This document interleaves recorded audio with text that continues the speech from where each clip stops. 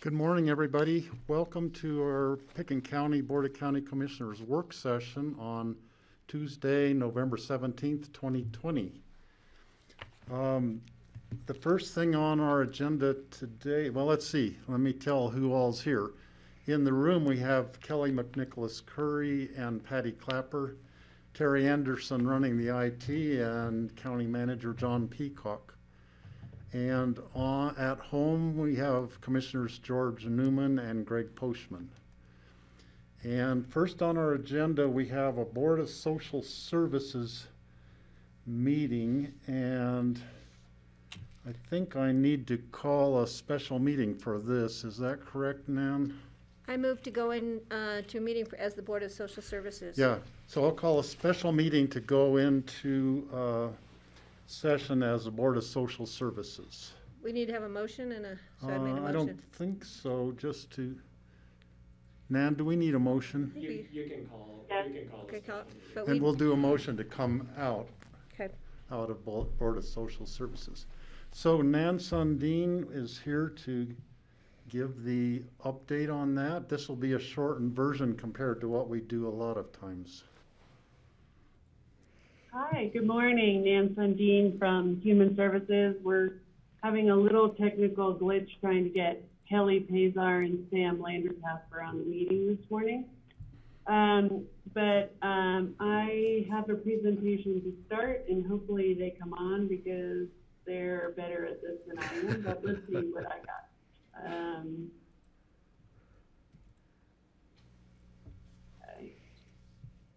So usually we take an hour and a half to 2 hours to review the program changes, policy changes through the Board of Social Services, in addition to the mandatory requirement of the Board of Social Services, which is you, the Board of County Commissioners, to approve the expenditures of the department and the payrolls, which are the client benefits. Since we've been presenting so much through budget and COVID, and you all needed time, and we needed time, we thought we'd do an abridged version today and just mainly present the expenditures and the payroll and answer any questions that you may have.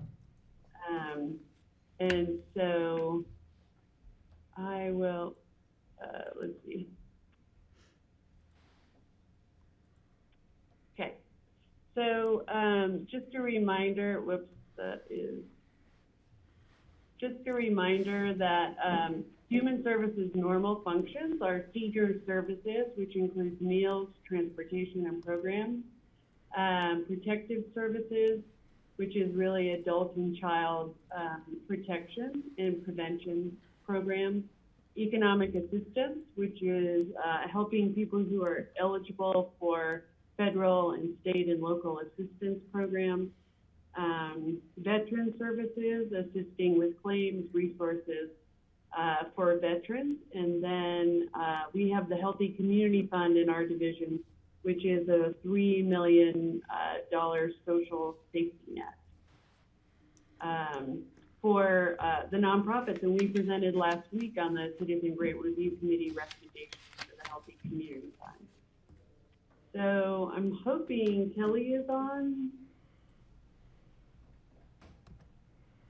John, there's Sam. Okay, so why don't we go first to the payroll since Sam is here, and we'll hope that Kelly is getting on. Sam, do you want to cover the payroll? Sure. So looking here, we have a quarterly comparison of our quarterly payrolls, which are benefit amounts directly paid to customers. So if you see any differences between these and the payrolls that Kelly reports, that is because this printout is excluding the administrative costs for the program. This just represents funds paid directly to customers. So when we're looking at our quarterly comparison, you're going to see a lot of fluctuation in these numbers. One that particularly jumps out is the Child Care Assistance Program, where in Q1 pre-pandemic, we were at a pretty stable 41,000. And then we saw a fairly significant jump in Q2 up to 70,000. And what happened there is during that time, we used the option in our county plan to pay all absences for customers so that their children, really to support our child care providers as well as to help customers retain their slots with those providers. So what you're seeing too is essentially a payment of all authorized days for all children. Now, during regular times, some children aren't going full time. That's where you see kind of that difference between Q1 and Q2. And then in Q3, we see a little bit of a dip, and we, from talking with our customers, are associating that with some folks opted not to send their children back to childcare due to the pandemic. So you're seeing a little bit of dip there from underutilization. And, you know, we've been in contact with the childcare providers. They seem to be able to handle that. So we kind of look for that to be kind of what we're looking at moving into Q4. Although, you know, with the way things are going, we don't know exactly what to expect. We did implement an emergency policy for our child care program that we just finalized with the state that allows us to make those same payments if the child care centers are closed. So helping them bridge that time that they're closed due to a pandemic shutdown, as well as, you know, paying days when children might have to quarantine or be sent home. Another program we like to talk about is the A&D program, the Aid to the Needy Disabled program. Just kind of highlighting that this program continues to be fairly underutilized. The process is quite complicated and the benefit amount is quite small. We've never had much utilization of this. We were hoping to see an increase in utilization of this program because the state was going to set up a case manager who would help people through the application process.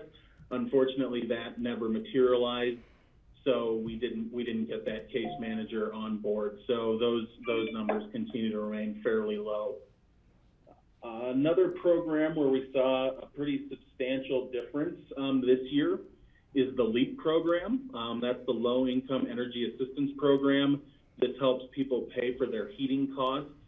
One reason we've seen such a difference between this year and previous years is that the enrollment period was left open.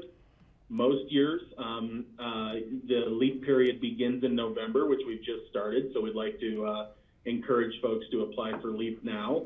And it's typically open through April. However, this year, they left that the application process open through September. So in addition to many, many more people applying for the program, we saw more people signing on at later times. So this was great. It brought in a lot of additional funds to help people pay their heating costs. You know, some folks were finding after the typical season that they had some they'd overspent a bit or weren't able to pay, and LEAP was able to step in and help offset that. Looking at Colorado Works, our issuance was significantly higher. This is excluding the $400,000 that we used in the COVID relief program that was utilized separately. These represent the benefits paid really through the application process with our office. In Q2, you see a spike up to $20,000, but then in Q3, it's still settling higher than average. We have currently more folks on the program still, which is called basic cash assistance, meaning that those folks are getting a monthly cash benefit amount to help support their household. And we're still seeing that's remaining a little high. We do expect that to drop off as more folks go back to work. But it was good to see that program being utilized. And finally, we just want to touch on the SNAP program. We've talked about this before, how high the issuance has been. In Q3, we continued to see a much higher issuance than usual. And we're on track this year. We've already outspent any year in previous history. We have noticed that it's started to dip back down a little bit, but we do expect to see it tick back up here as we're getting into kind of the slow season and the things possibly involving other employers being shut down, or just seeing more people applying for that in the next couple months. And so if nobody has any questions, Nan, do you want to go to the Sam, year did to... you, well, the second slide is the program comparison year to date. Mm-hmm. Is there anything there that you want to bring up? Not particularly. I think it just highlights kind of what we've already spoken about. It's nice to see those year-to-date comparisons with 2020 being such an abnormal year. Really highlighting, if we look at LEAP, you can see there we're much higher than our usual issuance. We already spoke to that a bit. Our old age pension remains about the same, higher than last year, which is great. We like to see more people utilizing that. Let's see, there you can see the main difference with the SNAP issuance compared to previous years. So just highlighting that change that we've seen in 2020 in relation to the pandemic. Thank you, Sam. Yeah. Did Great. anyone have any questions? So any questions from the board? I think this just, I mean, it really reflects the pandemic, the figures we're seeing here. This is one of the most unusual ones we probably ever have seen for the payrolls. So we need to approve the payrolls. I'd entertain a motion to approve the 2020 third quarter payrolls. So moved. So moved. Okay, Kelly With the work moved session, and right? Greg seconded. Board of Social Services, thanks. All in favor of approval, say aye. Aye. Aye. Aye. Okay, Great. 5 votes Thank for. you. Good. Thank you, Sam. Thank you, Sam, yeah. So we have Kelly here now. So we'll have Kelly review the expenditures. Whoops, go back. There, Kelly, pays are.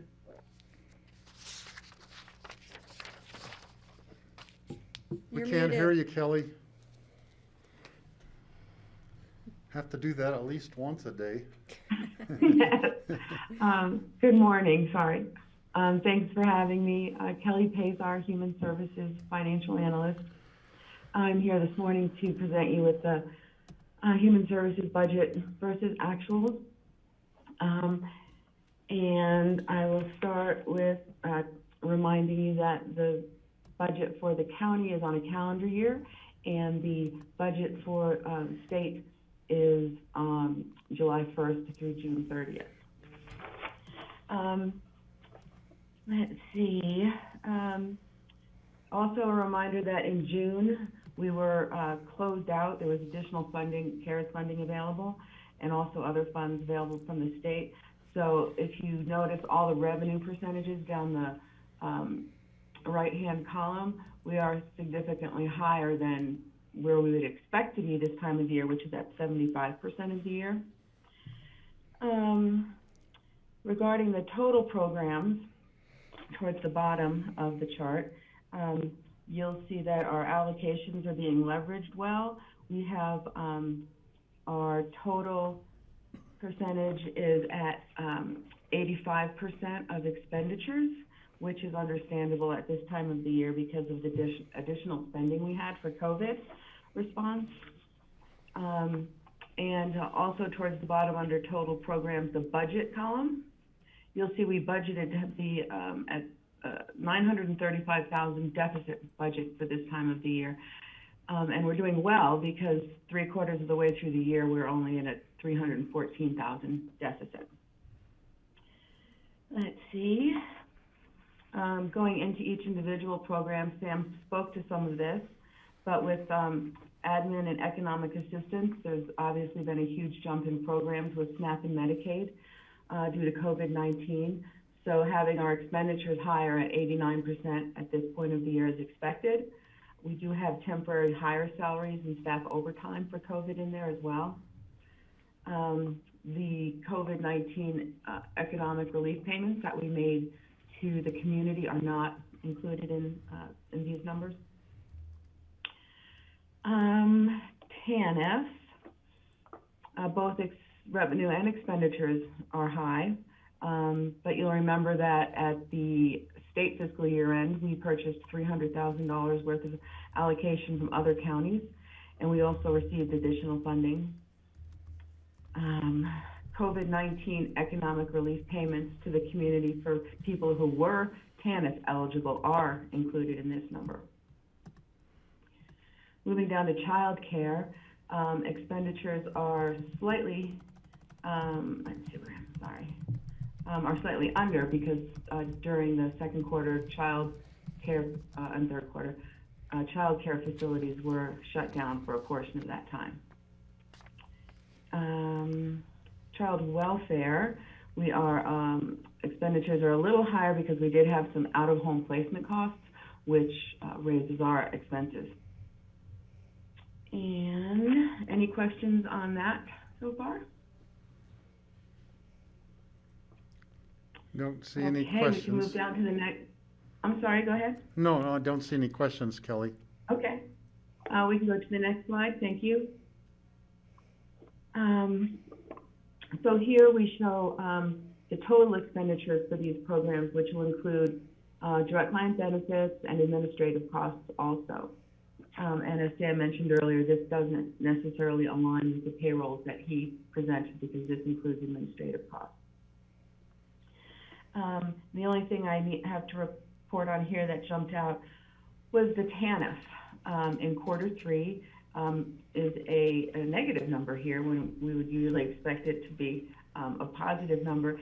And that's because from March through June, when we were processing the relief payments to the community, it was a pretty quick process. We wanted to get money in people's hands quickly, and some of the clients that we had thought might be TANF eligible, we initially coded to TANF so we could recoup that money from the state. And then it turned out when we did a reconciliation later on, not all of those were found to be TANF eligible, so we recoded them. So that's why that shows as a negative. Any questions on that?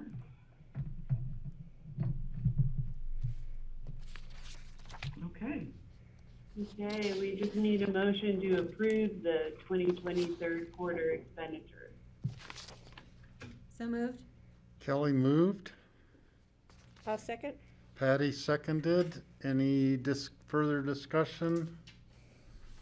All in favor of approval of the third quarter expenditures, say aye. Aye. Aye. Aye. Okay, 5-0. Thank you, Kelly. You're welcome, thank you. Thank you, Kelly. And I just have a couple of quick updates. Kelly's been our steadfast and stalwart financial analyst, and because of the approval of the public health analyst position, Kelly is choosing to move over to public health full-time. So you will see a job opening for the human services finance analyst, which will be hard shoes to fill. But we're happy that Kelly is making a choice of her own, and that she's following her passion, and that she's going to be available to help train whoever replaces her. So we're very grateful for the work that she's done, and just watching her present today and the comfort that she has with the numbers, it takes time. And so we just really appreciate Kelly's work and her attention to helping us maximize our resources. Thanks, Kelly. You're Thank welcome, you, thank Kelly. you, Nan. Yeah, lots of thanks to you. Yeah, and I just wanted to, in the guise of just a few minutes, an update that I have been successful in getting the Coalition for the Homeless to contract with Catholic Charities for the rapid rehousing homeless prevention dollars. Yay! So they are finalizing the contract now. Catholic Charities will be hiring a housing coordinator for Pitkin County. So really excited about that and greatly relieved. Really, you know, it will help us begin to solidify our housing stability program that we're trying to work on with the Housing Stability Coalition. So I wanted to follow up with you all on that. And then The last part, which we don't need to discuss now, but Lindsay sent you the ballot language for the Historic Society. And so just wondering what would be the process for getting direction on how to proceed, or if you all want Lindsay to make a staff recommendation to consider. George? Yeah, when I read that ballot initiative, it sounds like it's very general. It's not anything specific that was first presented to us. So I would have a problem approving that, frankly. Do we want to have like an open discussion about it, John? What's the best step forward? We're happy to participate. We're just not sure how to prepare everyone for the December approval. Yeah, and Nan, I know our open discussion, I think, is going to be fairly full today. If we do that next week or maybe schedule a few minutes, I don't think it'll take long. Does that meet your timeline? Yes, we're just trying to meet really the December, the first reading of the budget approval. And we just don't want this to hang up the Healthy Community Fund approval. Okay. We also may have time today when we're doing budget wrap-up items. Maybe that would be a better time to discuss it. I think it would need to be done today. Otherwise, the next work session is December 1st, which is the day before first reading of the budget resolution. I don't know if you could have more mics in front of you. Because she talks so That's quiet. ABC, CBS, and Connie Fox for News president. there. Okay. So Connie, We will, oh, sorry, Nan. So I think we'll talk about it towards the end of the meeting today. I think we have some wrap-up decisions, and that will be probably around, would you say two-ish? No, I think we'll be wrapping up around 3:30. And okay. We'll have someone available all afternoon. How's that? Thanks, Nan. We'll text. Yeah, thank you so much, everyone, and thanks for letting us do an abbreviated meeting. It gives us time, and it looks like it gives you time. And we'll be back for fourth quarter in February. Of course, if you have any questions or concerns before that, we're happy to come for a work session or do whatever. Thank you, Nan. Yeah, thanks, Nan. Okay. Thank you. So we need a motion to to come out of Board of Social Services and to end the special meeting. So moved. Second. Okay, moved by Patty, seconded by Kelly. All in favor, say aye. Aye. Aye. Okay, we all approved coming out of Board of Social Services. So moving on to our budget items, we have a full day, the rest of the day here talking about budget things. So hand it over to Connie Baker to kick off our prosperous economy budget presentation. yes, good morning, everyone. I will pull up the presentation.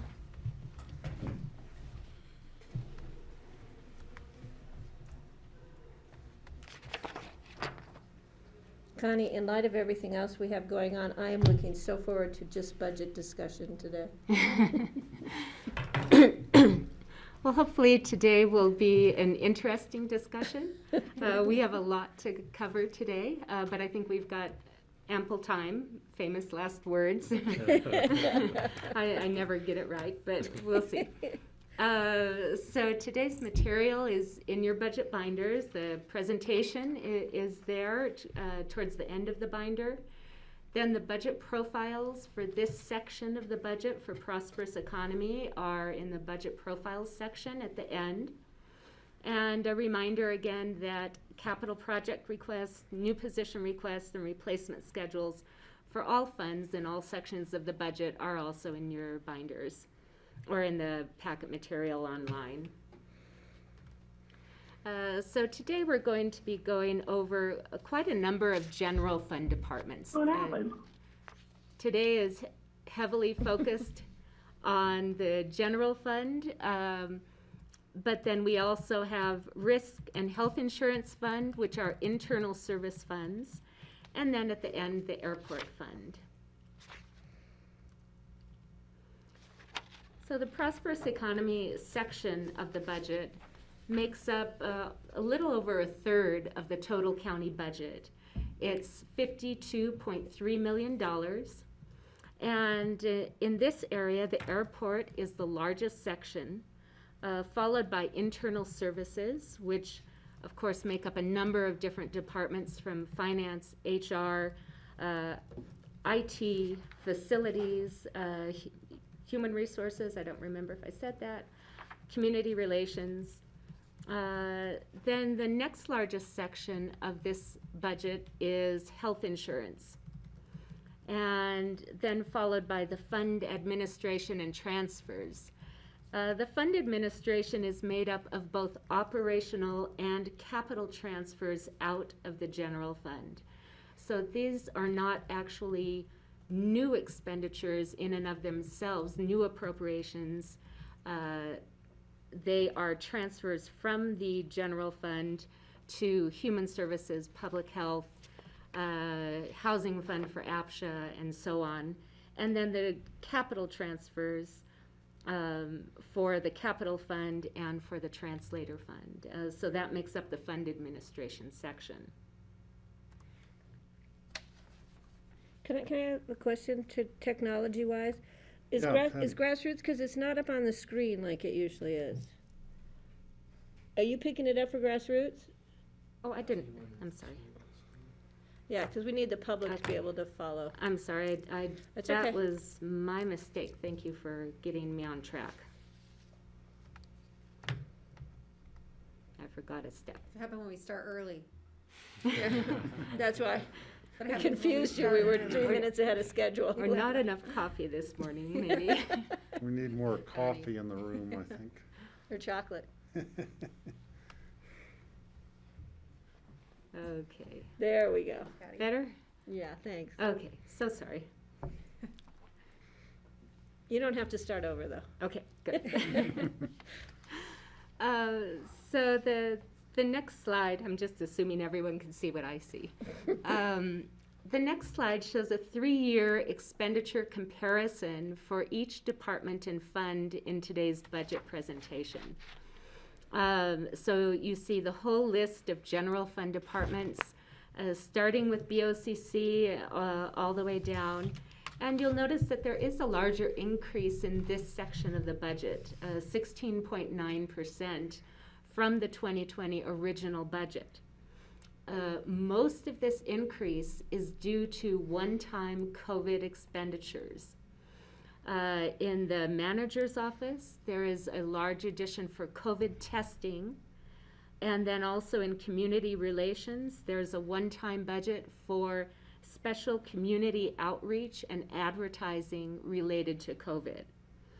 Also in the transfers, there is an additional $1.7 million going to the Public Health Fund, which is really just transferring our CARES Act dollars from the general fund to public health to support the positions that are directly related to COVID.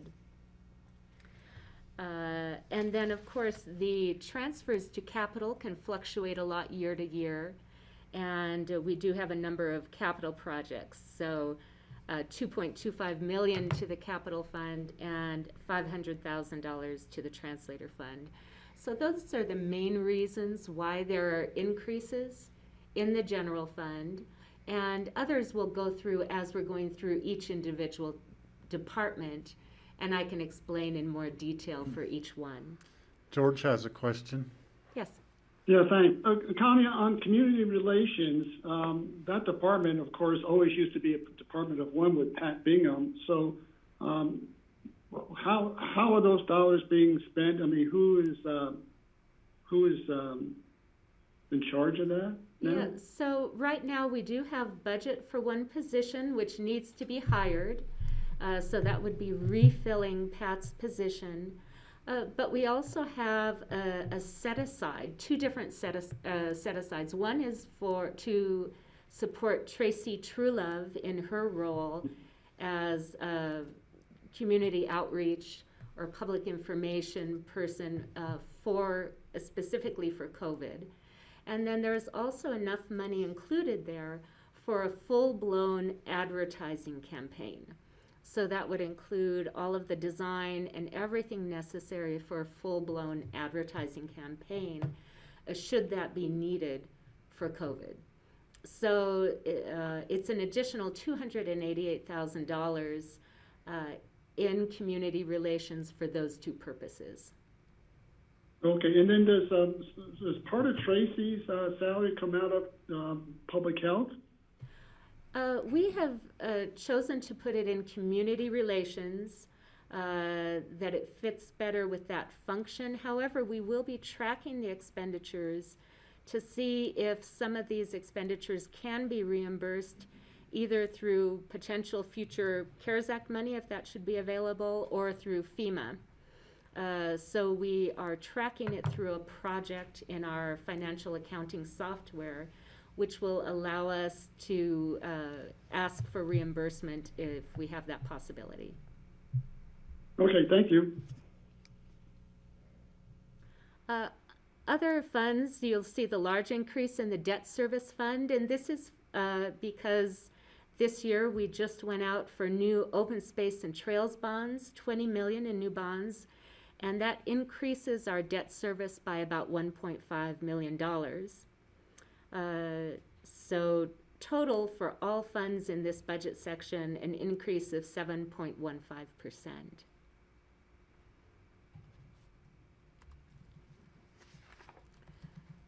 As always, we start with the strategic plan as the tool to guide decision-making, to make sure that we're on track, hopefully hitting the different success factors within each core focus area. And today's success factors are sustainable economy and employment, affordable and quality healthcare options, high-performing county leaders, teams, and employees, and responsible and accountable stewardship of county assets.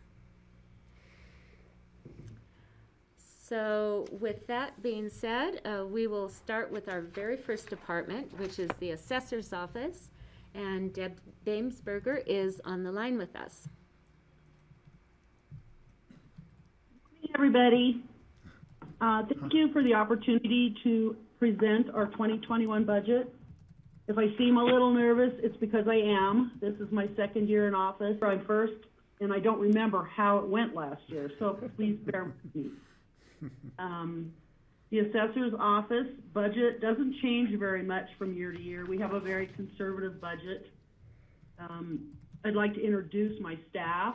Debbie Payne and Larry Fight have been in the office for 27 and 28 years now. We still have Ben Legal, Corey Garski, Lindy Masters, Ryan Gentry, Scotty Giddings, Cheryl Hasselbring, Dan Popish, and Wendy Schultz. We have not hired or fired anybody in the last 2 years.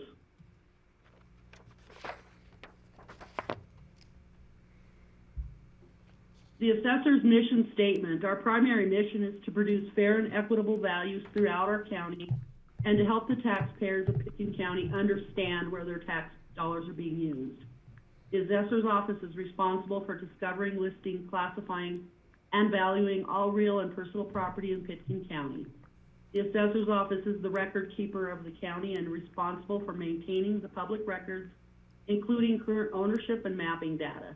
We prepare and certify an accurate annual assessment roll and submit the abstract of assessment to the Colorado Division of Property Taxation, as well as certify values to taxing entities and produce and deliver the warrant and tax roll to the treasurer's office while following the rules and statutes of the state of Colorado.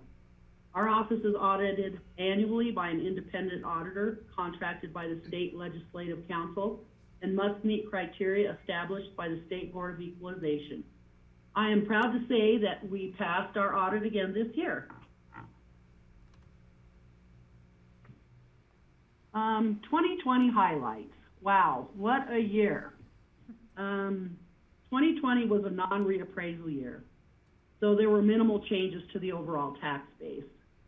Our next reappraisal cycle formally began June 30th of 2020. 2019's actual value was $36,700,857,700.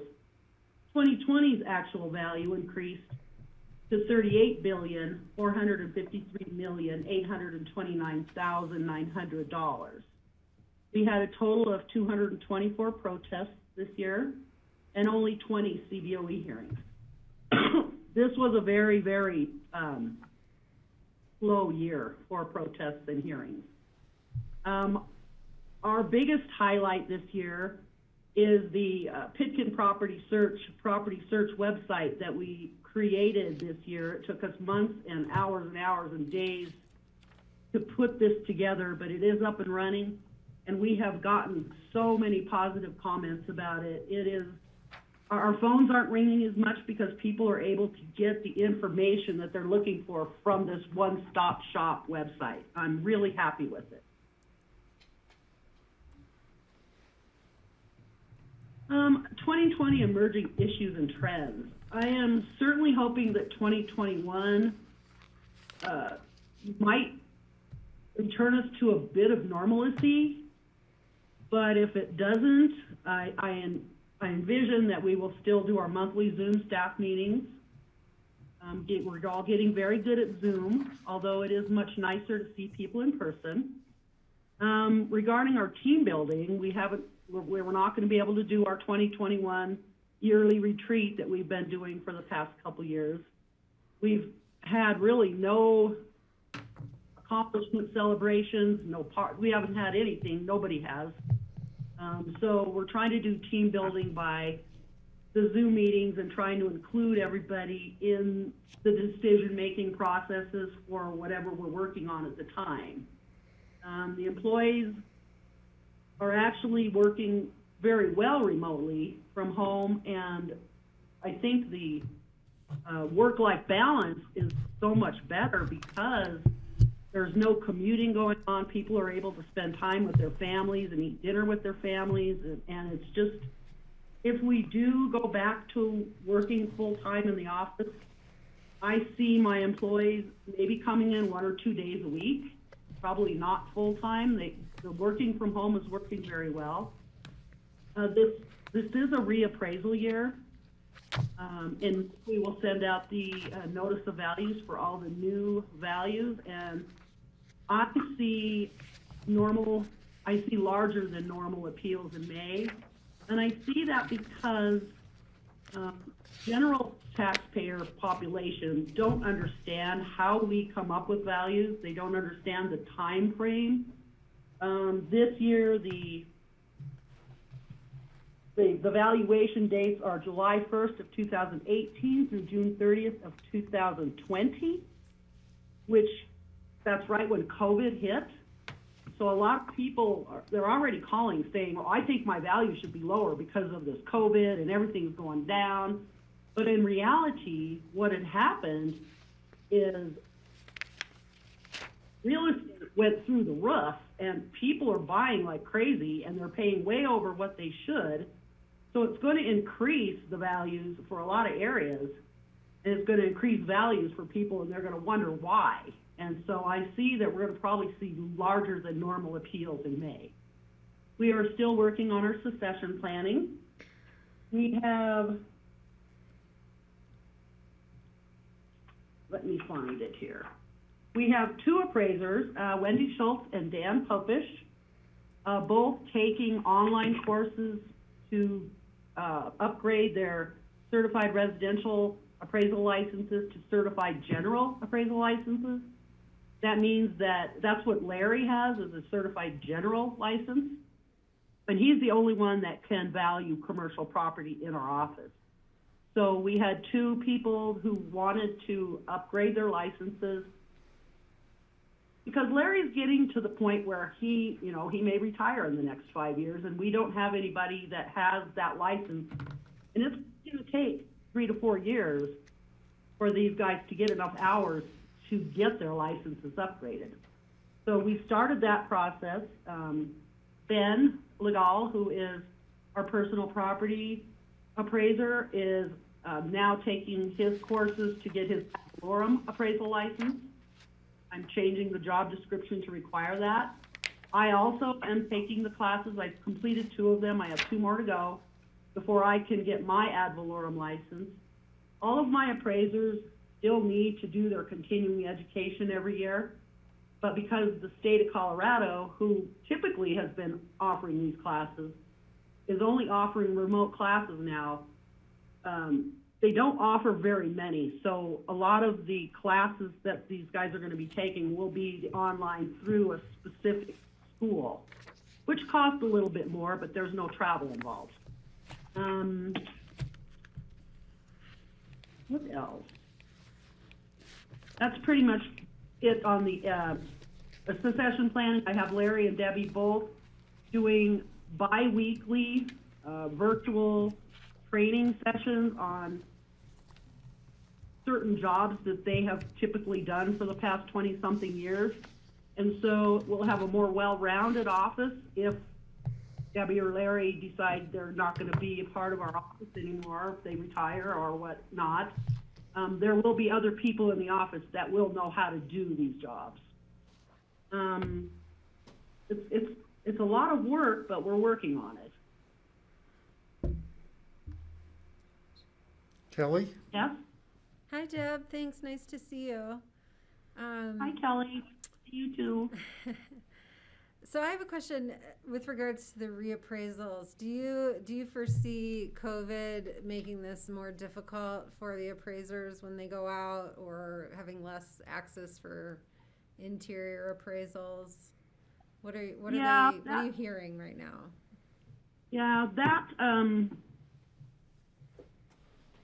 we're trying to figure out the safest way to do this, as far as going into somebody's house to inspect it. We're not allowing that. We're trying to teach people, and this year we had a few of them, and it worked very well. The homeowner or the property manager, whoever it may be in the house, would either send in a video or send pictures, or even do a Zoom meeting and walk around the house and show the appraiser the inside of the house. It worked pretty well. I'm not sure how, if we get inundated with appeals, which I have a feeling we're going to, we're still not allowing the appraisers to go into people's houses. No, I appreciate that, and thanks. I was curious how technology is helping you guys. So Yeah, technology, Kelly, I did come up with an answer to the question that you asked. And where is it? Where did I put it? Okay, so the question that Kelly asked was how COVID-19 has affected service delivery in each of your departments, and what impact you expect it to have on service delivery in the coming year. So when we had our staff meeting in October, I asked my staff how they believe we should respond to this. The response was that we believe our service delivery is as good or better than it's always been. With the new website up and running, the public can get most of the answers they're looking for. There is so much more information to deliver than the old website had. We have 2 to 3 people in the office in person all the time, so the phones are answered on or before the second ring, which is something we've always prided ourselves in. Personal, friendly, helpful service. We've had some issues with some of our taxpayers on the Zoom meetings. They weren't very savvy with the operation, but we educated them, and I think it's just going to take a little bit of time to educate. I believe this will be the norm for the next year at least. One issue we encountered that does need to be addressed is while we were in CBOE and BAA protest timeframe, typically these go to Jeanette, and because Jeanette wasn't in the office, a lot of these protests sat on Jeanette's desk for quite some time. We do need to address the mail issue. Time is of the essence in these cases. And there were a few very upset taxpayers that did not receive an answer in a timely manner. We did finally get them, but only because it was brought to our attention and we had to go searching for them, and we found them upstairs. They were addressed to Jeanette, so Elaine did not know that we needed them. We're not in charge of CBOE or BAA as it's a conflict of interest for our department. So I'm not sure what the remedy will be, but we can't let it happen in the future. My appraisers are working hard on 2021 reappraisal. All phone calls are returned, and our goal is to make sure our office remains the same friendly, helpful, fair, and equitable office that it's always been and always will continue to be. So that's one thing that we need to address is the mail. Thanks for bringing that to our attention. I'm not sure who's going to address that.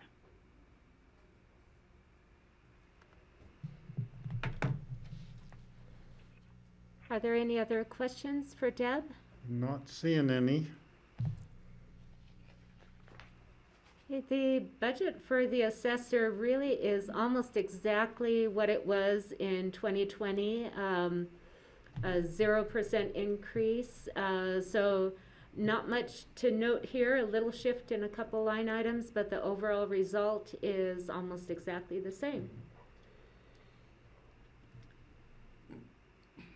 So if there are no more questions for the assessor, we will move on to clerk and recorder and elections.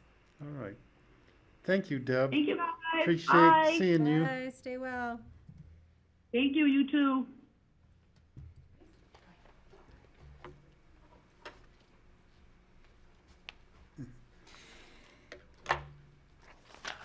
Thank you, Connie.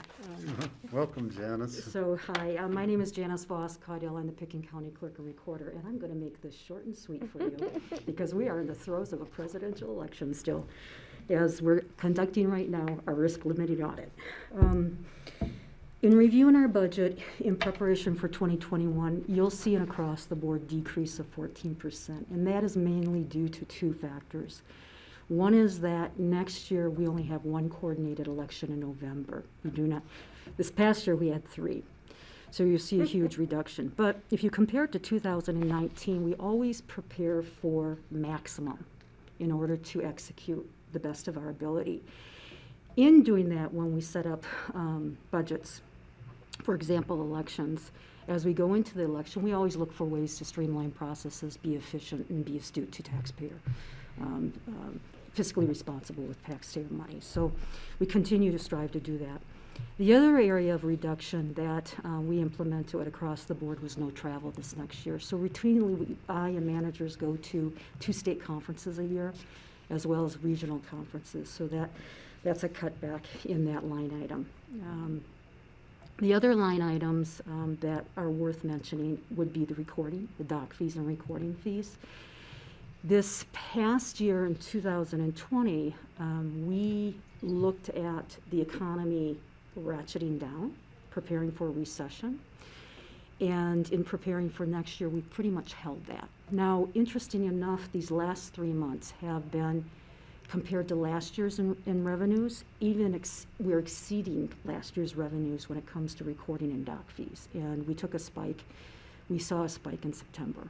So that's an interesting trend right now. But what you see usually during a presidential election going into the next year is activity with real estate. So we anticipate next year will be flat. I think motor vehicles will continue to be steady, and as far as our staffing, we will continue to maintain the same. So pretty much that's my presentation. Let me touch on COVID, because that may be a question you're going to ask. In July, COVID, our offices were closed to the public, although we were in the office at 50%, continuing to conduct transactions either by mail, answering many phone calls, drop boxes open at the front of the building, as well as emails. On July 6th, we opened our office to appointment only, and we continue to do so at this time, until we're told any different as well. Okay. One thing I did have a good discussion I would like to share with you yesterday was with motor vehicle. These workarounds continue to increase workload for motor vehicle department. Shelley stated it's sometimes it feels like 3 times more. And that is due to phone calls, people don't send in the proper paperwork or all the paperwork, so there's a lot of repeat workarounds that we continue to work with. So we do have a part-time employee in motor vehicle right now helping us this month until the end of the year because December is a spike for us. We do have trends throughout the year with motor vehicle. Interesting, spikes are during the winter. People buy new cars for Christmas, and spikes are in the summer. People get out and buy new cars. So those are where the spikes are. Okay, I think I provided you an overview, and what I'd like to do at this time is just open it for any questions you may have. Kelly? Are there any transactions that the office conducts that have to be done in person? Thanks for asking that. I forgot something, and that helps me. We have to conduct marriage licenses in person, so we have to verify. So what we did during closure, March, April, May, June, we made appointments with individuals to come, and we met them in the lobby, maintaining 6-foot distancing, sanitation, et cetera, et cetera. So if we would need to close our doors again and not take people by appointment only, the area I would be concerned about continuing service would be marriage licenses, as well as individuals that need to come in and conduct research. Okay. So those would be the 2 areas. Motor vehicle, looking at motor vehicle, we would fall back again on transacting the title work and collecting fees through mail, Dropbox, addressing emails and phone. Elections is over with, but internally we have other projects and other work until this next election. So, and we're COVID ready for next year. We're really COVID ready for next year with elections. So. And when you say research, you mean like the really old books that people have to pull out and physically look at? Okay. So we have everything imaged back until 1881, but we have it indexed back until we're pushing into the 50s, 60s, 50s. And we're working backwards to get that image so we can push it out. So you still need to come into our office and conduct research in the office. Okay. So thanks for asking about that. You'd think I'd know that, but I didn't. Pardon me? I said you would think I would know that, but I didn't. So but they asked the questions. So. Yeah. She knows those old books stuck back there in the corner. Yeah. So you want us to throw some more elections for you, just to keep you busy? Yes, you can. We've got it down. Yeah, you did. You did a great job, covered. Janice, and I want to thank you. It was really, really well done. Did you see the thank you in the paper? I want to thank the community and a reminder, thank the community for voting early.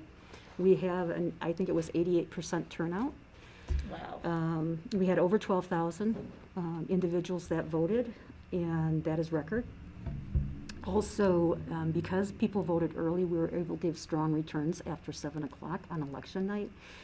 But I also want to shout out to those individuals that are probably under-recognized and underappreciated as those judges, people who help us as judges, community members, because they assure the integrity in our election. So I want to thank them as well. It's an amazing process, and I'm glad that so many people turned out to be judges, and hopefully in the future we'll entice more people, just because I think you really do see how the process works and how well it works when you're actually sitting in those rooms. And I think it's great fun. Yeah. We do. You get the right group together. Yeah, you have a lot of fun. It can be a little crazy at times, but it's still great fun. Yeah. Okay. All right, thanks, Janet. Thanks. Good luck with your audit. Good to see you. Thank you. Thank you, Janice. Appreciate time. Thanks. Connie, thank you.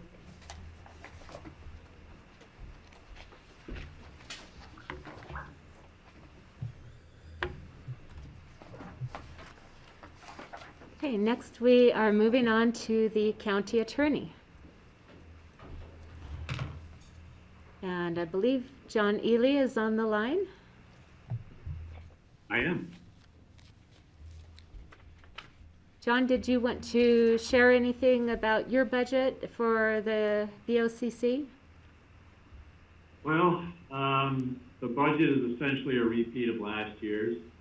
There were no surprises for me this year as far as the budget goes, and so we were able to keep the keep the budget essentially unchanged. There's a little bit of a dip, but it's inconsequential. I think that what we're doing is continuing to see the benefit of having legal services performed primarily in-house. And since we've gone up to 3 attorneys, and back in 2013, I've seen a steady progression of a reduction in expenditures for the office as a whole. I think that depending on how things go this year, there are no surprises. Everything is covered the way I would anticipate, and how to be able to reduce the budget for next year or for 2022 in a more substantial way. But we'll see how it plays out. It's good to have a little bit of a cushion in there, even though we don't need it. The possibility of getting caught is always there. And personally, as I've said before, I like to be able to maintain relationships with other attorneys in the state, if not for active legal services, just the ability to, to talk to and to sound out ideas that we may have with other people. I've certainly over the years that in the area of legal practice, if you stay too much within your own community, you tend to get a little provincial, and you tend to lose your ability to think creatively and to embed solutions that might not be otherwise apparent. So we always have a little bit of cash within the budget to take care of that type of a profile and those types of activities. Let's see. The reason for the reduction in professional technical services, that pile, is quite frankly, we didn't spend the majority of it last year, or actually this year. And so we'll be rolling sums over, and then we commensurately reduce the 2021 budget to reflect the fact that there's still cash in there. It's nice to be able to have operating capital around the 75,000 range in order to cover things that might be unexpected. So that's about it. Okay, and as you see on this chart in the presentation, it's showing as a 0% increase. It's actually a very small decrease, a little bit of shift, as John mentioned, between some different items. But many departments have done a great job of holding their budgets flat or slightly reducing. So thank you, John, for that. Any questions for John?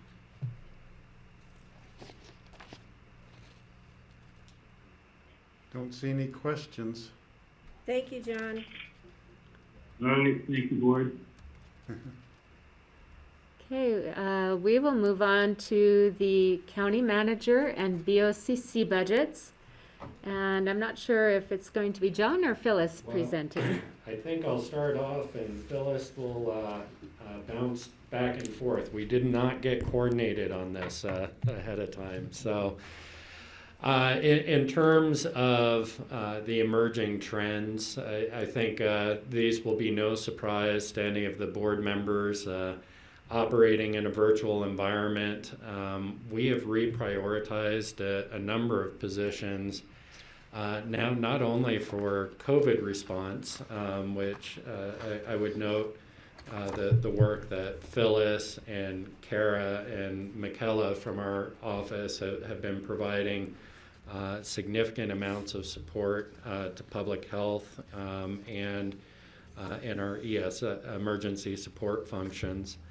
But also in other areas, Rich is right now the interim director at the airport. So we have spread out our resources and prioritized those positions as needs have arisen.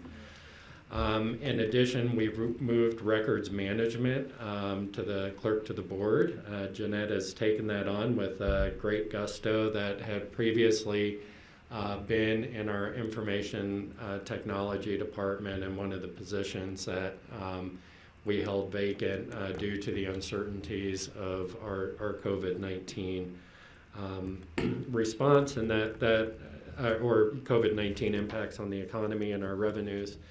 And that will be a long-term change. That's something that's made sense to us organizationally.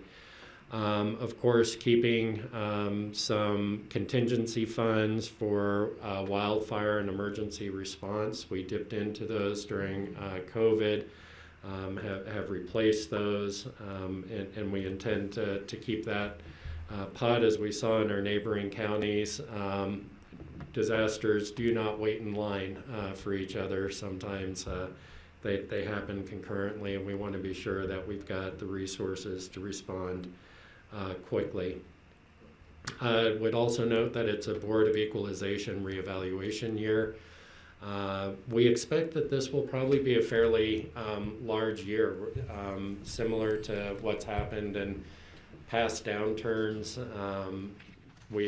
Our real estate sometimes bumps up quicker than the economy. That's certainly something we've seen, as you've seen in the newspapers, with the COVID response and real estate transactions in Pickens County. And then probably the biggest change to our budget for 2021 is budgeting to support additional COVID testing in the community.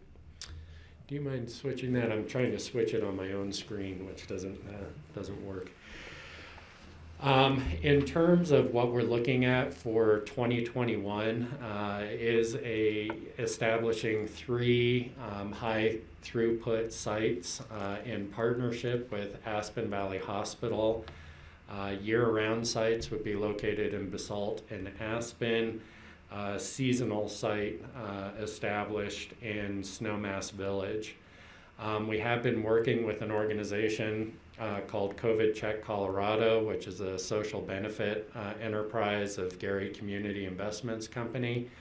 And they blend philanthropic funding and contract funding and have a business model to make COVID testing readily available and affordable in Colorado. Right now they're using 2 tests. One is a saliva test, which has about a 24-hour turnaround time that is processed in Denver at the CU Anschutz lab. And then they're using another nasal swab test with a lab in California that has a 24 to 48 hour turnaround time. They are looking at other test modalities as they come on board. One of the attractive pieces of COVID Check Colorado is that we are responsible for the fixed costs of the sites. COVID Check Colorado then bundles the lab services and relies on a combination of insurance reimbursements, philanthropic reimbursements for uninsured, and otherwise their labs are at risk, so we don't absorb as much variable costs in the testing. All that said, COVID Check Colorado is not the only option. As the board, I think, is aware, we're standing up curative test sites using tests provided by the state. The hospital is providing those test sites also. So we're continuing to compare these options and will remain nimble. In terms of the costs, right now, we are looking at, right now our estimates are just under $400,000 for staffing, PPE, and testing supply contracts with AVH to run the testing sites. In terms of the bundled services for testing, as well as the applications to set it up. And Patty, this is something I know you've talked to me about recently, is ensuring that there's a very quick response from the time you are scheduled, submitting your paperwork, do your test, and as soon as the results are in, you're automatically notified. CCC provides all of those bundled services, including the portal where you can access your test results and a telemedicine visit for all positive cases. We would have a setup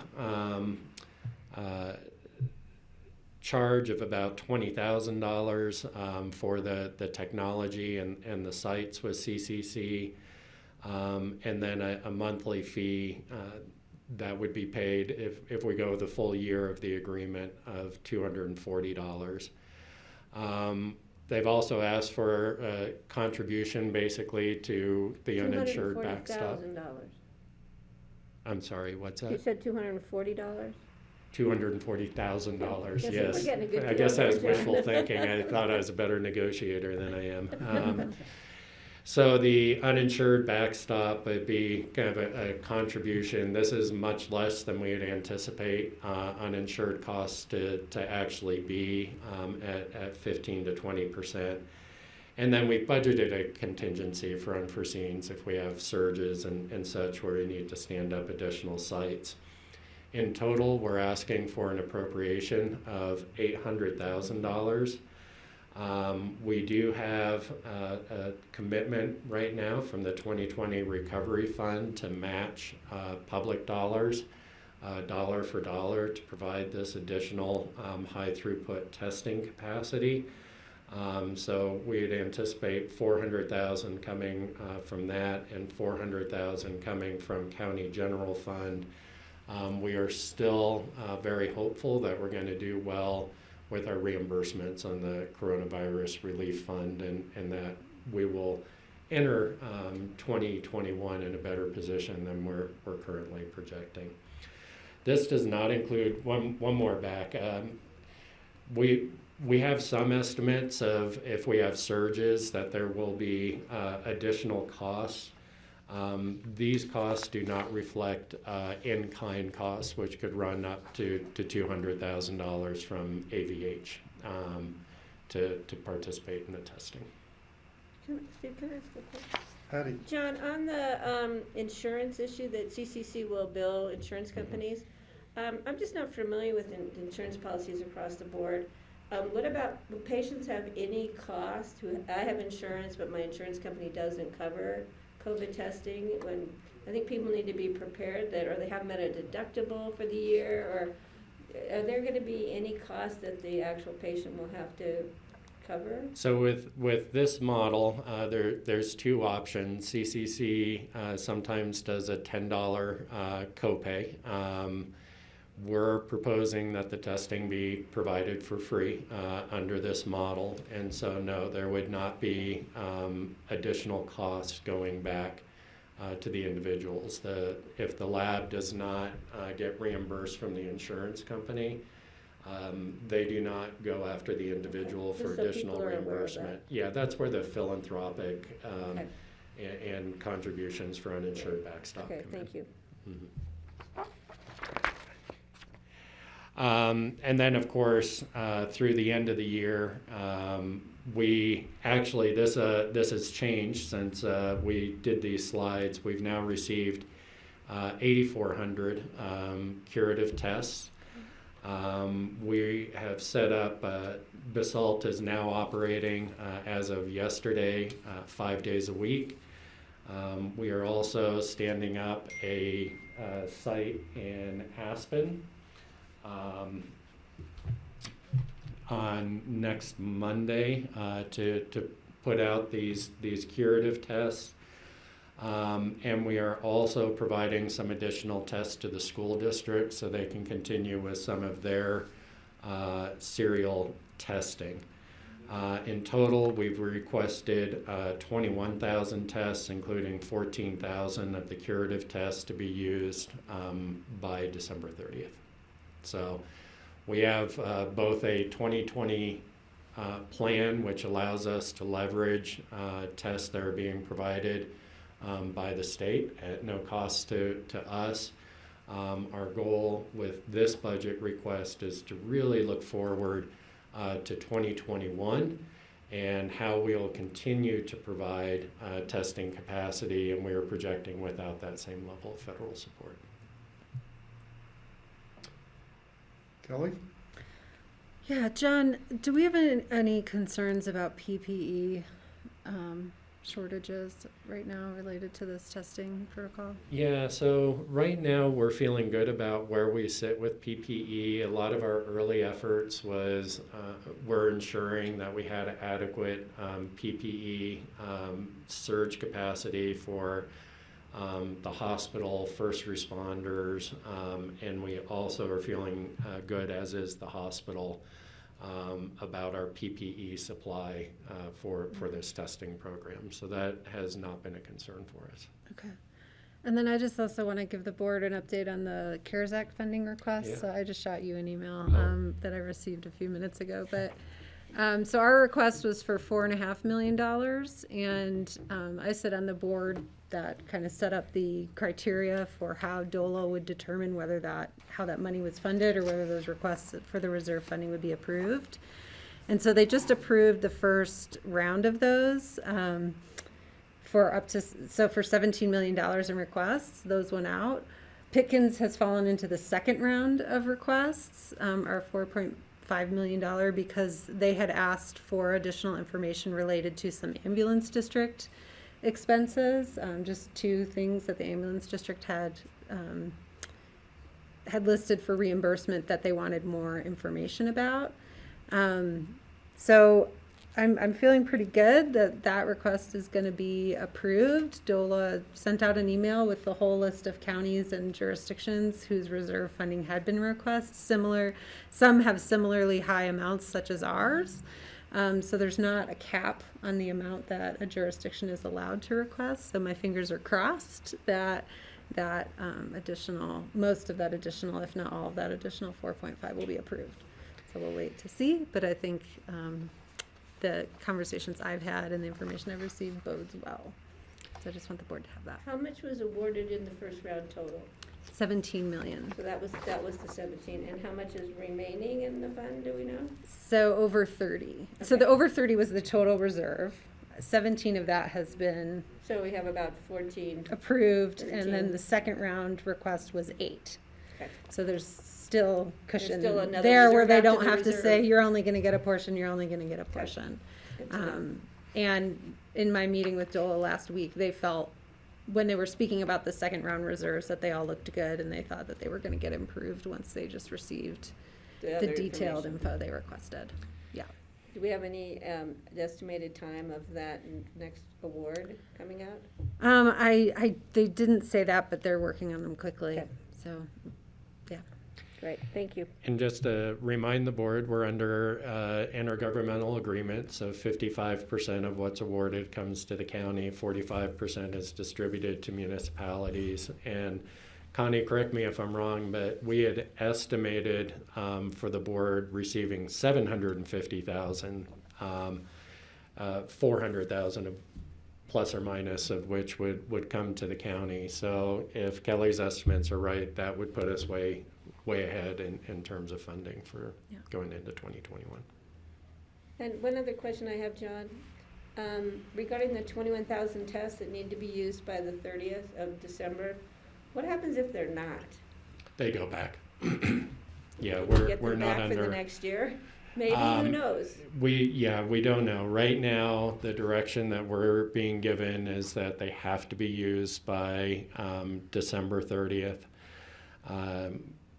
We wanted to ensure that the capacity to be sure we didn't have to turn anyone away who wanted testing. So we've tried to be responsible, but also not undershoot. And so we'll be making an assessment on the 17th again about where we stand with that testing and whether any can be redistributed to other areas of the state.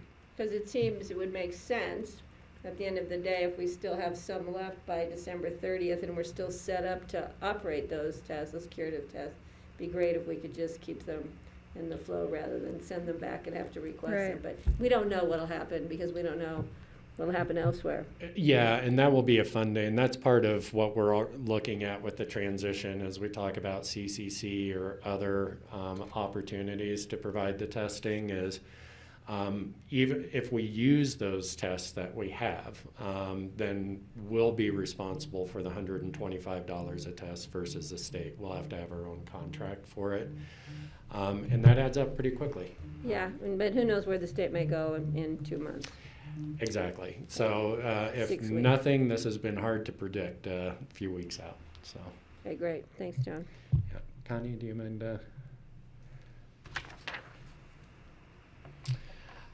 Some additional pieces, best and brightest costs. You may recall that we flipped that grant funding, so it includes a year extension. It includes funding for employee recognition, strategic initiatives, wildfire and emergency response, and then the $800,000 that we just discussed for testing. Without the addition of testing, we would have actually had a 20% decrease in our budget. I know it looks like a large increase. It really is related to COVID testing. And then we have spread out, because of our reassignments, some cost of personnel to other funds. I think that brings us to the decision point. So the budget for the county manager's office, this is showing a 25% increase. Again, as John mentioned, it would have been a large decrease had it not been for the $800,000 of COVID testing. This budget does include one term-limited position, 75% of the cost of that position, and the position would go through August or September of 2021, and that is both administrative support for Jeanette as she has taken on the new role of records management, and it's also to support Board of Equalization during a revaluation year. So it serves a dual purpose. That's why we have 75% in the manager's office and 25% in the BOCC budget where Board of Equalization lies. So a lot of different shifting parts in this budget, with some of the manager's salaries charged to other funds as their responsibilities have shifted, the testing added in, but that is a one-time increase in the manager's budget. Questions on the manager's budget? Kelly? Is that records custodian position not dissolving, or is it not planning to be filled? What is like the next year prospect for that Jeanette role? is now the records manager, so she is taking on that full responsibility. Okay. That's partly why we're requesting this term-limited position as a backfill in support to her. Mm-hmm. And then we'll need to evaluate going forward if there's an ongoing need or not. So that's balanced out by like a reduction in FTE in the BITS department? No, we have not reduced. There's still a need in the IT department, and they've held the position open this year. However, they do still feel a lot of stress, especially with COVID and the needs of supporting all of the remote working for county employees, Zoom meetings, just everything that's been involved in the moment. There is certainly no lack of work for them. In fact, I think they feel more pressure than ever with COVID. So they've held the position open to maintain savings at the moment, but they do need to fill that. But it would be a different position, not? It would be a business process Yeah, analyst, got it. yes. Okay, thanks, Connie. Patty? John, can you just clarify? I'm seeming to be a bit confused. We're looking at, for the COVID testing, we're looking at projected sources, 400,000 from the recovery fund, 400,000 from the county general fund, but we're budgeting out the total in the budget spreadsheet, 150 goes to the wildfire, and the other 800,000 is related to COVID testing. Correct. Yes, then you see the offset to that down in the very bottom Under grants. left-hand corner of the screen, an additional $400,000 in revenue coming into the manager's office, which offsets half of the cost. We do need to appropriate the full amount that's going to get spent. And then when we get the grant money, we can adjust. It compensates for Okay. it. So the net effect on fund balance is an increase of 400,000. But we do have to appropriate the full 800,000 Okay. that we'll be spending. Okay, just wanted, because it was like, okay, where we do with that extra 400,000? Yeah, Where's yeah, that it's in there, it's 400,000 just on the going? revenue side. Okay.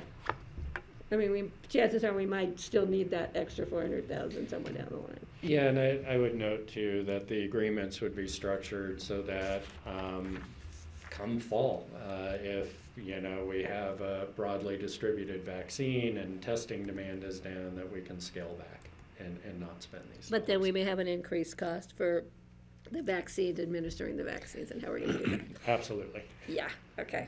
So what comes in may stay in. Pandemics are expensive. Yeah. I know, gosh. They should have told us that before they called it a pandemic. Okay, then next we have the BOCC proposed budget. You see a 6% overall increase, and that's for a couple of different items. So first of all, BOCC virtual meetings. Since the commissioners are not traveling to different committees and other meetings as much as normal, there's been a $12,000 decrease in the travel budget for 2021. However, there are a few increases at the same time. A $15,000 contribution to the BOCC Chamber, and this is for small business development. There's also an increase in the costs of Board of Equalization. There are hearing officers and other costs involved with those hearings. And in a revaluation year, and as Deb mentioned in her presentation, expecting a number of protests coming up this following year, there's that $42,000 increase. In addition, there's 25% of the new term-limited position that will be charged to Board of Equalization. That's included in this budget. Other things that are included in this budget under other expenditures are the in-kind rent. And in-kind rent is a net zero. We book it as an expenditure, but then also as an equal amount of revenue, and that's in this budget area. Any questions? The 15,000 basalt for the chamber, I don't remember that for some reason. Did we discuss that I at don't some remember point? that either. I think Phyllis can chime in on this one. Yeah. We had not discussed it. This is the first you're seeing it. It's been a request of the BOCC Chamber. They've made an equal request of Eagle County, which is providing for this. It is now a small development resource for everyone, and it's located underneath the BOCC Chamber. But this finally brings this small business development center into our valley. So this is equally a $30,000 contribution split between Eagle County and Pickens County. What about our access to the workforce, the Colorado workforce, with Jessica Raylander? Remember, isn't that?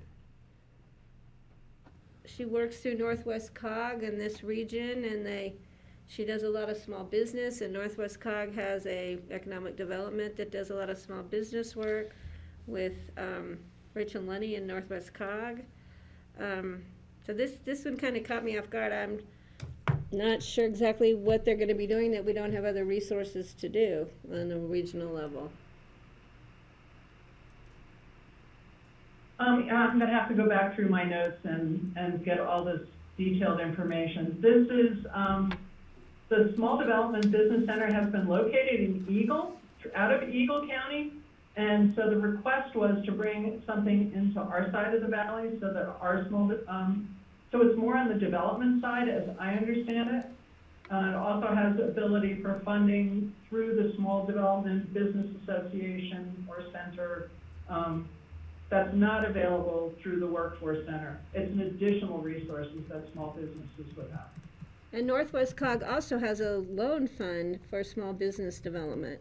And they do a lot of small business development training through Northwest Cog. And I don't know, we're already a member of Northwest Cog for something $30,000 a year. And now I'm just wondering if we're not taking advantage of resources that we already have out there that, and we're not duplicating, we're just not taking advantage of a resource that's available to us for small business development. I think the Development Center would also be able to promote those programs, Patty. If you like, this came through Chris Matera, who's the director of the BOCC Chamber, and at one point I had asked Connie, should we have a presentation, which we certainly can as we move forward, and if you put this in the budget as Pending. waiting for that information, we can do that. Maybe something I can support, I just don't know, I know absolutely nothing about it, and what we, like I said, what, not to be redundant, what we already have available that we maybe should be looking at. But, yeah, I would like to have a better presentation of that. Not that I'm saying I'm not gonna support it, I just don't know enough to support it or not support it. Yeah, I would agree with that, Patty. George has his hand up, and then Kelly. Yeah, similar to a lot of the questions that Patty's already asked. I'm just curious where this is going to be located, if it's going to be virtual for quite a while, and if this is a one-time request. It'd be ongoing. I understand it is a one-time, so they are, I'm trying to read this really quickly. So it does include the resources of the Colorado Workforce Center. I think getting a presentation to you would be the best. I can quickly read through some of this, but I think some of the detailed questions that you're going to have Chris, it is in the BOCC Chamber. That's where they're located. So they're co-located there. Targeting new entrepreneurs, but I think a presentation might be the best way to go through all this. Yeah. And I can get that scheduled. Kelly? Thanks. Yeah, I do think there is a hole in this, that's not filling this need. And it seems to me like the Upper Valley is an obvious place for an obvious business incubator. So I'm interested in hearing more about this, and I would support putting it in as a pending expenditure with additional information from the chamber on what they see and what their long-term plan is for this this ambition that I think is worthy. So I think it's a really exciting program, and I think having the presentation would just help everyone to know more, including our community. And I have another question on a different topic, and Kelly and I were discussing this when we were at the CCAP meeting about the dues to different organizations. What part of the budget does that come out of? Is it in the BOCC budget? Yes, it is in the BOCC budget. All of the CC4CA and CCI, I can't remember all of them because there's a long list, are in the BOCC budget. The only exception to that would be organizations like QQ, I think it's called, which is directly related to water issues, and that's in the Healthy Rivers and Streams Fund. Okay, and at some point, I mean, we usually have a discussion sometime early in the new year about how much we're going to put in the different organizations. And I think at some point we need to schedule that discussion, because I know that CCAT made a request for a certain amount, and I don't recall if it's the same or maybe a slight increase from what we paid last year, but. Yeah, I've received information from staff as they have found out dollar amounts for the different organizations and have included that in the budget. But just because it's included in the budget doesn't mean that it's automatically getting paid. So we will await your decisions on which to pay and which not.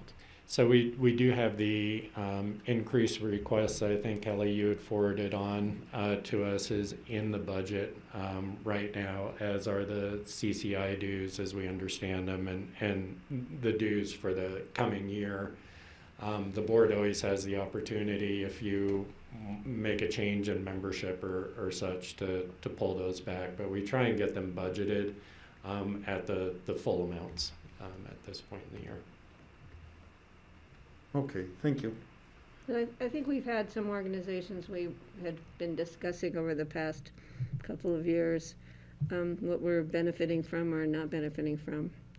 So I think it's always worth a discussion just based on the list. Mm-hmm.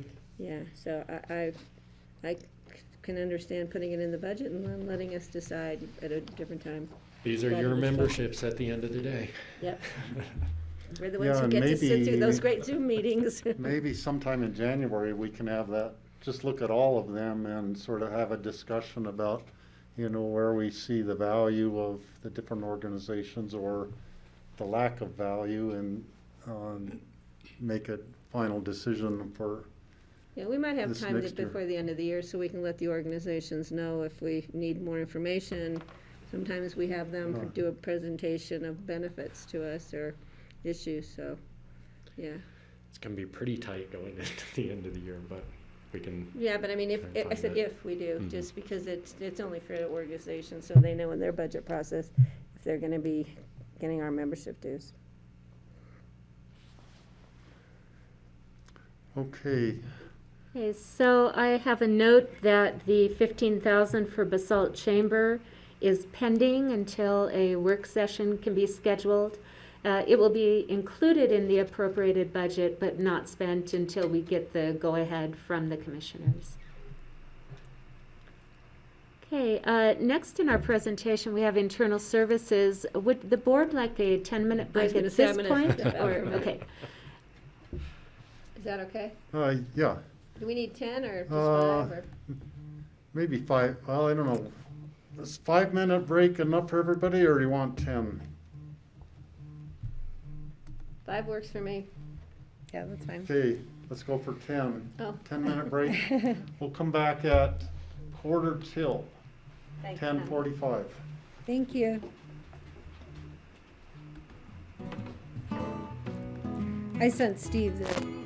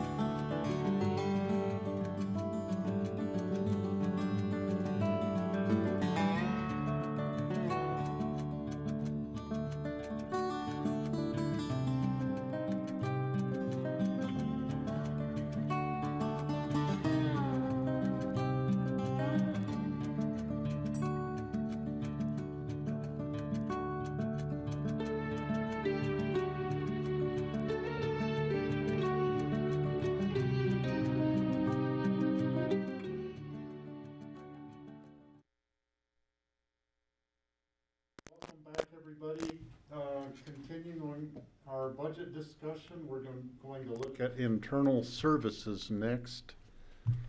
And, So Ann Driggers is going to start us off. hey, welcome, Ann. Good to see you. Oh. Can't hear you, Ann.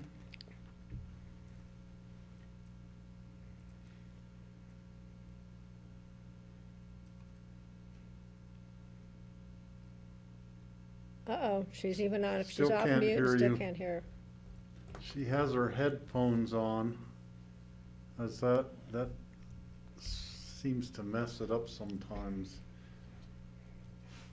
Terry, do you have any suggestions for her?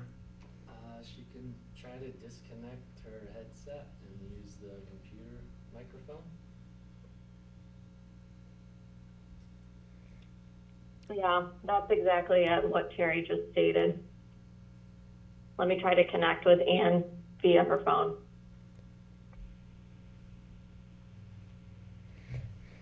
So Connie. Connie, do you want to talk in the meantime while we're trying to get Ann on there? Connie, do you want me to, I can maybe at least give the overview. She's Sure, very, Rich, if you'd like to chime in first. Sure, we'll keep this rolling along, and then whenever Ann gets in, she can take it over. But internal services board, this is you've seen this purpose statement in the past. We do provide a wide range of support services for the entire operations. Internal services has the different departments contained, as you see below, community relations, and that was where Pat Bingham was officed under internal services. And that's being evaluated now. Facilities, finance, treasurer, public trustee, human resources and risk, and then IT department. This is the internal services organizational chart. And this past year, with the interim shift that we've made, is that I moved out to the airport, and Ann Driggers is the interim internal services director. And with that, we changed and went direct reports to John Peacock with both Ann and Danette. So that's why Danette is kind of slid out underneath internal services for the time being during this period of time. So as you can see under Ann's direct control or direct supervision line there, is it the community relations, IT, facilities, and then the finance side again stays with Ann, and then Danette has got her different divisions under human resources.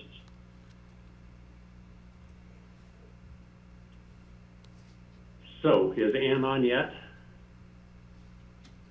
Not yet. Okay. All right. So we'll move into community relations. As I mentioned earlier, Pat Bingham's retirement left a void there, and I know that they've been working with John Peacock, Internal Service has, and how to fill that void and kind of where it goes. So there's a needs assessment for the position that's currently underway, which HR is commencing hiring process in early 2021. In the interim, the community relations are being covered by different departments and outsourcing, including COVID-19 communications. And I think you're all familiar with Tracy has come on to assist along those lines. Pat spent 20% of her time out at the airport, and you're going to see that in our presentation later today that Sandra has taken on that role of at least taken over our website and some of the stuff that Pat used to do. And then this past year, we still engaged Pat's services through a contract and did the Pickens County Cares Awards, and those were successfully held. You guys did a great job. It was virtual, very well done. So we still continued that process, but we did contract that out this year. Okay, can everybody get you? Yes, sir. Yay! Okay, I'm kicking it back to you, Ann. Oh, thank you, Rich. I appreciate you filling in for me there. I know you just went through the org chart, and I don't know if Rich pointed out, but just one thing that I think is a big difference this year that you might not know about is the fact that Najju is our Chief Deputy Treasurer. and has taken that role from Sid Tuffney, who is now just a deputy treasurer. So they just did a job swap. So I think that was one of the major changes this year, along with the hire of Kathy as risk manager. So anyway, I guess we'll go through those in more detail when we get further along. So back to community relations, the budget. Connie, you want to speak to the details on that? Yes, on the community relations budget, this budget would be just about flat in 2021 were it not for the additions made for one-time additions for COVID. As mentioned earlier this morning, we have added a total of $288,000 for two different areas. One is a contract with Tracy Truelove for community outreach and public communications, and then also a sufficient budget for a full-blown advertising campaign, including design, should that be needed in the COVID outreach.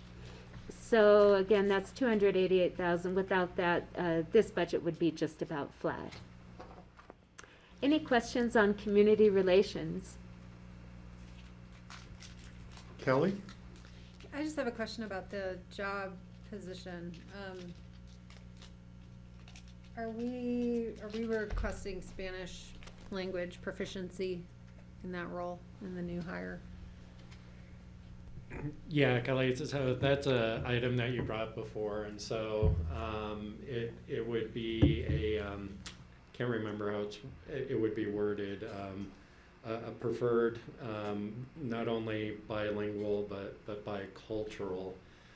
We're actually going though through the exercise to really talk about what do we need as a organization, and Pat was here for a long time and did a great job for us, and we're working with departments right now to identify what those skills, traits, attributes, roles really need to be in the organization. But we have talked about bilingual and bicultural as certainly desired in the role. Okay, thank you.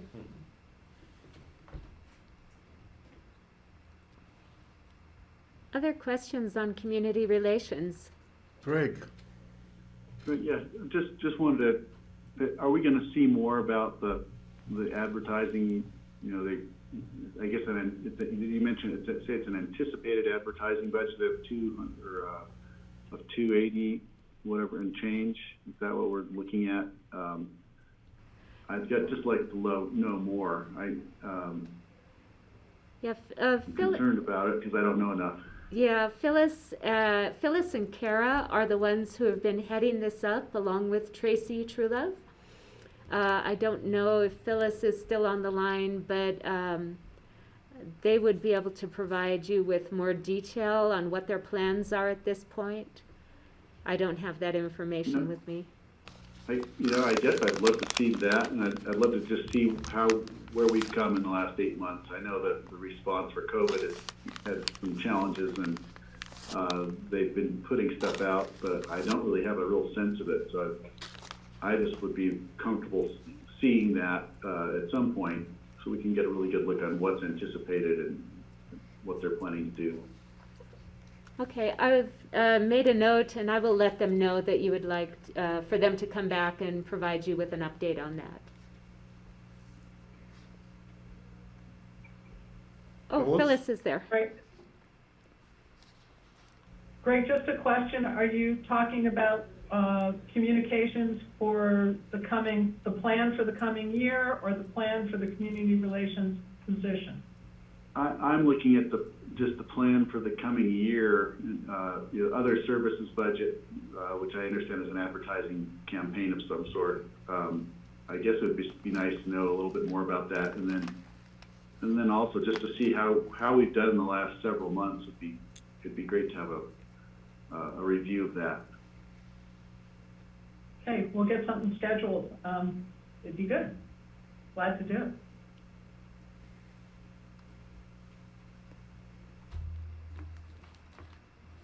Okay, that looks like all the questions, Connie. Okay. We will move on to facilities then. And I think Jody is on the line. She's there. I am, thank you. Jody Smith, Facilities Director. And the Facilities Management Office, we do have our purpose statement here, which is always to maintain safe and healthy and environmentally safe facilities and properties.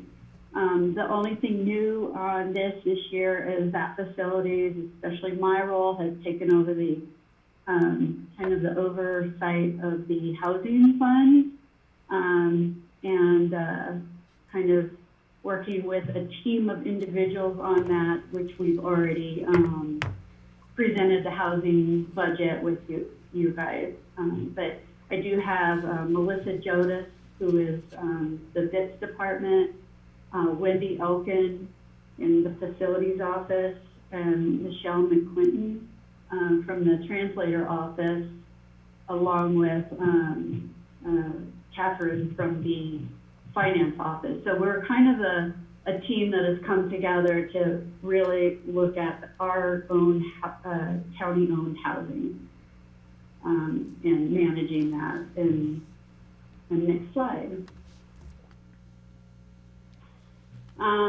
What's continuing for our budget is our operations, again, maintaining wellness and workplace comfort. And Mike has joined us. He's our facilities operations manager.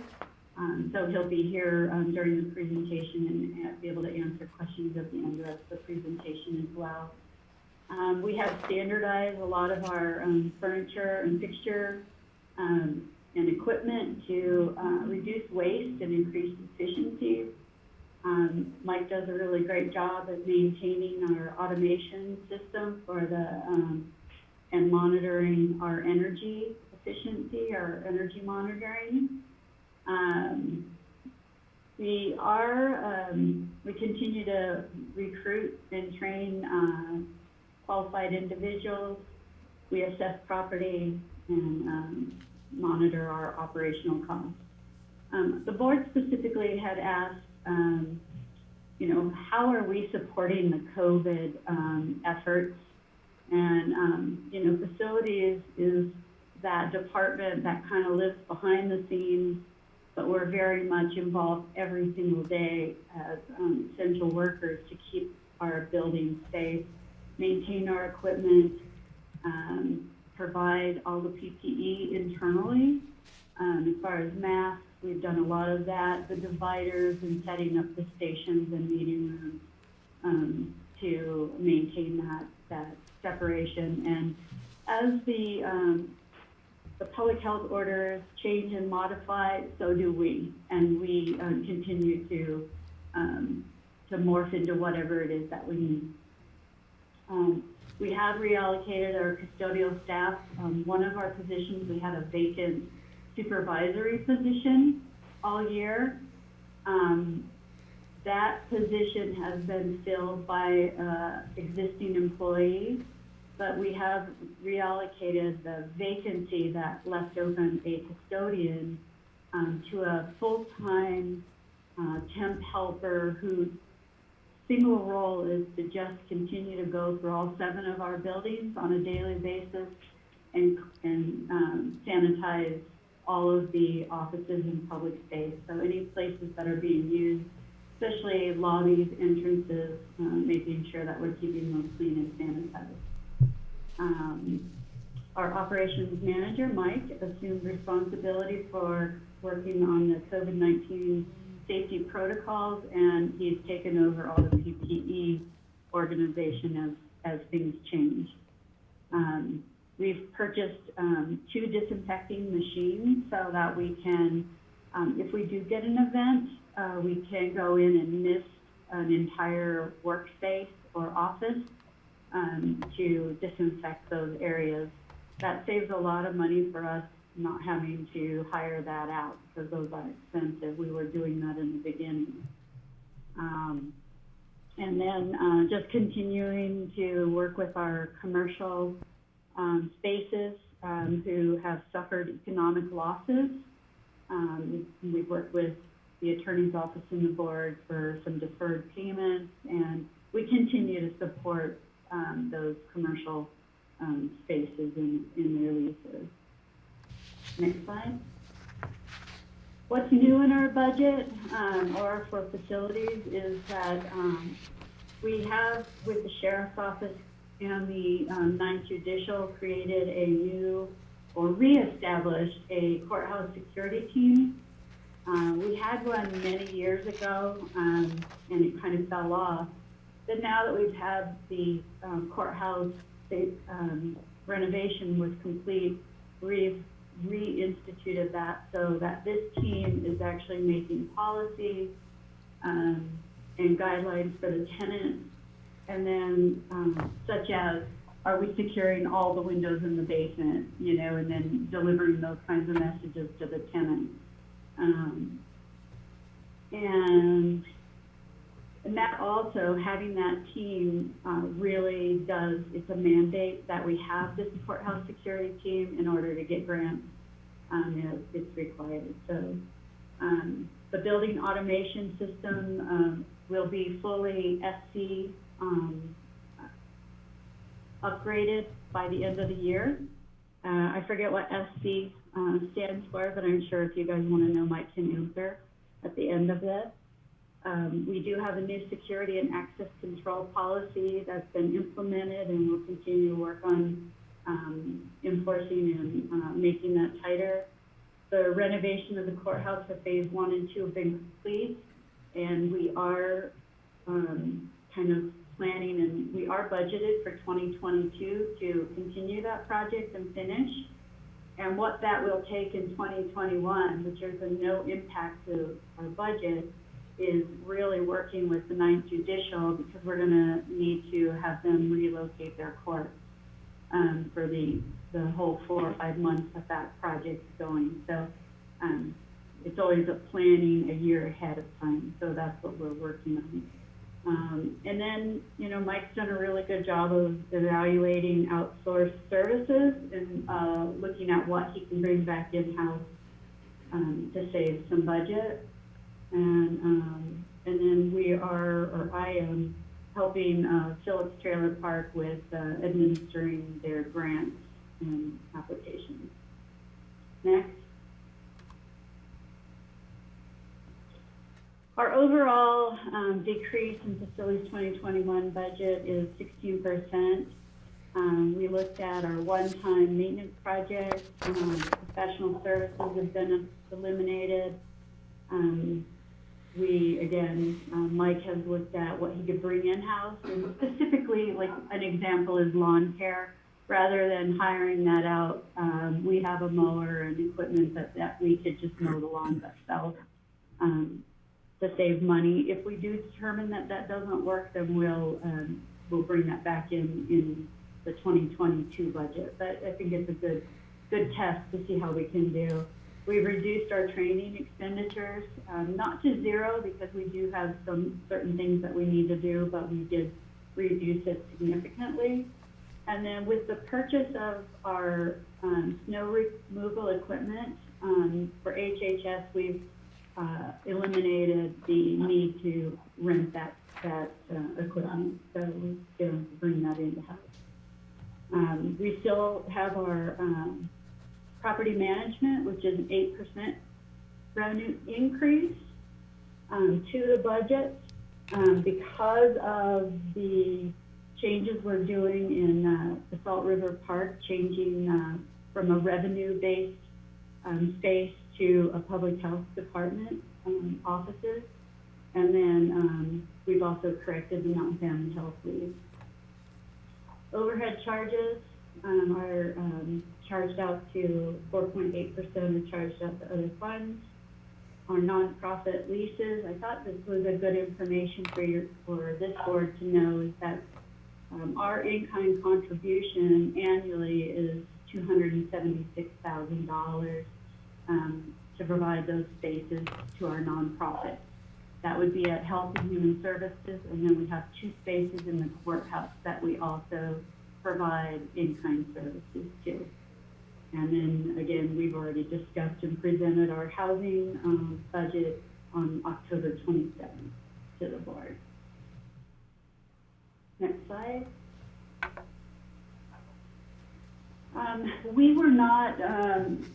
We decided to present our project budgets in this presentation instead of separating them out with the other presentation that you had.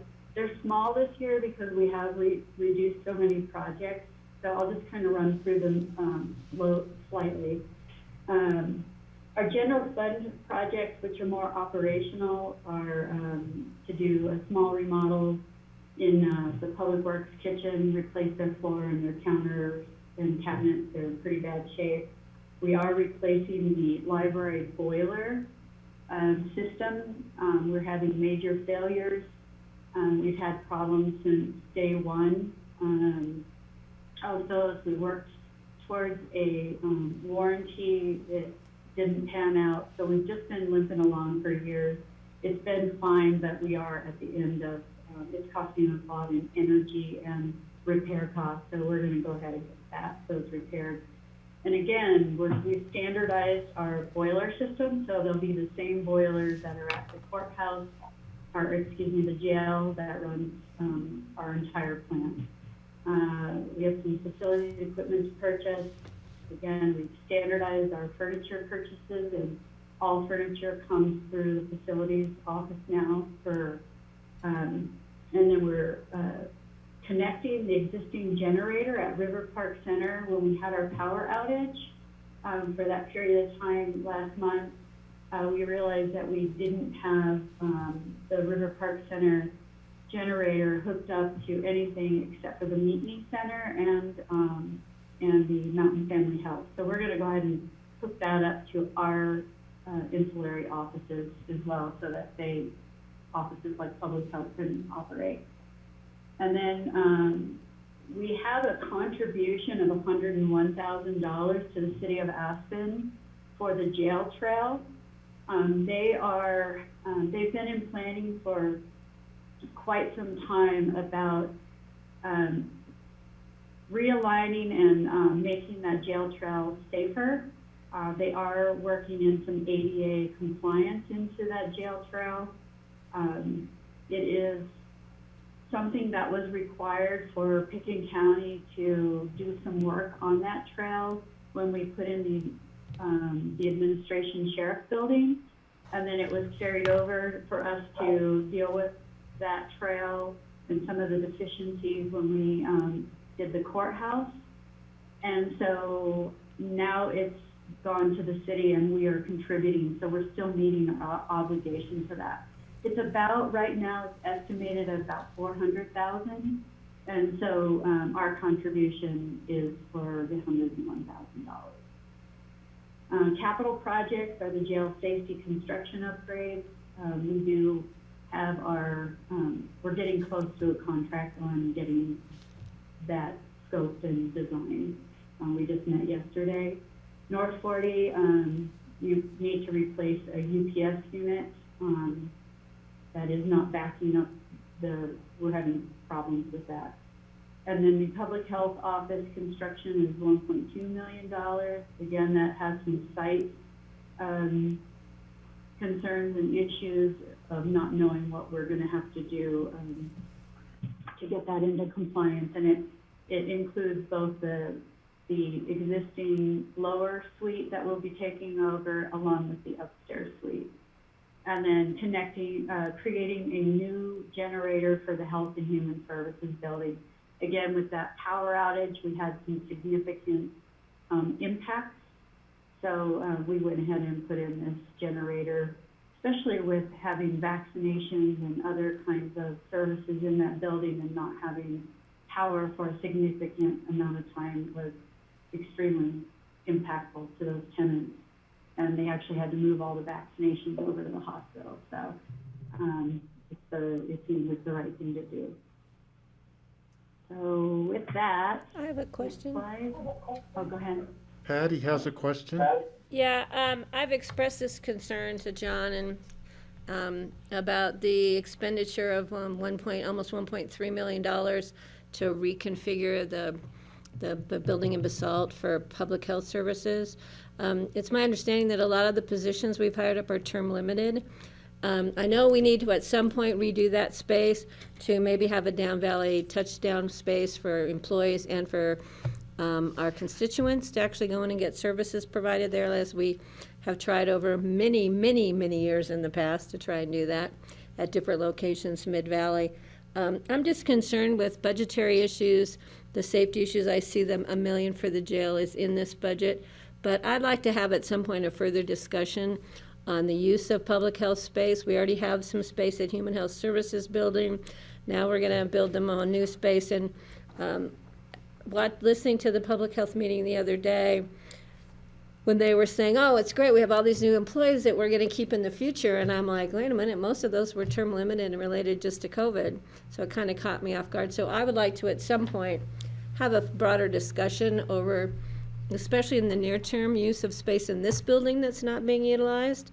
We have ComDev that's got a great space up there that I don't know how many people come and go from that space, but I'd like to just see us be a little more cost conscious about a few things going into next year. We just don't know what's going to happen with COVID or with wildfire season next year. I just want to make sure that we are really thoughtful about improving some of these buildings. We've put a lot of money into public health, which I know we've needed to because of COVID. But again, those positions we hired up are based on a 6, 12, 18 month term limit reevaluation. So before we put in $1.3 million in the year 2021, I'd like to have a broader discussion. Yeah, and we can certainly do that. This actually came out of a study that was done before COVID and before all of the additions. I think kind of walking through the cascading impacts on the Schultz building and why we're looking at doing this sort of effort regardless, I think it's something we probably need to bring back because COVID has definitely intervened between those two events. So we can do that. Yeah, because I have a concern. We built this beautiful building, and I understand we have employees that are getting very comfortable working from home. We have a lot that aren't going to come back or want to come back or be required to come back necessarily on a full-time basis. So if we can do some alternating space use in the future, I just think we need to be smart about this beautiful building here and how we can best utilize that before we spend $1.3 million on a building mid-valley, especially in light of we don't know what's going to happen financially in 2021 with our revenues and with our expenses. Thanks, John. Kelly? Yeah, thanks, Patty. I agree with you. I have some concerns. I think when we allocated money to do space planning for this in September, we didn't think we would be where we are right now, and leading into December, and and continuing. And I think we were hopeful then that we would have more of a back to the office. We would be getting into those discussions about how we bring everybody back into working together. While taking into account, shifting desires at departments about who can make it work by working from home and find it desirable to do so. And so I just think the conditions are very different. I'm curious as to what the in-person work needs are now for public health, under COVID. And we just continue to have a very real problem at the jail where people are there, and they are there in person, and they will be there in person, and we know we have, risk and concern at that facility. So I would like to dig into this more now that we recognize that we're not going to be in person in the ways that we thought we might have been, and in light of our ongoing and real concerns at the jail. So I'll leave it at that. Thanks, Patty, for bringing that forward. Greg? Yeah, thanks, Jody. It's great to see you. It's great to see Mike on Zoom at least. It's been so long since I've seen you guys. I was just wondering how we're doing and what we anticipate it's going to cost to if we've got new HVAC protocols in our buildings. Are we ventilating them differently? Have those systems been improved? I know that the schools put in ionization filters. Other people, commercial businesses are doing that. I'm expecting our utility bills to go up only because I think we'll be pumping more fresh air, more cold winter fresh air into the buildings. And I'm just wondering if are we going to have a way to track that and stay on top of it? Our climate action goals remain. They're just backburnered, I think, while we're trying to sort out the pandemic. But it'd be great to be able to track how we respond regarding keeping fresh air in our facilities. And with our utilities in general, I kind of expect a spike. Let me know what you know about that. Mike, do you want to speak to what you're doing and what you're able to do? You bet. Hi, Greg. Thanks for the questions. Good to see you guys as well. So there's not a whole lot we can do with our current systems, but what we are able to do, we are increasing airflows through changing the flow patterns in our air handling units. They're taking in more fresh air, which, as you know, the more fresh air you take in, the more fresh air you're heating. So that does impact our heating capacity in some of the older systems like the library and Health and Human Services. But the administration building, we don't have to do that. We already have a really high fresh air exchange with that system we have over there where you guys are at. We're changing air at the rate of about 45 minutes to 50 minutes in both halves of the building currently, and so we don't intend to change that a whole lot. What we have done is we've gone to a finer mesh filter where we can. Now there's a catch-22 here when we're using these higher quality air filters. You know, you've heard them referred to as HEPA filters. In the trade here, what we're using are called MERV. They have a MERV rating, and our building system calls for MERV 11, and which is a pretty darn good filtering system. MERV 11s are supposed to capture considerable microbes and whatnot. They're not as high rated as the MERV 13, which is the highest rating. But the problem is installing MERV 13s, which I did in the spring when this first started happening. We changed all the filters in the administration building with MERV 13s just to try them out. But because of their better filtration, they don't last as long, and they're expensive. And get this, there's a huge demand on them right now, so you can't even get them. So we're back to putting in what we can. We do quarterly filter changes over there. But our perspective from facilities is that it's not so much how we handle air exchange and heating that is going to keep this virus under control at our building. It's managing how we keep sick people out or keep our people that are in the buildings healthy. And so we're doing that, like Jody said, through PPE. We're employing additional resources to do additional disinfecting in public places, bathrooms and everything, lobbies, stores, anything hardware that people can touch. And we're just really ourselves, and we see this amongst most other county employees. We're adhering to the guidelines, the social distancing, mask wearing, and limiting group sizes. We're making sure that even though we have a staff of 16 that could potentially be in this same room at the same time, we're keeping our flow regulated to where we're only having no more than 5 present at one time here. So I think, we haven't gone down the track of the ionization machines or the ultraviolet lighting. I have attended a couple of video discussions on those, and frankly, the jury is kind of still out on how efficient those are. Public Works is employing their own ionization machines, and they turn them on at night when nobody's there and then turn them off in the morning when somebody comes. No idea if that's, helping at all, but I guess bottom line is, to answer your direct question, we are doing what we can to, ensure that we have good air exchanges, air filtration, and anything else we can do to ensure our employees and our public safety. Thank you.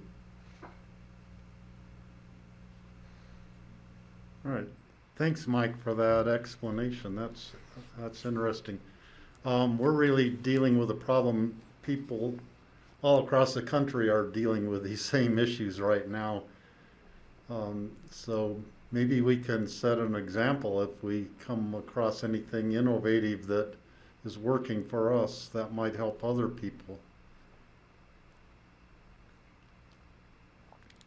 So let's see. Steve, I might just add to Greg's question about monitoring. You know, we do have energy monitors on all of our buildings, and yeah, the report next year might look differently than it did last year because of the modification to our systems and to our full operation. However, our buildings have been not as, they're just not occupied the way that they were last year. So it'll be interesting, but we could certainly in next year's budget or during our annual update to the board operationally, we can put in some charts so you could kind of see what's actually happening with those monitors.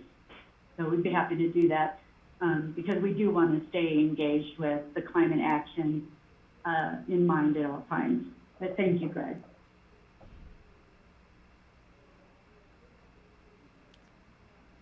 Are there other questions for Jody and Mike? Not seeing any.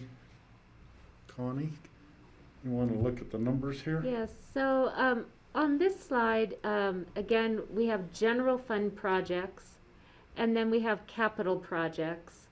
And shown down on the bottom of the slide is a snippet from the capital fund, the facilities section of that. We will have a decision point on the capital fund at the end of this presentation. Part of it was presented to you with fleet in the Flourishing Natural and Built Environment budget presentation. Part of it is today, and then at the end we will have a decision point. So the facilities part of this is shown here. Then the general fund section, general fund operations, shows overall a 16% decrease. There is a small increase in salaries, and the facilities salaries are split out between general fund buildings and then also buildings belonging to other funds. Library, ambulance, a little bit at the solid waste center. And budget-wise, we try to predict how much time the staff will be spending in each different area during the year. And so you can see some small shifts year to year in the amount of salaries in the general fund. Most other areas in their budget, you see some pretty big decreases, as they mentioned in the previous slides. Property services includes all non-capital projects and repair and maintenance. Those non-capital projects sometimes can be fairly high dollar amount. And so we expect to see different swings in that property services section of their budget year to year, depending on what kind of projects are included. This year there is quite a decrease. And then in the other expenditures, that's where we have the contribution to City of Aspen for the jail trail. Also in that area is overhead charges, but overall a 16% decrease. Any questions on the facilities budget? Don't see any questions. Okay, then we will move to finance and treasurer. Thanks, Connie. This is Anne again. I'm the Finance Director, Treasurer, and Public Trustee. According to the Home Rule Charter, those three departments are joined. We are one of only two counties in the state of Colorado where The treasurer and public trustee is not an elected position or appointed by the governor of Colorado. Your home rule charter states that the finance director also operates as the treasurer and public trustee. So, the finance department is essentially responsible for all of Pitkin County's finance system. The purpose being to ensure that we have strong oversight of public funds, of taxpayer money, and any other funds that we collect on behalf of you all. We provide the financial services to the organization that allow the expenditures of those funds. So approximately about $142 million every year in a number of transactions, probably around 55,000 transactions a year. We provide reports and information to you all and to management to ensure that we are spending and collecting money correctly. In the more nitty-gritty details, daily accounting procedures, financial reporting, budget and financial planning, procurement, payroll is a big piece of what we do, accounts payable and receivables. And then we directly collect use taxes as opposed to sales taxes, which are collected by the state. In the treasurer's office, we are responsible for the duties of the treasurer and public trustee per state statute, and it's very specifically defines there what the treasurer does. But basically, we're collecting and distributing property taxes for all of Pitkin County, so all the municipalities and all of the districts within. We also receive and deposit all other county revenue, whether it be from grants or rent or fees to the landfill, anything. We also invest the county's funds, which currently running at around $130 million. So we have appointed Chandler Asset Management as our investment advisors, and they'll be making a presentation to you on our investment portfolio at the December 15th meeting. And then the final piece of it is the public trustee, which is provides a mechanism to secure and enforce mortgage loans. Coincidentally, the treasurer and the public trustee specifically are very busy right now with a lot of refinancing with very low interest rates. It's a better kind of busy than the other one that we see, which is a high number of foreclosures, which we are not seeing right now, just a lot of refinancing. Next slide. So the impact of COVID was fairly significant on the finance department. Going into this, I didn't think necessarily that would be the case. I wasn't fully aware of all of the ways that it might impact us, but it did. Currently, we have a few staff in the office. The treasurer are there because they are collecting payments and need to deposit them.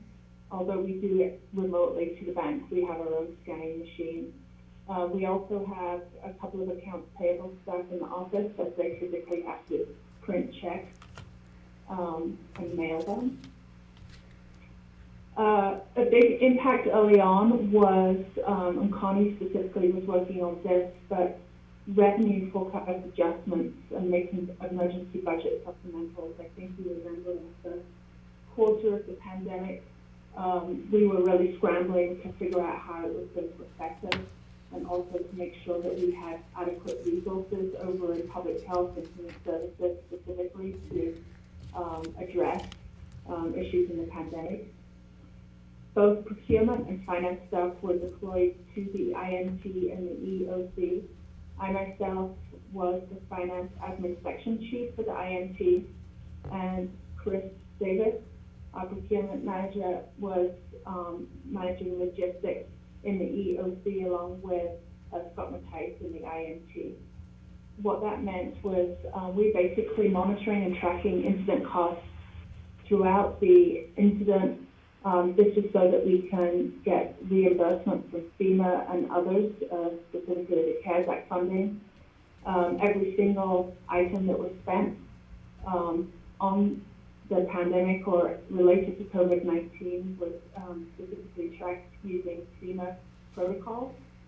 And as of October 31st, using this process of actual expenditures that we, Pitkin County, have made, we're about $500,000.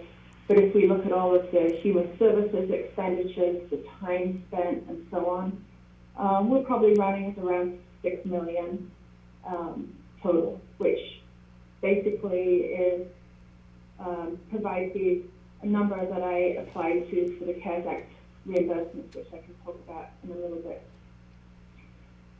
One significant impact for our accounts payable stuff was the processing of the emergency economic relief payments that went out through Human Services. As you know, there was a significant effort to get them out as soon as possible. We processed almost 3,000 payments, probably in the space of about 5 to 6 weeks. That accounted for 70% of our total annual accounts payable transactions. So massive load on our staff, and there were a lot of other people that weighed in, and people worked weekends to get them out of the door to help people. So that was a huge effort that many were involved in. Procurement also had a lot of work with the incident expenditures. You have to ensure that you're following FEMA protocols. The expenditures were very complex and unusual, and not our typical expenditures for a county. So a lot of work had to go in to make sure that we were doing them all correctly. Another huge impact was the implementation of the CARES Act for Pitkin County employees.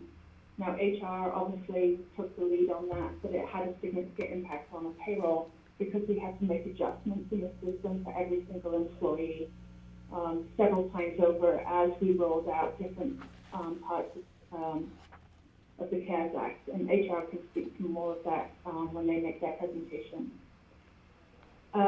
Another piece of it, which Kelly spoke to a little bit earlier, was the CARES Act Coronavirus Relief Fund grants and reimbursements, which were successful in the first round in securing about $1,524,000 in reimbursements, and we're literally just, I keep hitting send and receive in my email folder, waiting to hear on the second round of funding, hopefully soon. And then another thing that I had not really thought would happen, but the interest rates went so low that it made a lot of sense for us to refund, which means refinance our outstanding bonds that we could, and also issue new debt for open space and trails to ensure that they had the funds available going forward to purchase property.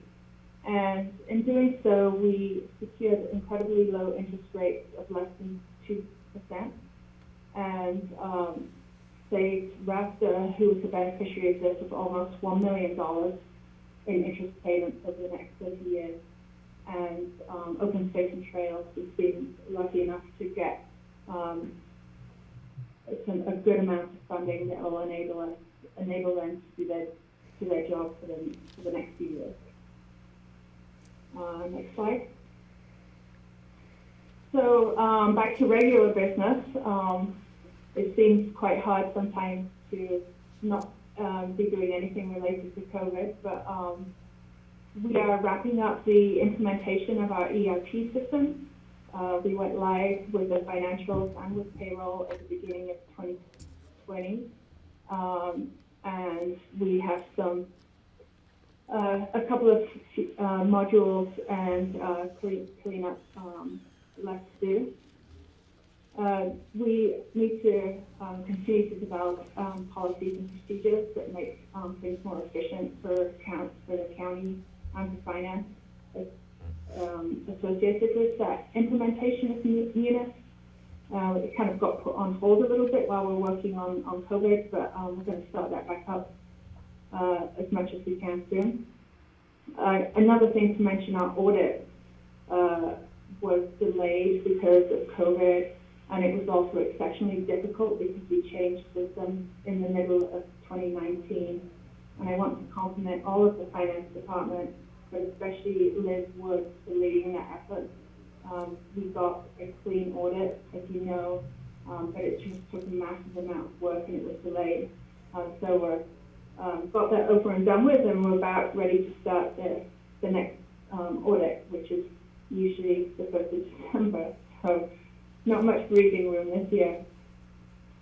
And as far as our expenditures go, they have decreased due to a reduction in professional services that we had associated with the ERP implementation.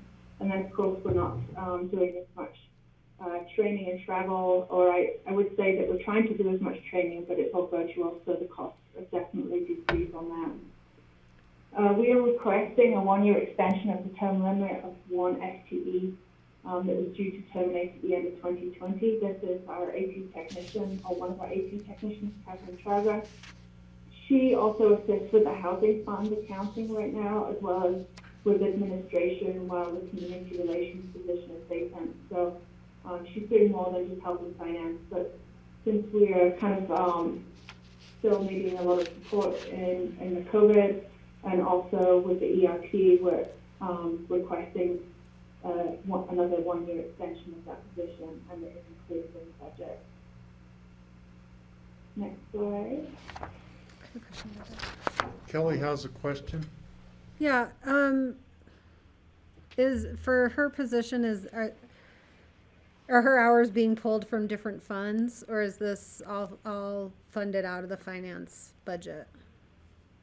There's a small portion of her salary that is getting charged to the housing fund, but it's very small. The rest is just in the finance department. Okay, thank you. And it's all in the general fund, so as far as her assistance with administration and county manager and so on. So at this point, it just doesn't seem to make sense to just charge it out, but just to note that she's doing a lot more than just finance. Thank you. Are there other questions for Anne? Greg? Yeah, Ann, thanks. Thanks for the clarity the presentations makes this so much easier, and I just want to thank all of you for that. I just had a question just regarding, you mentioned reduction in travel, saving some money. How difficult would it be to get a sense of that, John, from the entire county staff? How many fewer miles have we driven, and how many fewer miles have we flown? And where I'm getting at is just looking at, what the general reduction is in our carbon footprint as a result. That would just be an interesting thing. It doesn't have to happen today, but I'd love to know how much less we're traveling as a consequence of the use of teleconferencing. That may be useful in helping us decide how we go forward.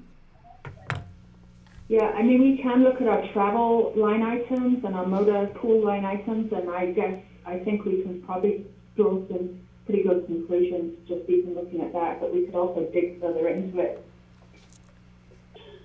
Thanks. I think that would be useful at some point. Kelly? Yeah, Anne, I'm sorry if you said this. What's the status of foreclosures in the county? Are you seeing more or less same? Yeah, we're not seeing a big increase. I can get some specific numbers for you, but yeah, I mean, we're not, our local economy, our local real estate market, as you well know, has kind of done completely the opposite to what one would normally expect in a recession. Mm-hmm. And there's a lot of buying and a lot of refinancing, and foreclosures are not spiking. Okay, I appreciate that. Thank you.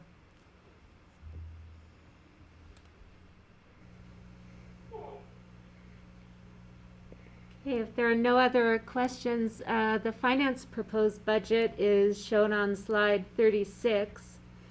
And you'll see that there's a 3% reduction overall. As Ann mentioned, professional services, training and travel, other areas are down. So a reduction here. And then in the treasurer's budget, there's a slight increase. This is mainly due to some shifting costs for the advertising that they do on foreclosures. And additionally, with the changes in position, and we thought we were going to need to fill or backfill Sid's position, I think we're actually going to see the payroll budget less than what's shown here. So the budget remained a little bit higher as we thought there was going to be more of a transition needed there. So I think actual results will probably come in pretty close to flat compared to 2020. Are there any questions on this section? I think we're good, Connie. Okay, so we have about 15 minutes or so before lunch. I think we can go to human resources budget right now, and then we'll probably need to do the risk budget after lunch, but we'll see how our timing goes. So with that, I will pass it off to Danette Logan.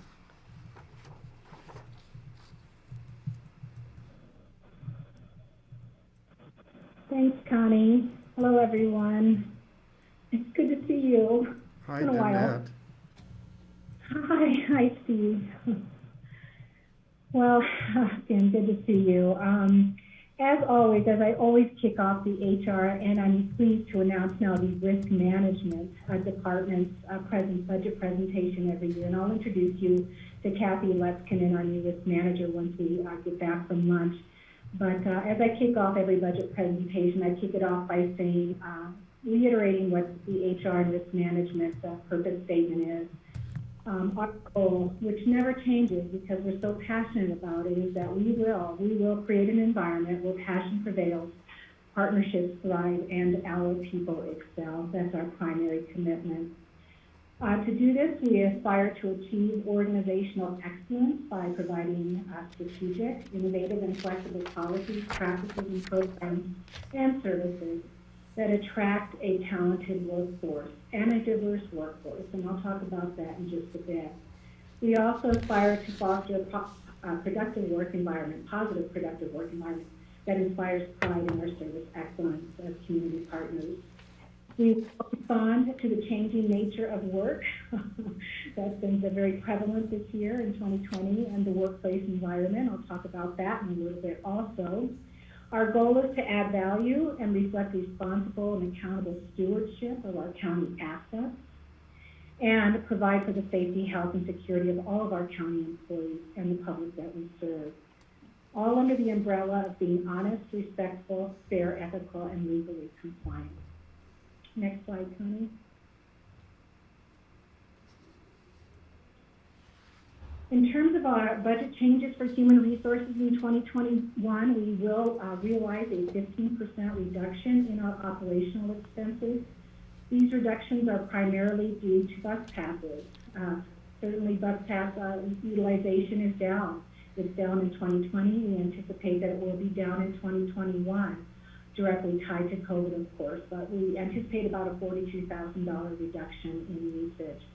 We are seeing that our employees that are traveling on the bus to work are taking advantage of the former punch pass bus passes rather than the zone passes, which are a lot less expensive based on their usage. Another reduction we're seeing, like other departments, is in education and training. We will realize a $22,000 reduction over 2020.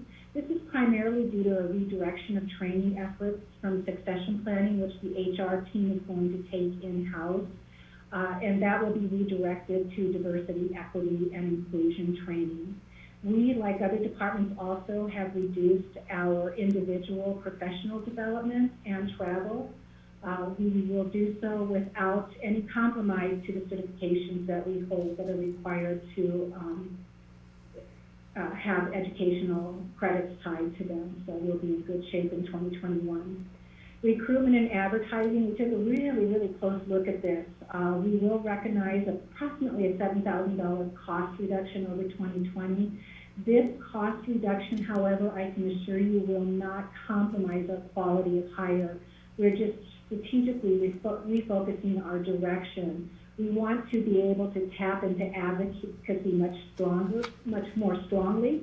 We want to promote our referral schemes with our employees. We want to take greater advantage of technology and social media, and also develop compelling job advertisements that market our brand. And then ultimately, the goal would be to reduce the need to recruit in the first place. So we'll be spending a lot of attention on that. With reference to well-being, Mary-Kate and Joanna will talk about this in more detail when they present the health budget, but we will see an 18% reduction in operational expenses in this line item, primarily to the primary care physician incentive being eliminated in 2021 and a different health and well-being program introduced. Next slide, Connie. In terms of our emerging issues and trends in 2021, I had to push myself away from my desk and really give this some thought, given the complexity and the uncertainty of COVID. So primarily, workforce resiliency will be key in 2021. It is right now, but I want to bring it to the attention of the board and to the attention, of course, with all of our employees. We define workforce resiliency as supporting the physical and mental well-being of the workforce during a time of intense disruption. Human resources as well as county leadership must prioritize workforce resiliency to eliminate or decrease employee stress. We need to try as best we can to prevent burnout, job dissatisfaction, or inability to sustain our mission-critical public services. A resilient workforce culture and infrastructure will help the county ensure that our staff are poised to respond well to current and future intense disruptions. As the county considers reopening its doors, I want to first be mindful of the fact that we have had a workforce that has presented to work every day, our essential workers. And we focused care and concern and resiliency with our essential workers that are reporting by ensuring that the physical aspects of the workplace are in place to protect our employees against the COVID-19 virus. Jody spoke a lot to this message. The next challenge, however, that leadership will with as our doors reopen, and it ties back to workplace resiliency, is creating psychological and emotional stability, in my opinion, in the workplace. Leadership needs to recognize that many employees have been traumatized or significantly burdened, intensely disrupted by COVID-19, and this trauma will be slow to heal, especially with the prospect of a widely available vaccine still to come. An important first step as the organization starts to consider reopening our doors, the important first step in this healing process, sorry, I'm really emotional about this to this day, will be flexibility and compassion. Our employees have undergone tremendous change and will likely not return the same as when they left the workplace. Our managers and our leadership must keep in mind that each employee may have unique and real concerns about returning to the office physically. Managers must be prepared with holistic approaches that consider our employees' total needs, physical, mental, and emotional, while balancing that with a continued high level of service to our community. So this is why workforce resiliency is first and front and center with reference to the trends and issues that we will be facing now and into the future. Another is diversity, equity, and inclusion.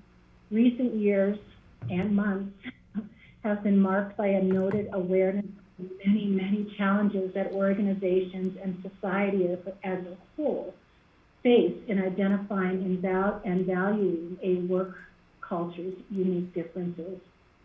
From the Me Too movement to Black Lives Matter, diversity, equity, and inclusion must live, like resiliency, at the forefront of workplace dialogue. Diversity training programs are becoming more and more prevalent, with increasingly apparent benefits. These include raising awareness in our workforce, bringing to light previously unspoken beliefs, and creating a shared language to discuss diversity, equity, and inclusion on a day-to-day basis. A positive and important first step in the DEI mission is training. So we will start training our workforce to understand this very complex but very needed aspect of our work culture in 2021. Succession planning and management is a continuation. It's a narrative that's ongoing and will be. It'll probably be in each budget presentation year over year. Succession planning is the process of planning towards the transition of leadership positions, as well as preparing for the retirement of our staff as our workforce ages. Succession planning is an important part of the talent management process that provides a way to identify key roles, people with the right skills, and positions that may need filling in a shorter space of time. So the HR department, we initially outsourced some training for this extremely important initiative in 2021. As I mentioned, that's going to be redirected back to diversity, equity, and inclusion. So HR will take on the training of that succession management and planning to help save some money. In terms of employee health and well-being, this will also be on our agenda year over year because of its critical importance. The recipe is simple. For a thriving work culture, organizations need thriving employees. The concept of how employees are feeling both mentally and physically, as I discussed earlier, is more than an HR issue right now. It's a leadership issue, and it's a fundamental foundation for growth, stability, strength, and sustainability as we move forward. So that's what we see in 2021 as our emerging trends and issues. Next slide, Connie. All right, in terms of the impact that COVID has had on the human resource management function, it's been an unprecedented time in history, as I mentioned before. The HR team really stepped up to the plate, though, and we continue to place great emphasis on ensuring that humans, as a county resource, are well cared for. They're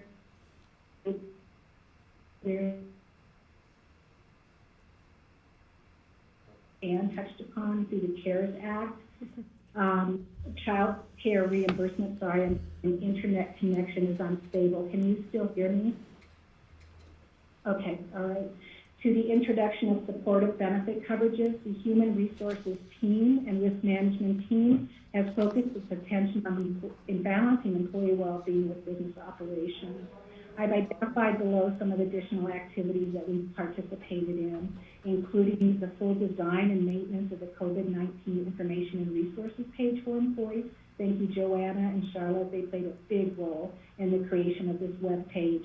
Internal and public-facing translation services. We have a team of employees that have provided a great benefit to our diverse workforce to ensure that everyone had the same messages.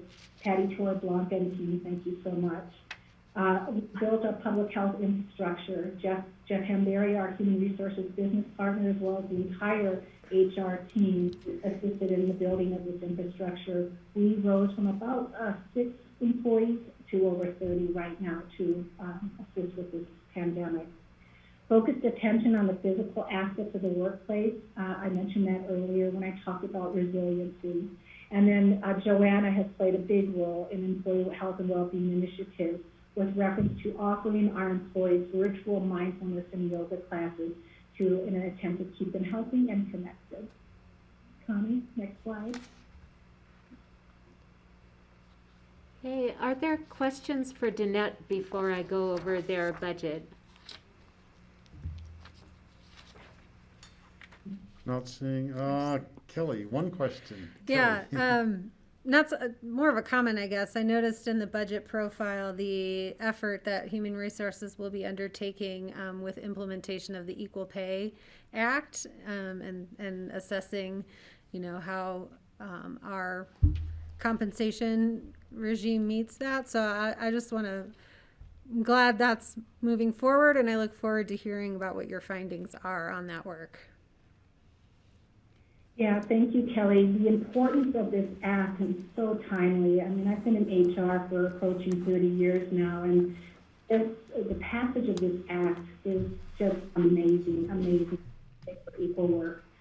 So right now, Kelly, just to give you a brief update, we did outsource utilizing the Employers Council to do the statistical analysis of our compensation data and all the ways that they do that. They will be then sending the county a report that will identify any areas that require attention in terms of equal pay for equal work.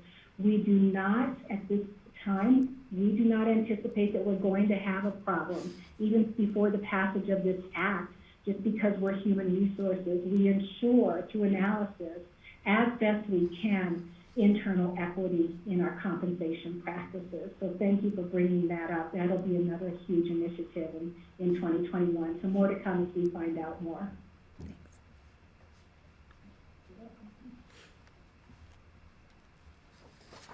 Okay, the human resources budget, as Danette mentioned, they have made a lot of cuts in their budget. It would have been an 18% decrease in their budget, but here you're seeing a zero. The reason for that is in the personnel costs. In 2020, we have had a larger portion of HR business partner being charged to the airport, and that is now shifted. So for the 2021 budget, there will still be some portion of Jeff's time charged to the airport, but much less than in the prior year. And so that brings an increase in their payroll cost that ends up offsetting all of the other costs in the department. So not to minimize whatsoever all of the great job that Danette and her team have done in seeing where they can reduce costs. So that was just kind of a curiosity in the way the payroll costs came out. So if there are no other questions on HR, it's noon right now, and we can pick up with the risk management budget after lunch. Okay. So right now, we have a very important announcement. And this is a message from Amy, who's back in the grassroots right now. She is here to help us. So I'm going to read this announcement. The video equipment is frozen and requires rebooting during our lunch break. It's highly likely that the stream link will stop. Those wanting to view the meeting on YouTube will need to go to this link, https://pitkinccounty.com/374/county-webcasts with the county and webcasts capitalized, the first letter capitalized. I'll repeat that as soon as I finish the rest of the announcement. And then you can refresh your browser to connect and view the new link in the blue button.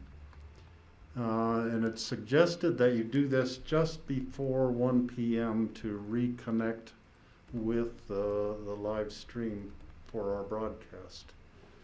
Now I'm presuming that, and maybe Amy can answer this question, that for those of us on the panel who are panelists in the meeting just will still be on our same link. But Amy, the question is, should we exit out? Would that help you?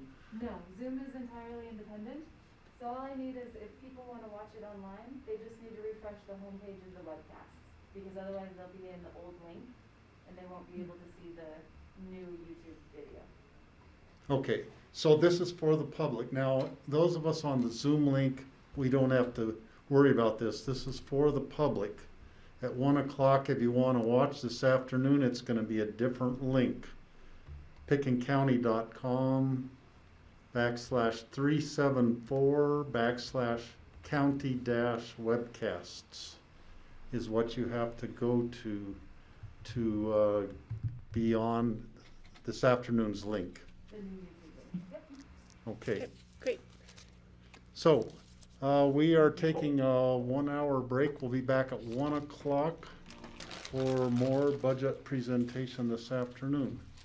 Thank you very much, Connie, Thanks, and Grassroots. thanks, Danette, for your presentation on the HR budget.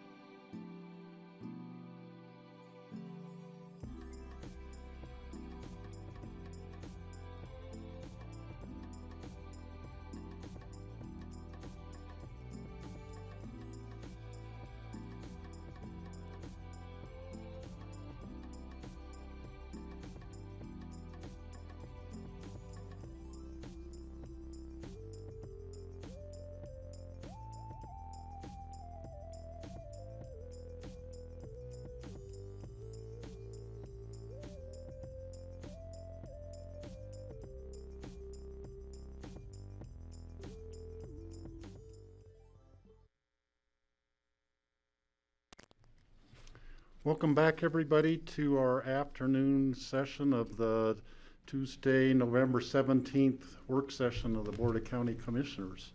We are working on our budget presentation today. And next up, we are going to go to risk management, which is a part of the Department of Human Resources. So Connie Baker, I'll hand it over to you. Yes, good afternoon. So we pick up still with our internal services departments, and Danette Logan and Kathy Lutzkanen, sorry if I mispronounced that, are here to present the risk management budget.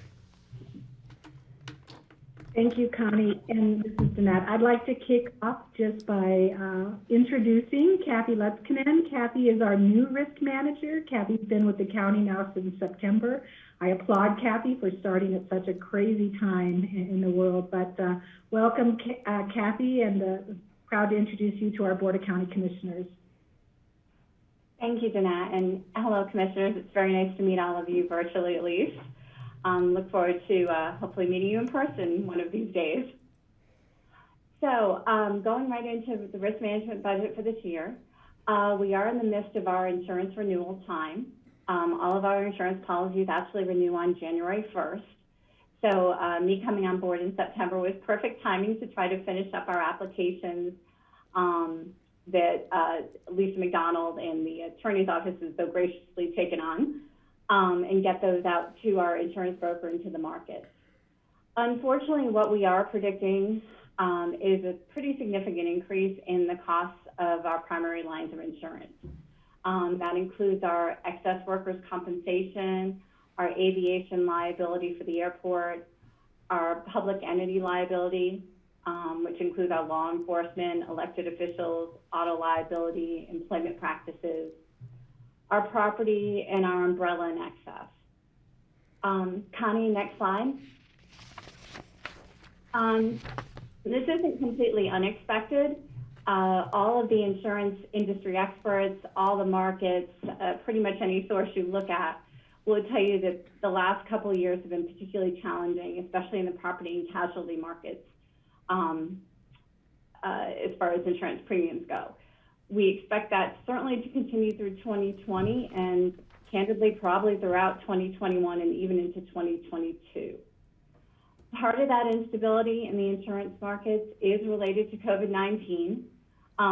We don't know the full effect of COVID-19 and on businesses, on the economy, and that makes insurance companies nervous.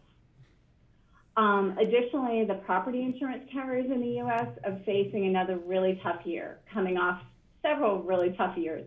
But obviously the wildfires, I can't talk today, sorry, that we've seen in the western states and many of the hurricanes and named storms that we've seen in the southern and the southeastern states have really negatively impacted the property market. The insurance carriers are paying out many more dollars in claims than they have historically. Originally, our insurance brokers were advising us that we probably see premium increases in the range of 10 to 15%. Candidly, I expect those to be closer to 25 to 30% now, unfortunately. We also, as of Thursday, have learned that we may have a few new challenges as well, just in finding capacity. And capacity is the amount of insurance that our insurance carriers are willing to provide to us. Specifically on the property, the insurance carriers are a little bit hesitant to cover all of our insurance costs or all of our insurance exposure at the moment for property. So we may need to look at, instead of going with one carrier, actually stacking it and going with a couple different ones to get to where we need to be. Next slide, Connie. So the impact of COVID on risk management, I've continued and will continue to try to support our goals of maintaining the health, the safety, and the security of all of our employees, our volunteers, our community members, and any visitors to our county.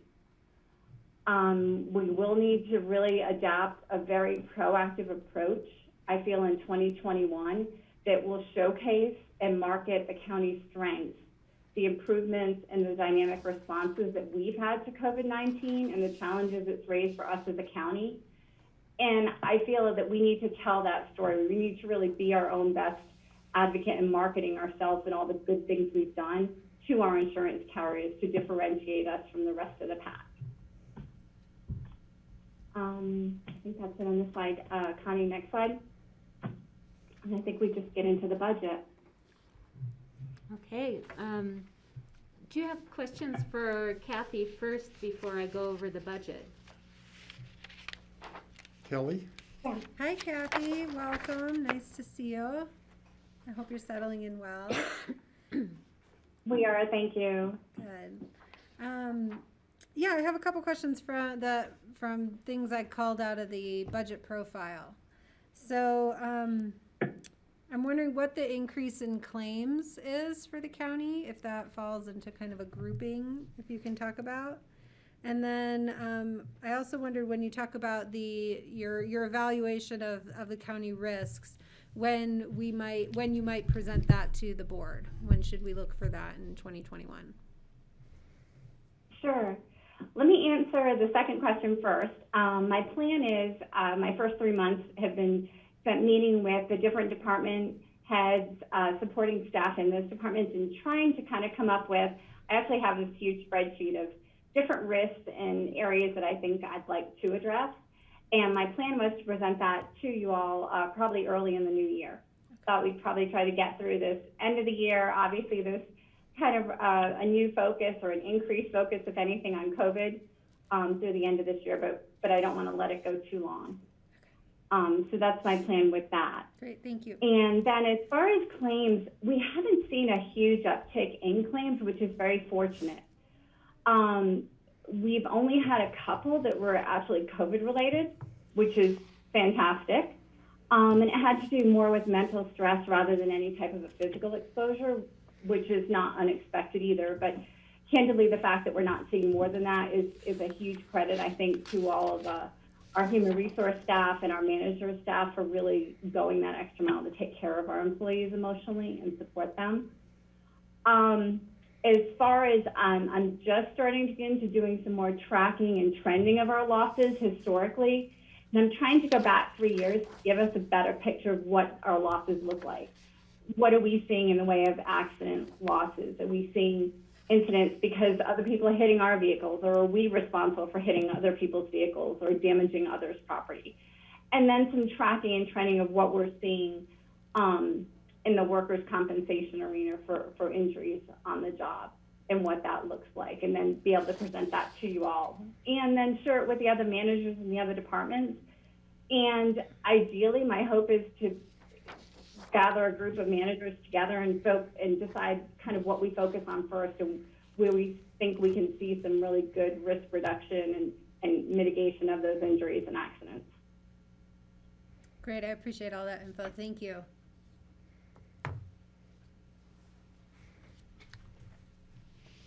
Kathy, I have a question about health insurance. Do you deal with the health insurance also?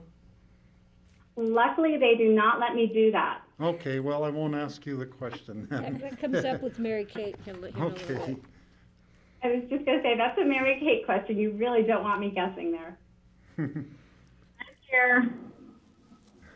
So Mary Kate, I noticed that, they're raising the insurance rates on the property insurance across the whole country because of events other places that didn't impact us. In health insurance, we have the highest insurance rates in the whole country in western Colorado. They will not raise the rates on anybody else, even in the Front Range of Colorado, to help us cover our costs here. It seems like an inequity in the insurance industry, socking it to you both directions in our case. Yeah, Steve, one of the challenges we've had is having that high cost of healthcare out here in the mountains. And one of the things we've been working on is that Valley Healthcare Alliance, which has come to fruition in 2021. So in the background, the 6 and sometimes as much as 7 largest employers are joining here. We're going past Glenwood now and out to different further reaches by Garfield County to include the hospitals down there also. So we put in a tiered program for healthcare to try and manage costs by directly incentivizing the doctors in the VHA model. So we are attempting through that VHA to start controlling local costs. And the good news is we were waiting to get the doctors, we call them the docs, involved in this whole process. And we did. In the past year, VHA got all of our local providers to sign on with us to say, you will take Picking County's employees and deal with their total health care. So you'll see some reduced costs in the healthcare budget, and you'll see some improvements to the way in which our employees get healthcare in the community at large. So, yeah, and we are taking, to quote from the packet, a proactive approach, showcasing and marketing the county's strengths. That totally describes the Valley Health Alliance, what we are doing there. I hope it does lead to lowering we know it's lowering our healthcare costs, but it's not necessarily lowering our health insurance costs at this point in time. And remember, right, and we'll go over the budget, but yeah, that's a really good point. So right now, our health care, because we're self-insured, so we do a lot of budgeting around this, our health care costs have been going down and kind of steady. And again, we keep talking about COVID and the anomaly that has created.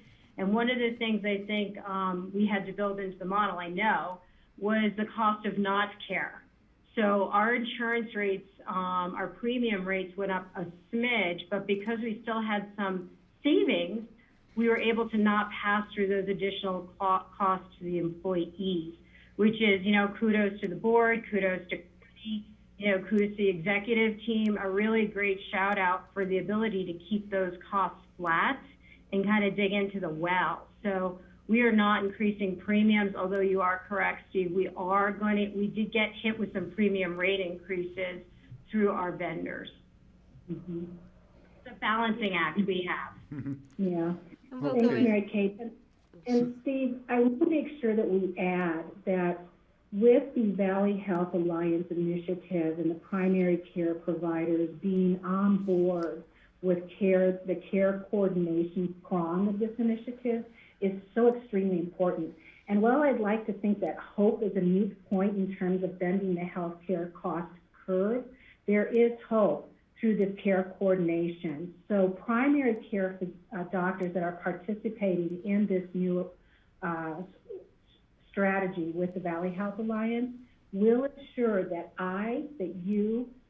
that anyone participating in this program will get the care coordination that was missing in the past. And they'll be rewarded on that appropriate care coordination and the impact it has on our population health. So that's exciting. I have great hope. I don't think that hope is a moot point in terms of bending that health care cost. I don't think the county manager does either. This is, John Peacock was so instrumental in having us reach the milestone that we're at right now in this alliance with our community members. So great question. Thank you for asking that. Okay, thank you. And we kind of went down a rabbit hole a little bit, getting to talking about healthcare costs and getting off of the other part of the risk management budget. So I'll give it back to you, Connie, and we'll get back on track here.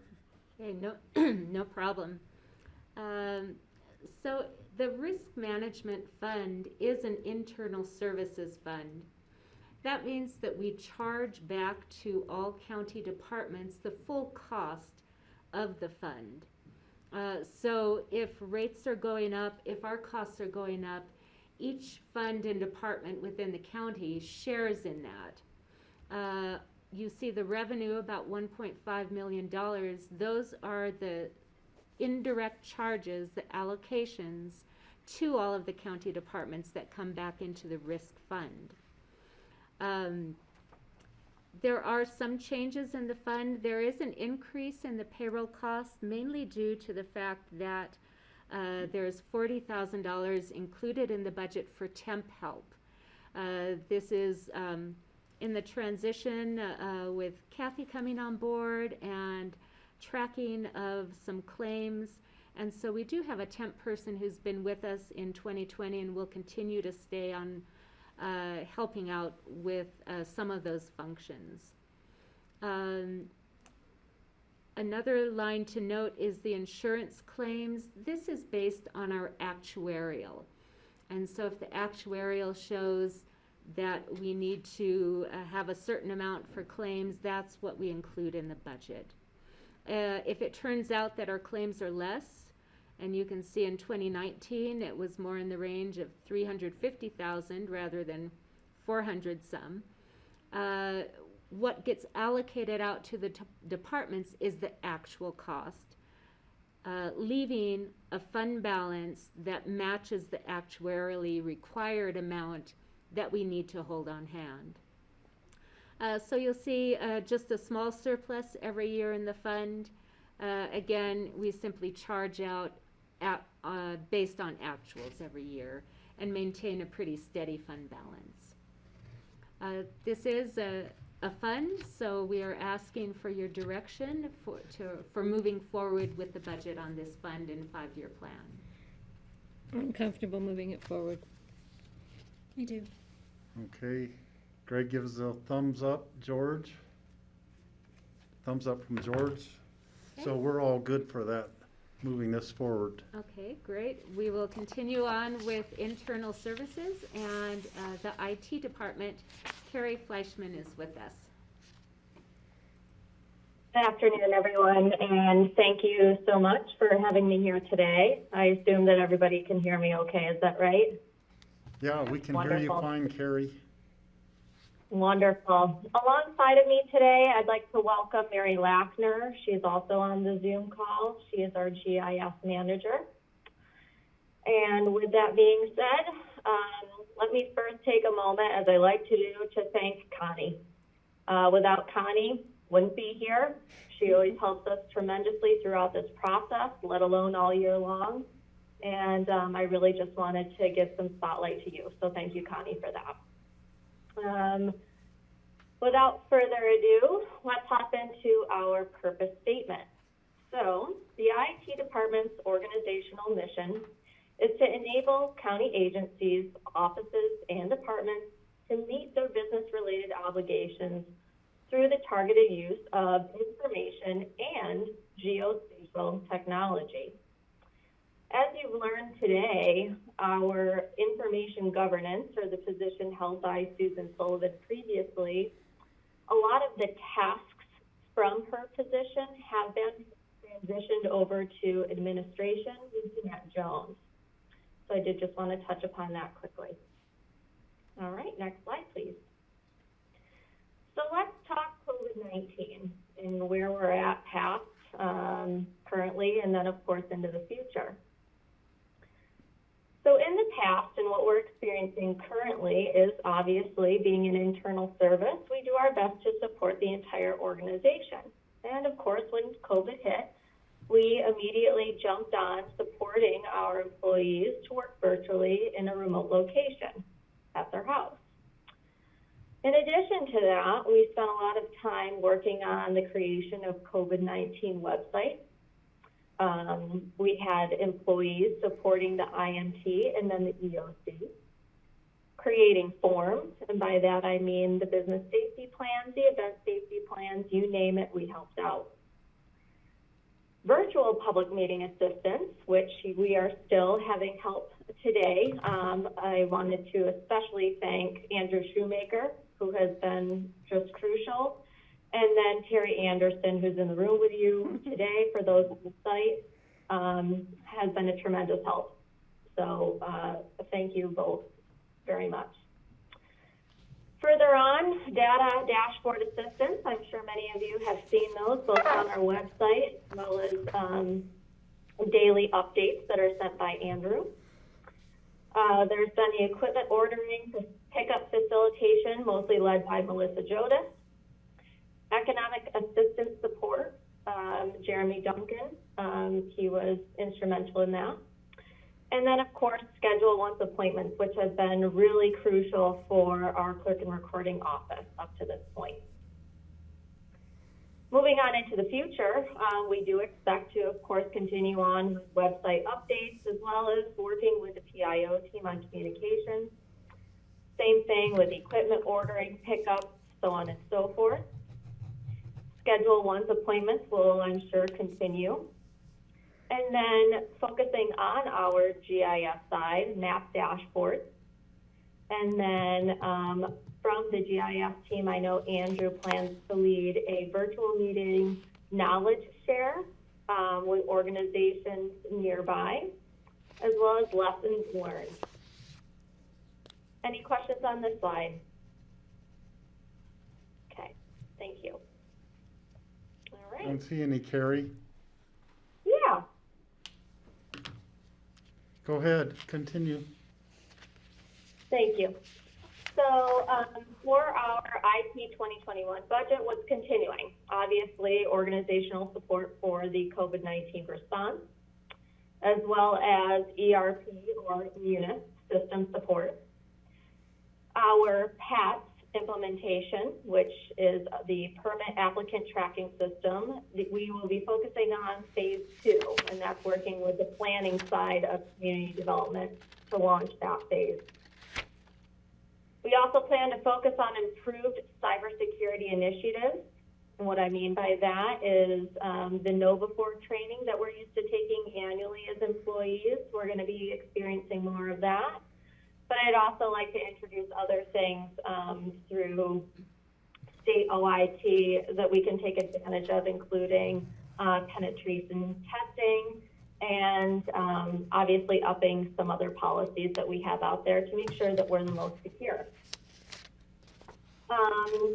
We also have the optimization and expansion of mapping services by Mary and her team, as well as GIS data set updates for improved data quality, usability, and decision support. And of course, we will continue to support departments across the organization in the realm of GIS, which includes UAS or our drone, and then GPS utilization, integration, knowledge, and modernized solutions. So what's new for the upcoming year? Well, fortunately, we will be implementing, and we are in the requirements phase right now, of our Healthy Community Fund grant management software. This is long overdue, and I'm pretty excited about it, and I believe that the HCF team is as well. We also pushed the Office 365 implementation from last year into 2021, and really plan to make that transition in the upcoming year. So again, that's from Google to Microsoft Office 365. Furthermore, we do plan to upgrade our desk phone, if you will, server, and replace some of the desk phones that are crucial because the current Avaya phones that we have right now are becoming obsolete. I just wanted to make mention, however, that given our new norm and the fact that the vast majority of us will probably continue to remote work for a good majority of the time or what have you, we are taking that into consideration when it comes to all of these phone replacements. So it's not just everybody that has one gets one, we're going to think strategically about that replacement. Furthermore, there will be the continued implementation of our internal housing management software. And then, again, on the GIS side of things, there will be redistricting with the Clerk and Recorder's Office based off of the census data from the 2020 census. There will be upgrades to GIS desktops, servers, and staff competency to current release levels. And then a biggie that's on our radar is the implementation of the E911 phone system, which will be an upgrade of our current system, which is desktop. Okay. So I've got some good news, and that's an overall decrease in our IT budget. The 8.3 decrease, or approximately 220,000 in operational costs, is based on several items, which include the cancellation of certain services previously used for information governance. We were able to save quite a bit of money there. Working closely with Jeanette Jones, we identified contracts, agreements that were out there that had been in place that we just really don't have any use for, and can use those monies elsewhere. So lo and behold, we actually don't have any money budgeted for professional services going into 2021.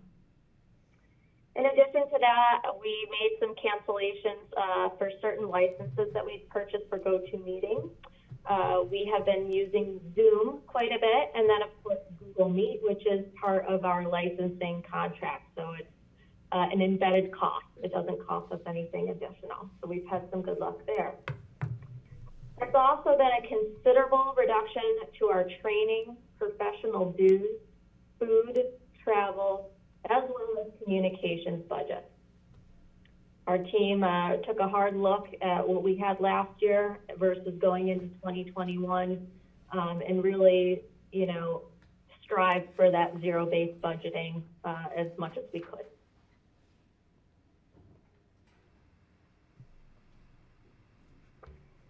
Getting into our capital budget here, several software purchases and implementations were successfully completed in 2020. And the large implementation that remains for 2021 is, of course, the transition to Office 365. Along with that, as I had mentioned already, we do continue to move forward with the PAPS implementation, so phase 2 with the planning side of things, the phone system replacement. And then we've got some money attributed to the security cameras, which need to go up at the Basalt River Park Center. We always build in a budget for our servers and switches.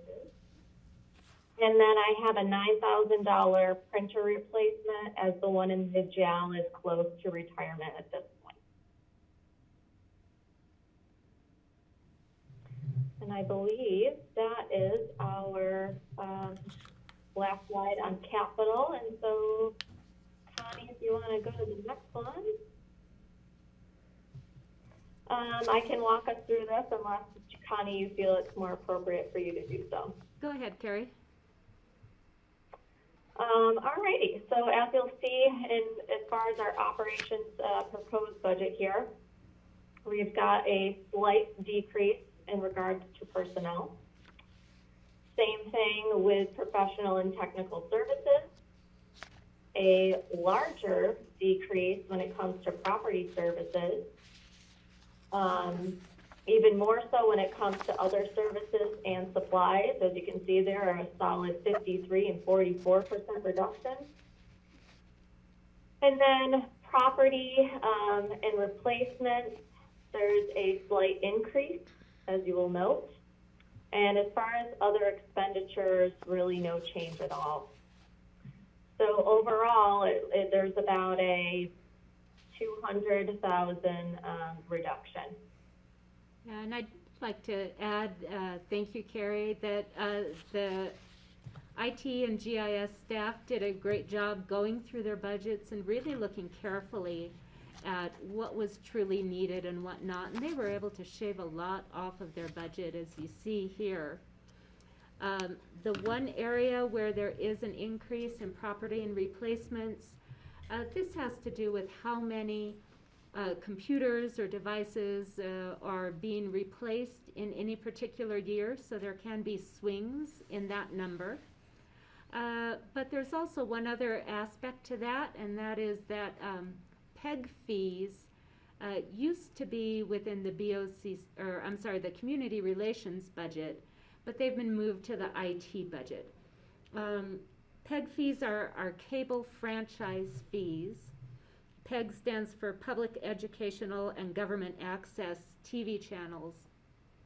And the monies that we get from PEG fees are then used for things like equipment, the cameras and microphones in this room. And so part of the reason why you see an increase in this property and replacement is for BOCC meeting room equipment. And once again, on the previous slide, a snapshot of the IT portion of the capital budget that we will be bringing to you the full capital budget a little later on in this presentation. Are there questions for Carrie or Mary? Carrie, I'm curious about the Office 365 implementation. Which different departments, does that cover the whole county, or is that just the IT department, or how many people are getting that? Yeah, thanks so much for the question. It would be organization-wide. We would plan to do the implementation in phases, however. But it would touch every employee across our organization. Okay. Yeah, for $500,000, that's good, touching everybody, all the employees in the county. Yeah. Any other questions from the board? Okay, thank you, Carrie. Thank you. Thank you, everyone. Next, we're moving on to the health insurance budget and the county wellness programs. And we have Mary Kate Valentine and Joanna Rybach here to help walk us through it.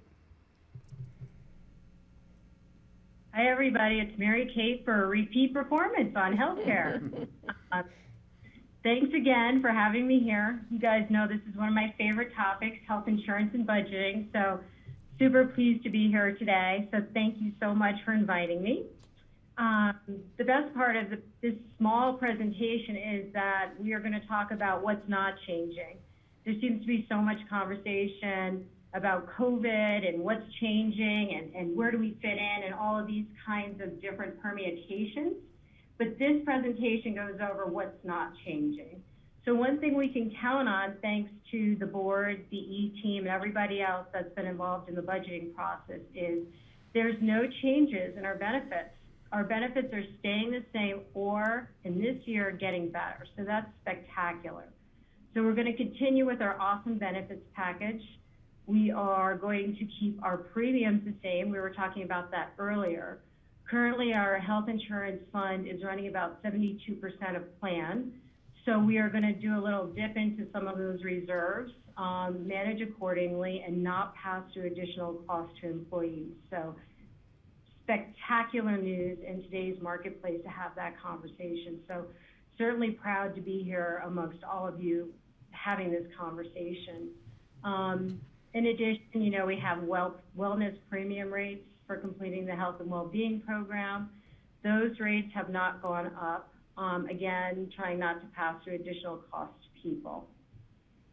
Next slide, Connie. So what's going to happen in 2021? So here are the exciting things that we were able to use with some of this funding. We're going to put a zero copay in for VHA primary care network once you meet your plan deductible. So that gets a little complicated. I don't want to go down, as Steve said, a rabbit hole on that. So we can certainly have that conversation on a one-on-one basis or in another avenue. We're also implementing for the pharmacy plan a Smart 90 program, which allows employees to buy their medicines up to 90 days in advance. There are some other details in there. Again, we could go over it another or a different time. We have decided, since we have underutilized our telehealth MD Live visits, that we are going to incentivize employees by taking away the cost for using that. People will continue to use MD Live or start to use MD Live. The function of MD Live is to contact a doctor for non-emergent or non-COVID care. So this kind of keeps our employees and spouses and children out of the day in and day out exposure to COVID by making those phone calls to and setting up an appointment with a doctor online. So I again encourage everybody to take a look at that and sign up for that. Our health and well-being program, we have had a portal change. So this is where we enter our well-being information, where we get our information from different sources on how to take care of ourselves. And we will be going over, I think the new program started already this month, so you guys should be receiving some information on that. And there's also, I think, some budget impacts on that too, which I think Connie will be going over after this slide. The health savings account, the IRS increased the limits. The county is not increasing their percentage, but employees can increase their percentage, so that's kind of exciting. And the rollover has increased for our flexible spending accounts. The one thing that we did remove was the PCP incentive plan, where we were paying $200. We have had such a success in people getting attached and utilizing their PCPs, and this program has been going on for multiple years. We thought we'd have some give back on savings. It's not necessary. We have such a connectivity rate of about 85 to 90%, so we thought that would be a good savings that we could use somewhere else. So those are some of the what's not changing and what's getting better. Does Does the board anybody have have any questions? Kelly does. Yeah. Hi, Kelly. Hi, good to see you. I hope you're doing okay. I am. Good. I guess maybe this is just my own lens, but I always regarded the health fair as sort of like the kickoff to the next wellness year, and and sort of my reminder to go ahead and do that annual physical and get the blood draws and all that to start all of that off. And I'm wondering, in the absence of this year's health fair, what are you hearing from employees, or what are do we have any indications that people are staying on top of these things? Are people getting their flu shots? Are they transferring over to the new portal? What is that looking like right now? Lots of great questions all rolled up in one. So I'll take a piece, and then I'll also have Joanna go over what we've done in lieu of the well-being fair, obviously. With COVID, it's been extremely disappointing not to have that physical touch, have people coming in, getting to see each other, talking about the health and well-being, understanding the programs in further depth. So yeah, that was a little bit frustrating. So, and then again, with passive open enrollment, we didn't actually have a lot of high touch with employees either. So, well, that's one of my favorite things to do, is make sure people are understanding their health and their benefits. So what is happening without us being forefront and present through the well-being is we're getting a lot of emails. People are reaching out. People do have questions. Statistically, Kelly, I think that people are procrastinating some of their general health care. I think they're originally in the beginning of the first quarter, when COVID was so hyper intensive, people were avoiding that, which is why we're promoting that MD Live. I think there could be innate savings in there, not savings that I like to see. I like people to make sure they're getting out and getting all their primary care visits and so on.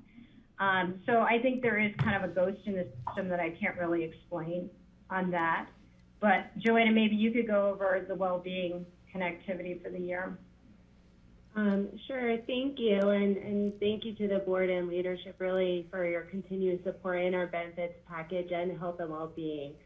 So a few questions there, Kelly, that I could add to what Mary Kate said. Gosh, that health and well-being for us, they're so much fun in person, not just for health, but socialization. In early October, we had last few years, over 100 employees that showed up and had different vendors and partners there, offering different healthy giveaways and having some face time with our vendors. And with flu shots, boom, in one day, we had over 100 employees that were able to get their flu shots. So obviously, clearly, we couldn't do that this year. So a number of things, in the annual health and well-being fair.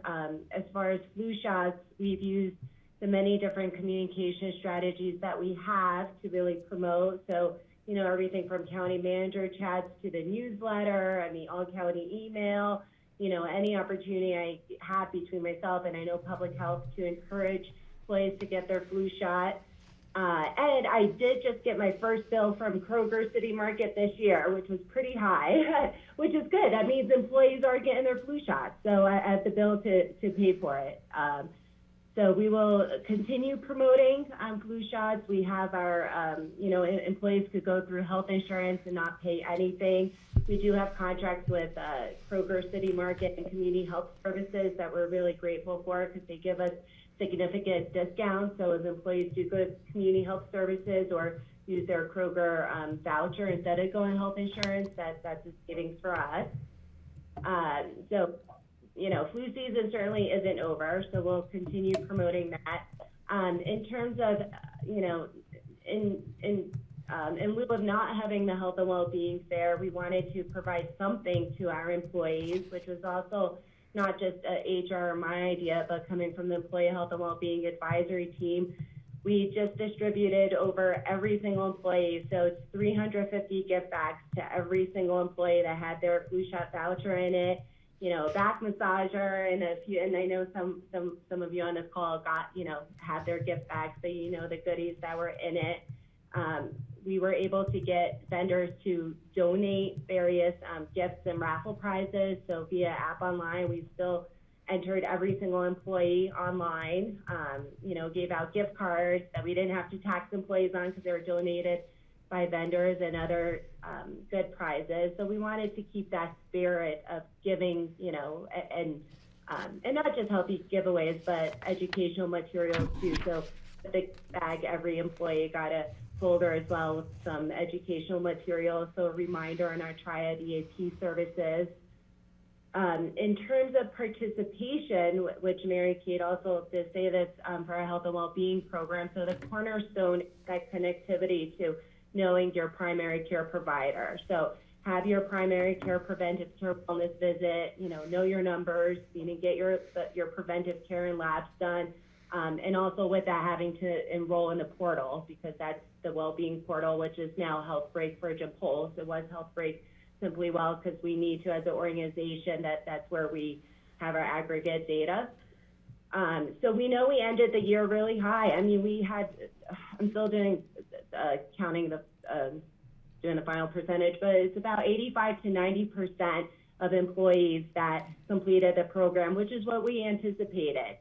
And that was, a few years ago before we introduced the premium discount and the savings for our health insurance as an opportunity for employees to save. I think our percentage of connectivity was lower than 50%. It was, I think, in the high 40s. So in the last 3 years, we know that about 90% of our employees are connected. And I did get a very recent testimonial from an employee who called me because had a question about the health and well-being program, who did get sick this year. And, it's none of my business who gets sick or what, but this employee was just really happy to share with me and said, you know what, I never in my life had a doctor until I joined Pittsburgh County, and thank you, because it is so much easier to call a doctor, have a doctor when you're sick, as opposed to trying to find a doctor when you're sick. So that was a small, proud moment. And we did, and you're right, the health and well-being fair, usually we've in the past 2 years had HealthBreak there on site, so they were able to help employees enroll in the portal. And it was, we were able to use that as a kickoff to our new program. So we do have on the calendar trainings in December, so we're going to start promoting those soon. So we have trainings on how to use the new portal and just using our usual communication strategies, which we have been over the last few months between the PCIN, county manager chat, newsletter, employee health and well-being advisory team who communicates back to their department. That program is starting November 1st, and we HealthBreak switched portals. So did that answer all your questions? Yeah, thanks. I appreciate it, Joanna. I appreciate how you guys have had to figure out how to deliver all these services in a different way. So I appreciate all your work. Thank you. Other questions? Don't see any, Connie. Okay, let's take a look at the health insurance 2021 budget and 5-year plan. This is an internal service fund. So again, we charge out to every county department and fund a certain amount in order to cover the costs necessary in the health insurance fund. We were able to hold that amount flat in 2021. So both the amount that we're charging to county departments and the amount that we're charging to employees has stayed the same. The reason we could do that is because of really good results that we have had in a couple of prior years and what we're seeing in 2020. If you see the annual surplus for 2019, $344,000, that was added to fund balance. We're expecting another surplus of about $327,000 in 2020, again building up that fund balance. Since our fund balance is at such a healthy level, we are able to take some risks against it, meaning that even if we're bringing in less money than what we're spending out in the coming year or two, that's okay. We can afford to draw down this fund balance. Even $1 million less would still be a healthy level for this fund.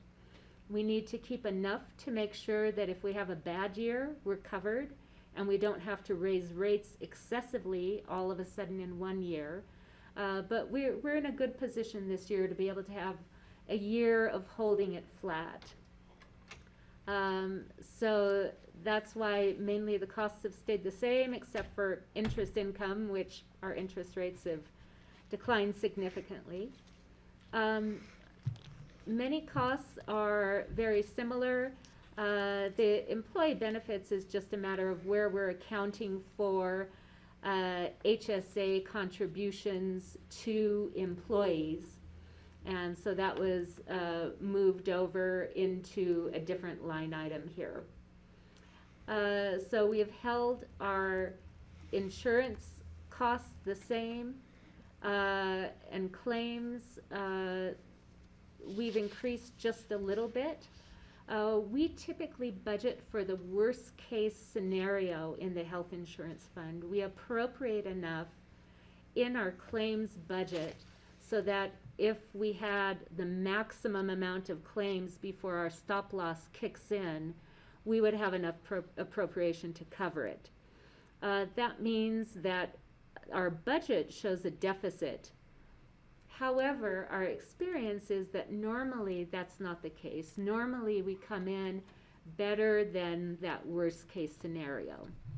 Again, with a small, relatively small workforce of about 350 employees and being self-insured, we can see more swings from one year to another than a larger organization with a couple thousand employees might see.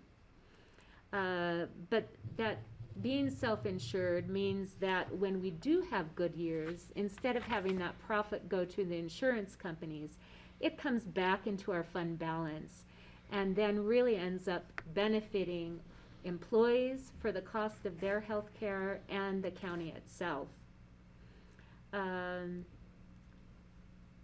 Let's see, I think that's about all that I have to cover on the health insurance fund. John, was there anything else that you wanted to mention on health insurance or Valley Health Alliance?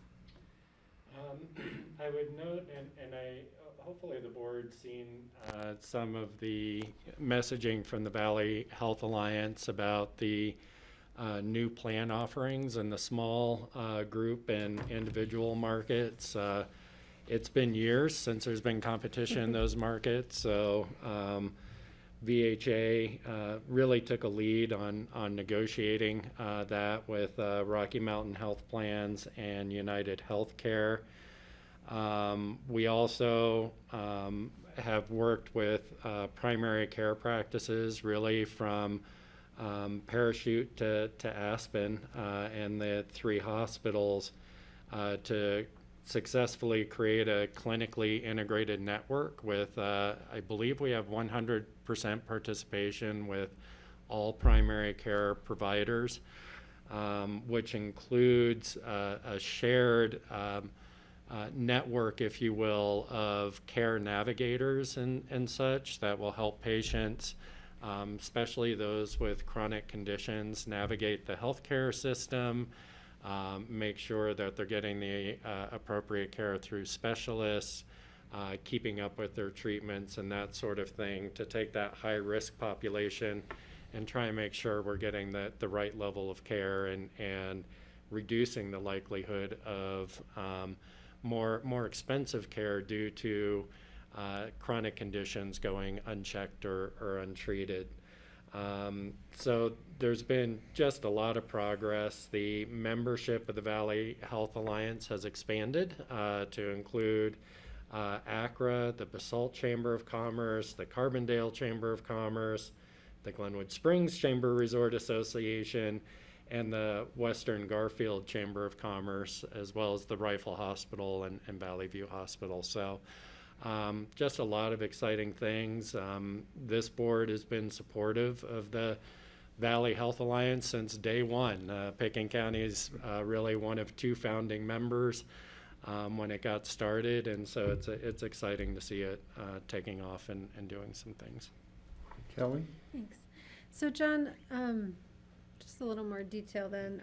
Is the Valley Health Alliance offering a product, or were they bringing in other insurers to the Connect for Colorado pool?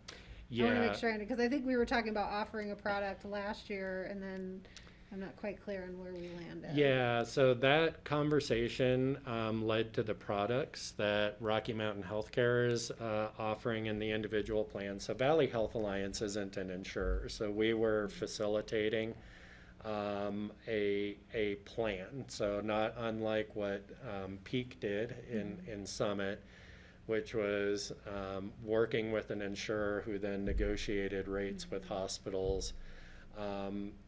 These plans that we're offering in the small group market and the individual plans bring the same infrastructure that the large employers are getting with the care management and the primary care network. So we're trying to bring those types of services that we know help manage costs in the long term to the market. And so they're integrated into those pieces. So the Valley Health Alliance negotiated, but United Healthcare and Rocky Mountain Health Plans are actually offering the products. Okay, thanks. That really helps clarify it. And I'm just, for my wonky side, I would love to look at the Valley Health Alliance budget. How would I do that?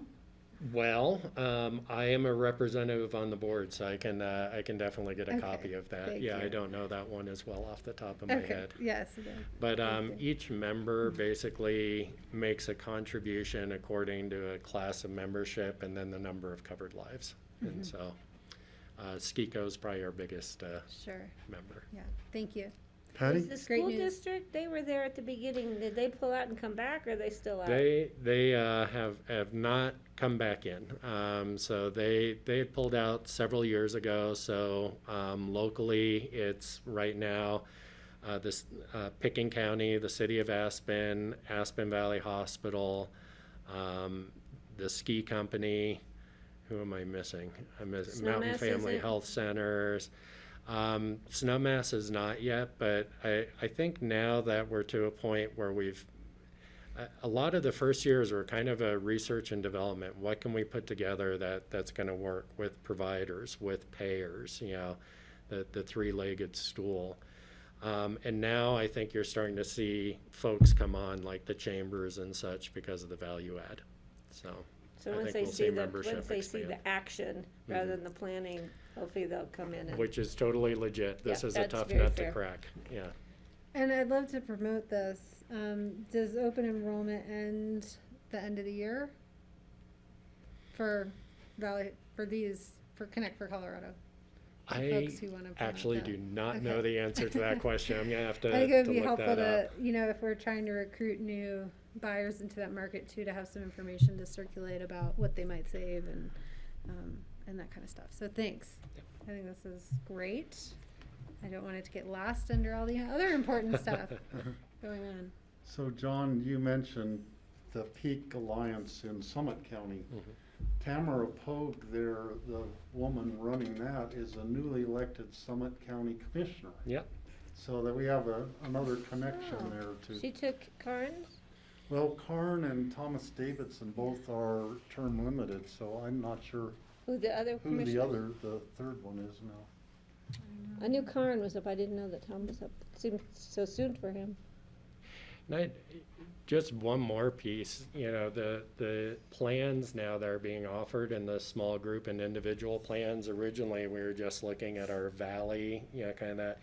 I believe they're being offered in 22 Western Slope counties now. So they went bigger with the product. It doesn't have the integrated primary care network yet, but the goal is for that to follow, like a new way to deliver healthcare. So it's exciting. Nice work, John. Thanks. Are there other questions about health insurance or the health initiatives? Don't see any, Connie. Okay. Then we're going to transition a little. We've covered all of the internal service departments. Do we need direction on the health Oh, insurance? yes, please.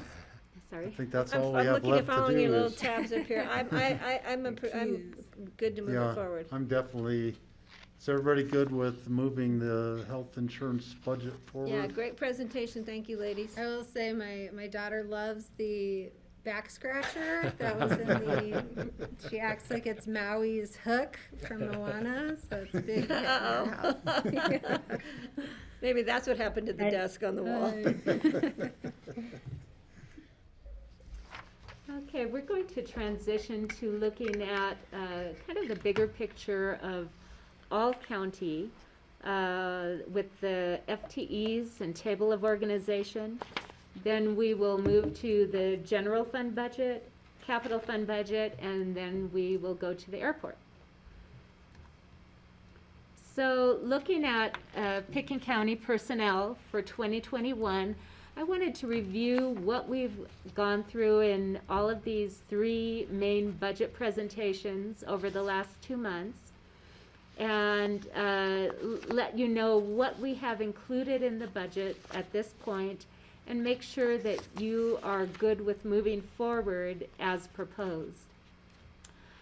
First, we have included a pool for one-time bonuses in 2021, but no wage increase. The cost of the pool for bonuses for all county funds is almost $600,000. And in the general, of that, about $310,000 is in the general fund. So the general fund is just a little over 50%. I do have some slides coming up where we'll take a look at some different options in that regard. But right now, it's just the pool for bonuses included in the budgets. We have 2 positions that we have proposed term limit extensions. The first is Community Development and Admin Assistant. This is a position that was hired. They actually hired 2.5 FTEs to help with their PATS implementation, backfilling their own staff so that they could get all of their data clean and converted well. And they felt that this was extremely helpful and important in having a really good conversion experience. And now as they're going to be working still on the planning part of the PATS software, they'd like to hold one of these positions over for 1 more year to again help with that data cleanup and that implementation of the software. Then in the finance department, we're proposing holding over one of the finance accounting technicians for 1 additional year.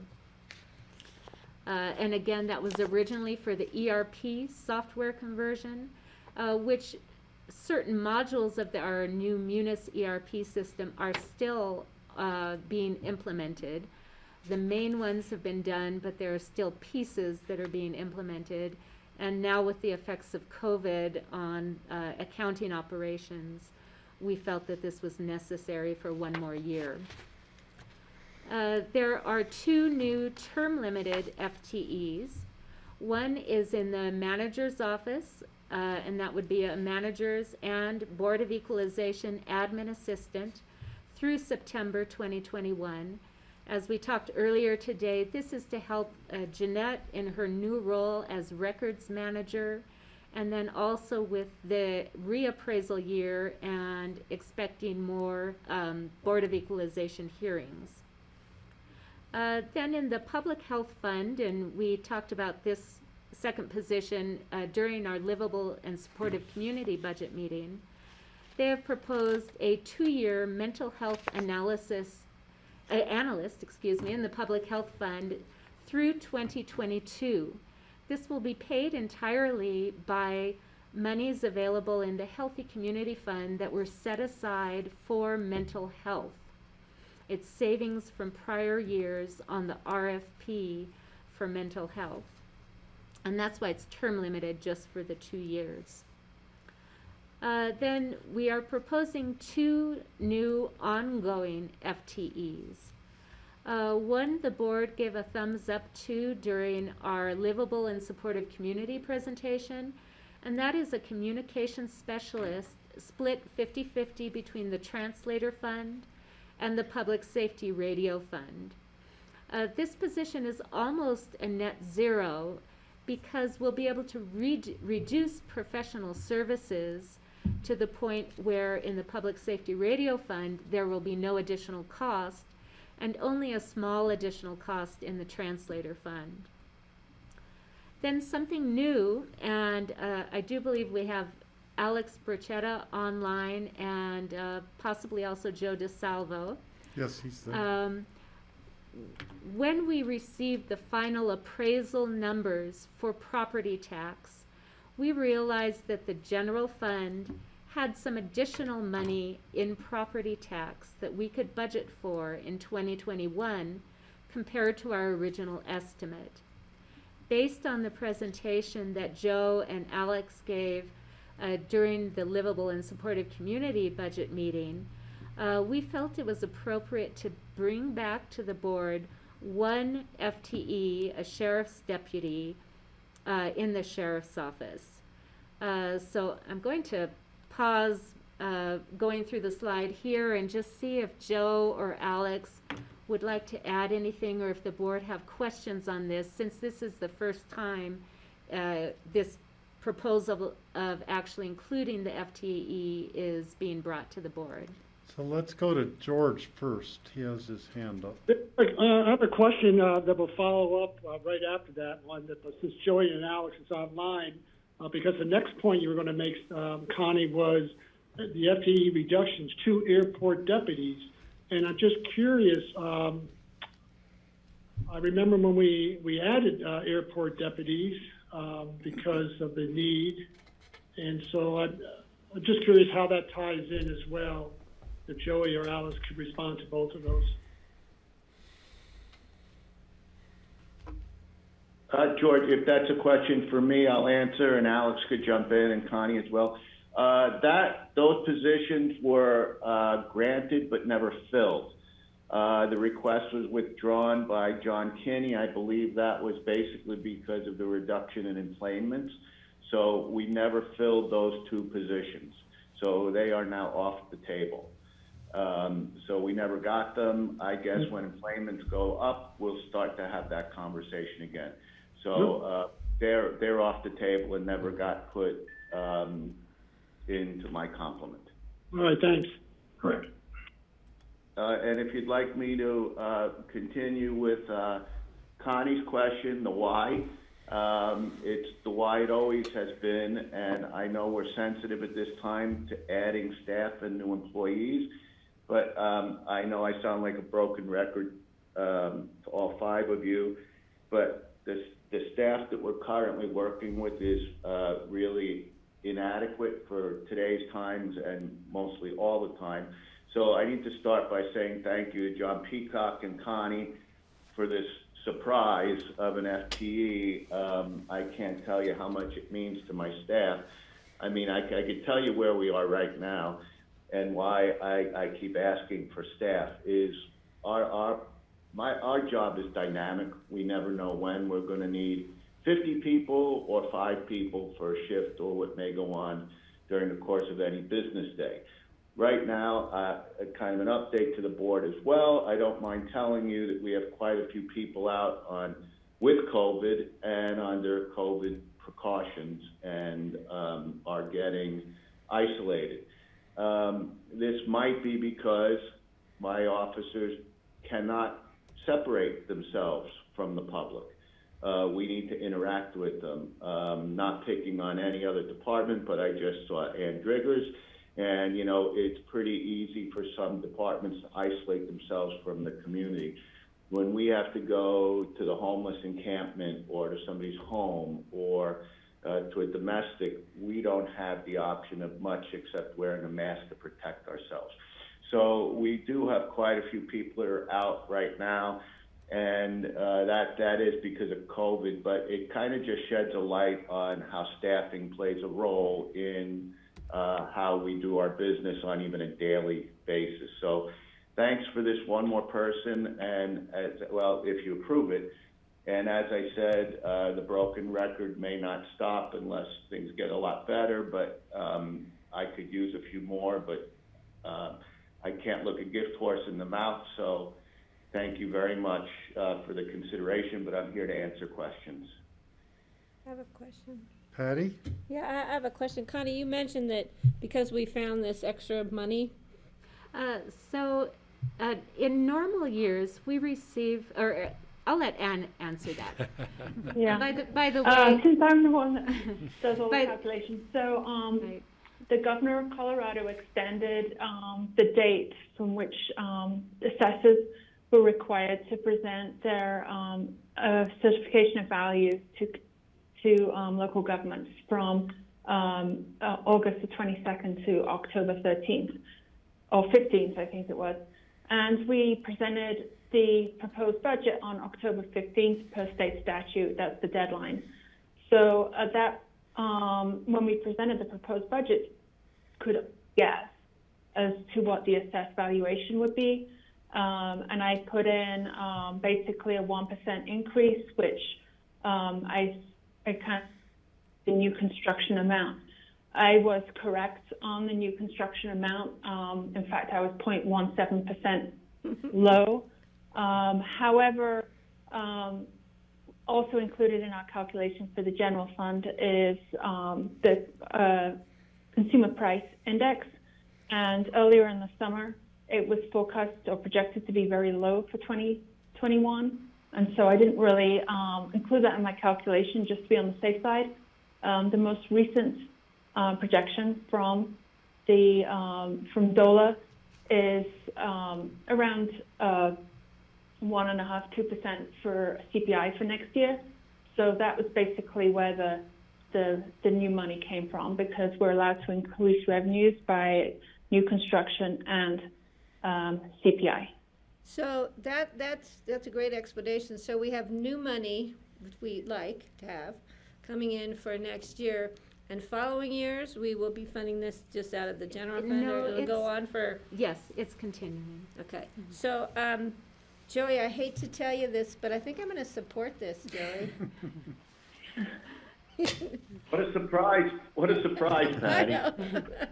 I would like to say, Joe, that it was Anne who pushed the hardest for us to consider putting this position in. George? Well, thank you, Ann. I appreciate your support. Hey, Joey, I was a little distressed to hear that you've got some staff out with COVID. Are your staff, your deputies, do they have access to the full PPE? And if not, would that help? When you mean full PPE, George, I assume you mean those encapsulated helmets like we see some healthcare workers have? No, Right. we don't. No, we don't. And I don't know how practical that may be. I would probably defer to Alex on that.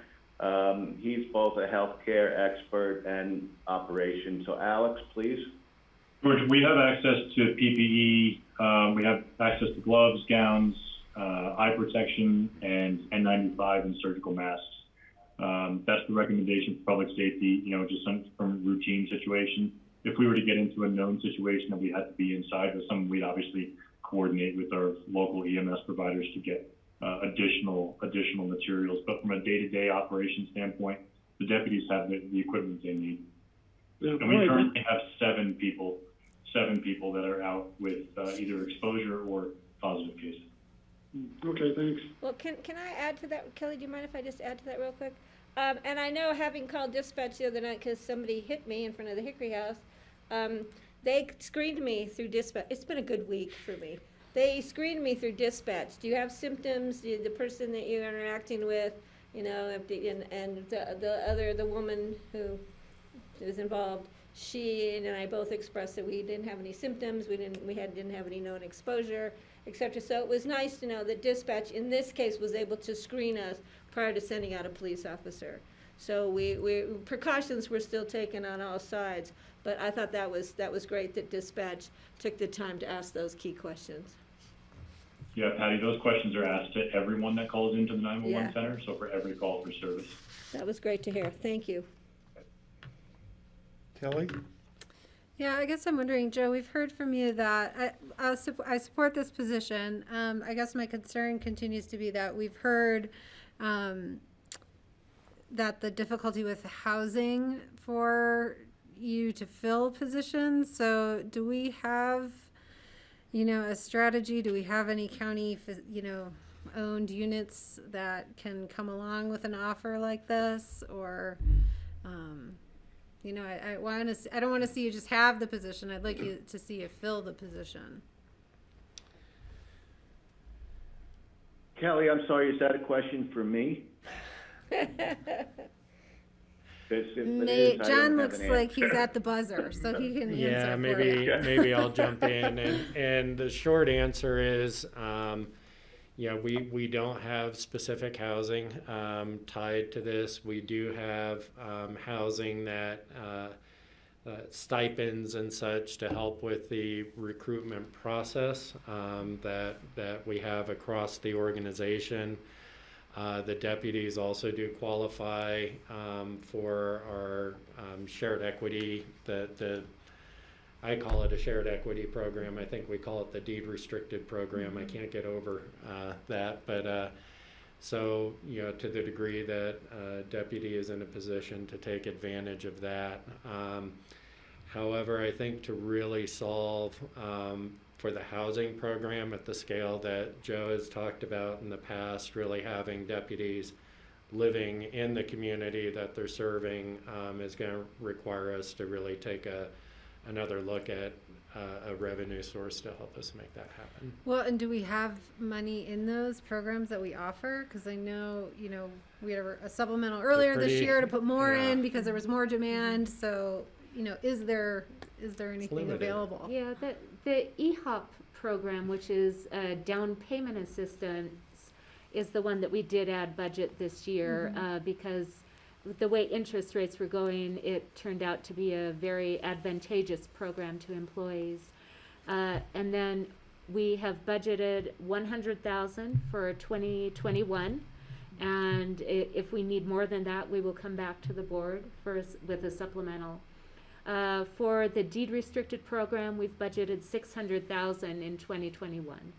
Okay. So we do have funds, fresh funds, in 2021 for those programs. So a first half of the year hire is always better. I was gonna say it's not. Yeah, I mean it can go very quickly. The deed restricted program, that is 2 transactions, maybe 1.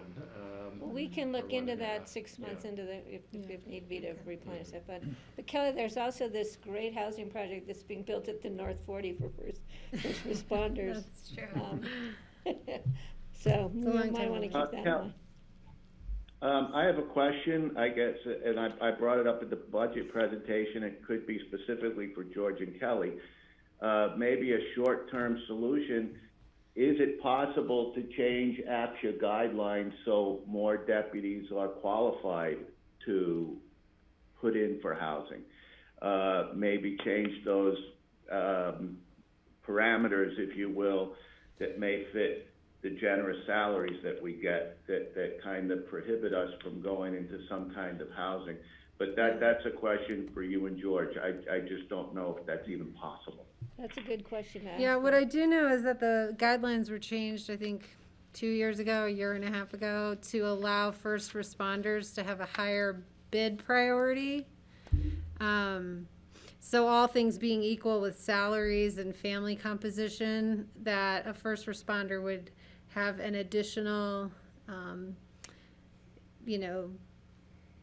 element to put them in a higher priority of the lottery. So there is that. I don't know how effective it's been in actually housing. The problem is that first some of them responders. make too much to qualify to get into the lottery to begin with. That's the problem. Yeah, Yeah, that's a whole nother issue though, that's still something I think we should talk about with APJA. So, Joey, I have to say, when you did your presentation before, I had this sinking feeling in my stomach that here is another year that you really could use more deputies, and we couldn't provide them for you. And I felt bad, and I was like thinking, if we could come up with some money somehow to do this, I want to do it. I didn't say it at that time, but this is like manna from heaven, kind of, when, we get further into the budget season. I'm really glad, and I totally support giving you one more deputy at this point. Yeah, and Steve, thank you. All I can do is promise you is I'll try and be efficient with what we have and try and work with the numbers that we have and see if I can make something work.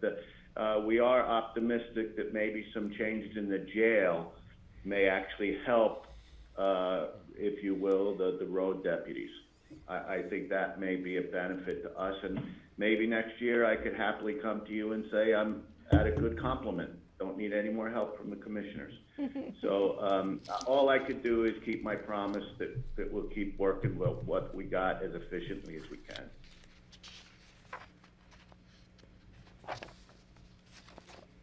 So it sounds like the commissioners are supportive of moving forward with this direction. Okay. Okay, thank you, Joe and Alex. I'll go back to. I think Greg has a question. Connie, I just wanted to support Joey. My concern, Joey, is that I don't hear enough.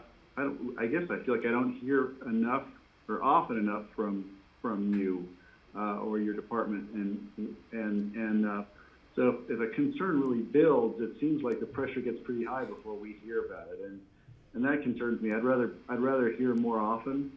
And let's have those meetings about solving some of these problems. I love the idea of boosting shared equity. I can't think of any more important people to be working toward housing and supporting than our law enforcement and our local support people, the responders. And so I just want to make sure we're hearing from you often enough, and if you need to call, please do. Thanks, but I'm supportive of this.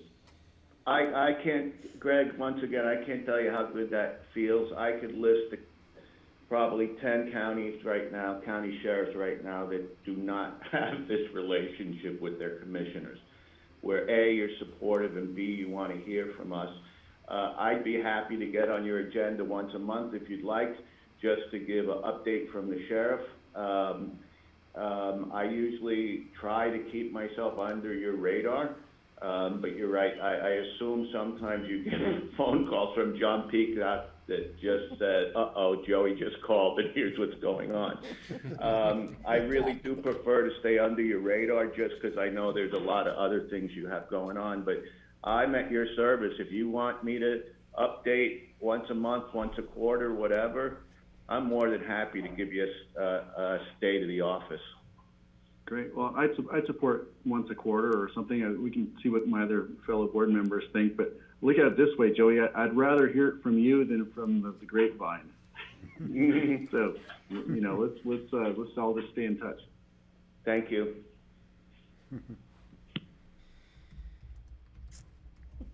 Okay, going back to our budget slide then. Have a good day, everybody. Thank you again. Thank you, Joe and Alex. Thank you, Joey. Thanks, Alex. We also have some FTE reductions in this year's budget, as we mentioned before, the 2 airport deputies, and then also 1.5 term limited ComDev positions that are finished now in 2020 and will not be continuing on.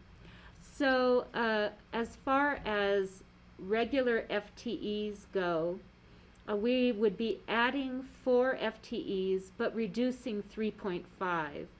So this is a net addition of only 0.5 FTE in the overall table of county organization.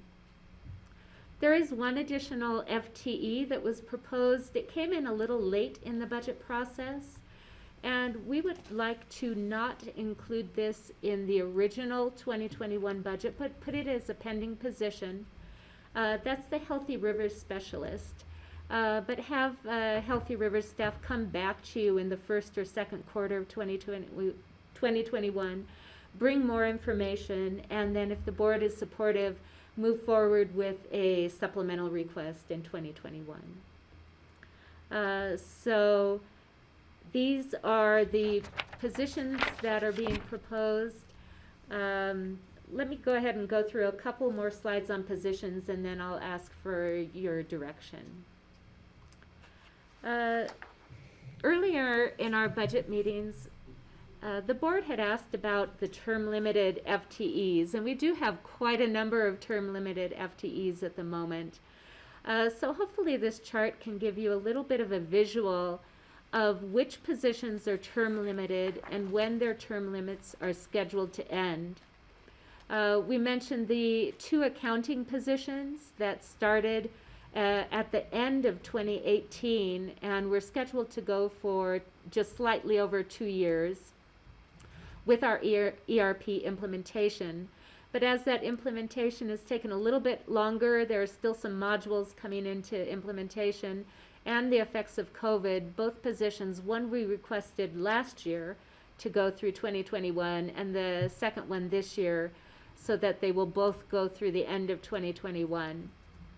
Community development, again, for their PATS implementation, brought on 2.5 FTEs, plus another half of one was added for long-range planning. 2 of those are already dropping off in 2020, one continuing with this proposal through 2021. Last year, we also brought a new position in ComDev, which would be for climate action for the county as a whole, not just in community development, and also partly for long-range planning. And this position is scheduled to go through 2022, and as we're going along, be reevaluated as to the effectiveness of that.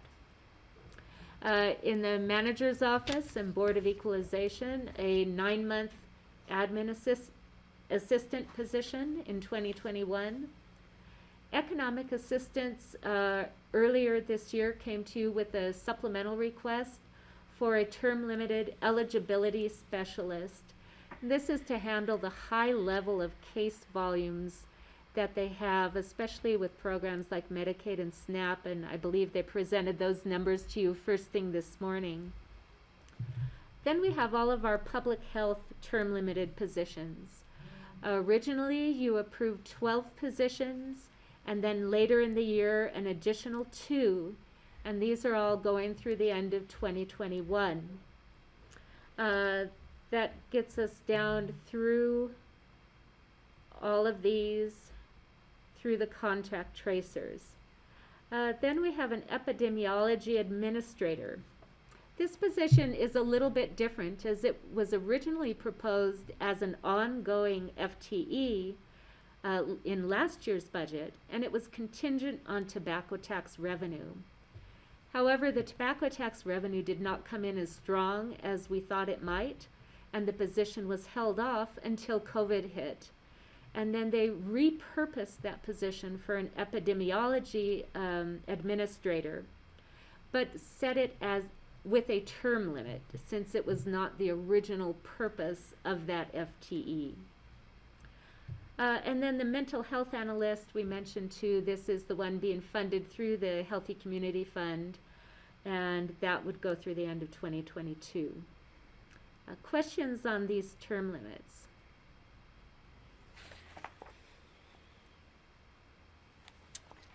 Kelly? I just have a broader kind of personnel question, and that is, are we still under a hiring freeze for open positions, and what does the timeline for that look like? We've been reviewing positions on a case-by-case basis, so it's not a general freeze. We've certainly been hiring positions, and we have held some open. Certainly, our revenue forecasts were much more pessimistic than reality, so it allowed us to make some adjustments and hire positions as needed. So we're obviously, if we go into the winter and that changes again, we may go back into a more stringent freeze. Mm-hmm. Okay, thanks, John. I had a question.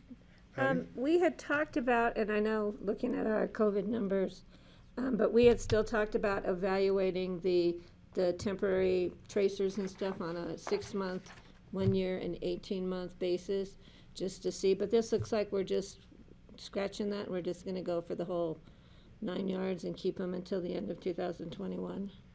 Well, that's certainly how the budget is built, and obviously, if the pandemic dynamics change a lot, we're going to be having that discussion. Okay. I think right now, our projections are that's probably. I'm going to be on the optimistic side here and say, I'm never on the optimistic say side, I 6 guess. months into next year, we're going to reevaluate this, and we won't need any tracers anymore because we're done. But Or just so we have that conversation. They become, vaccine providers or. Yeah, I know, but I don't think, well, hopefully we need them think- all. We'll have that many vaccines to give, but That's right. that's a different requirement. I would anticipate that there's going to continue to be change, Patty, throughout the year, not only as it relates to the trajectory of our pandemic that we're dealing with now, but how funding streams are set up so that we remain prepared for the next pandemic. And so I would imagine we'll be reevaluating a lot of these Just wanted to positions just and remind finances over people the that course we of the had year. talked about that reevaluation. So, but all the other ones on here, I'm thank you, Connie, for this information. I think it's very important. So one thing I'm surprised at is in community development, now realizing that the people doing the PATs have different skill set probably than a plans examiner, for instance, but in the community development budget, they are, I think, contracting somebody to do plans examiner kind of work. And I was anticipating that they would be asking to add an FTE just because they're kind of overwhelmed right now. And yet they're actually reducing their FTEs. Yes, you're right that it is a different type of position. And they did not come with a request for a regular position. Mhm. They felt that the contract help was enough to give them extra support. Mm-hmm. Okay, if there are no other questions on the term limited FTEs, I'd like to move on and talk a little bit about a bonus pool versus a wage increase. I know this is a little small, so I hope you can see it okay. I wanted to show you the comparison of the bonus pool as we have budgeted compared with the cumulative cost of doing a similar amount as a wage increase instead.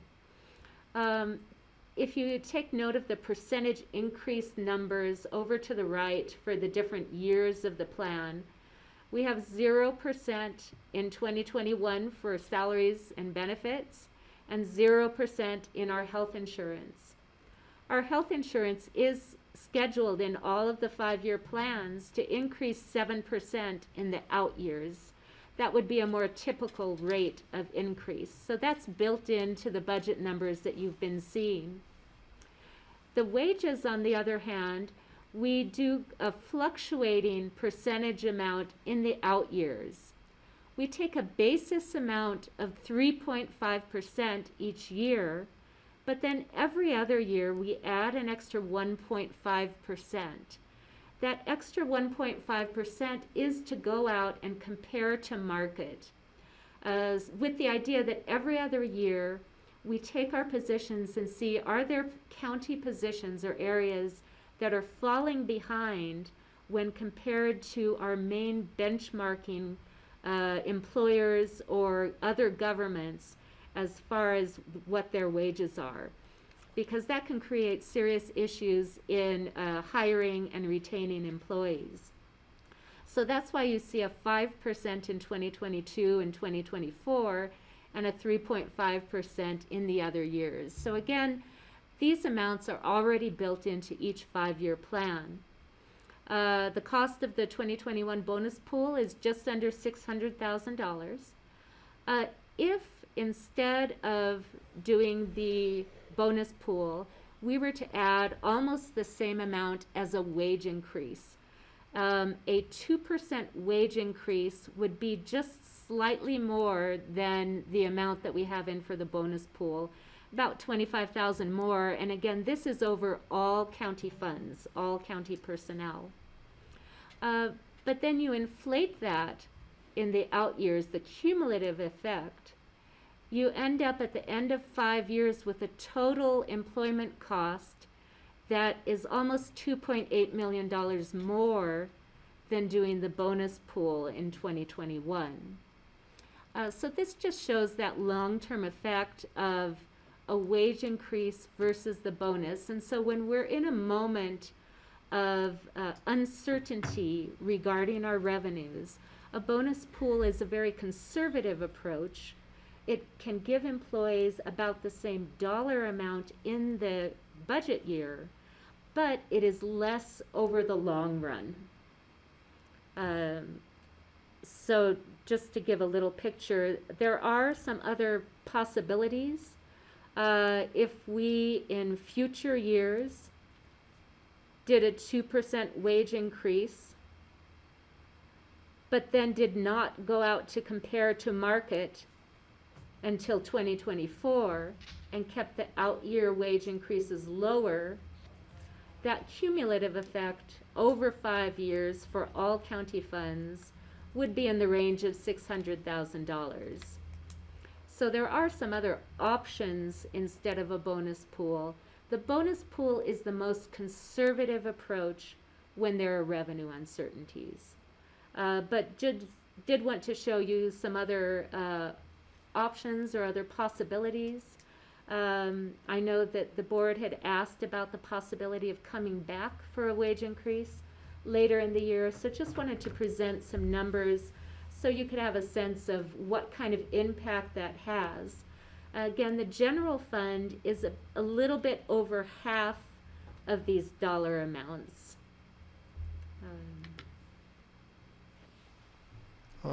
George and then Kelly.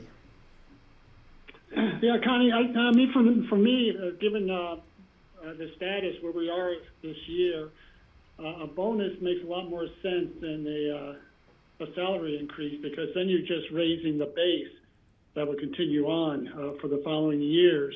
But my question is, on the bonus pool, does that assume that everyone gets a certain amount, or is it again based on merit? We have not made that decision yet. From my part, I just included the dollar amounts, and then county management and HR and others will be able to decide how that will get distributed. And George, in recent years, that has been based on performance reviews, and the amount of the bonus is tied to the final rating. And is there a certain percentage up to 3% or 5% that someone could qualify for that bonus, or is there a limit?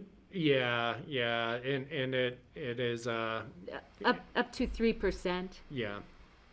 3% was the maximum. But Was that on top of them getting their annual wage And increase? that was on top of the wage increase, that's So, correct. for me, it would be more fair, because we're not giving any wage increase, I think, and easier maybe, just to do it across the board and give everybody the 2%, or whatever the number is, just so that everybody gets something, but I don't know, I think that's up for further discussion, but I agree with George, it might be wise this year, for now, unless in 6 months we see this windfall of revenue, we can always come back and discuss it in 6 months.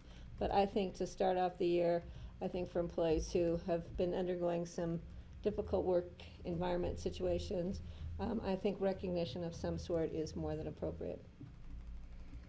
We have a great staff, and we need to see what we can do.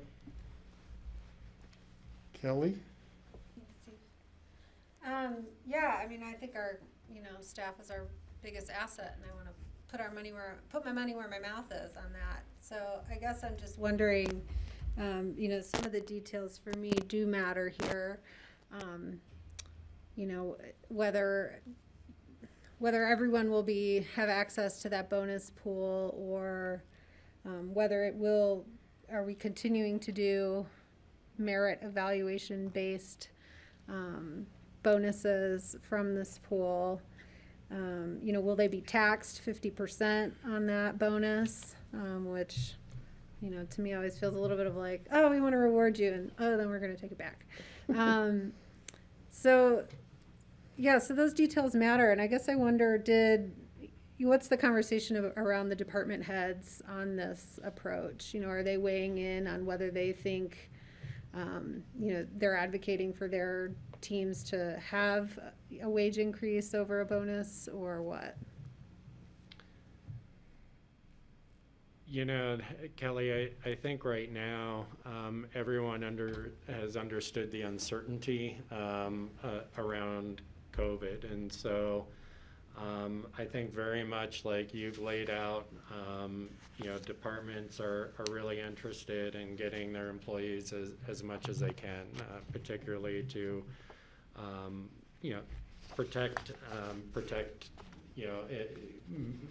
protect employees' longevity with the organization, reward performance, particularly in a difficult situation. I think everyone was also very understanding of the uncertainty, and the creation of a bonus pool made sense. We have not had the conversation at this point as to, is that a flat dollar amount? Do we continue to do it via the performance evaluation tool? We haven't had that conversation yet. Mm-hmm. And will those bonuses be taxed at 50%? Is that how that works? Not 50%, but they are subject to tax. Yeah, they're going to be taxed at whatever rate the employee and their household is in, and so although I do believe that IRS regulations say that bonuses must be taxed at 22%, but I'm not sure if that's the most up to date. Mm-hmm. Okay. Craig? Yeah, thank you. Thanks for giving us this list of options, Connie. I confess I think I like the idea of the bonus more. I'm having a little bit of discomfort thinking about automatic bonuses and automatic increases this year, because I'm also thinking about the other people in the community who lost their means of income altogether, or had great reductions in their income.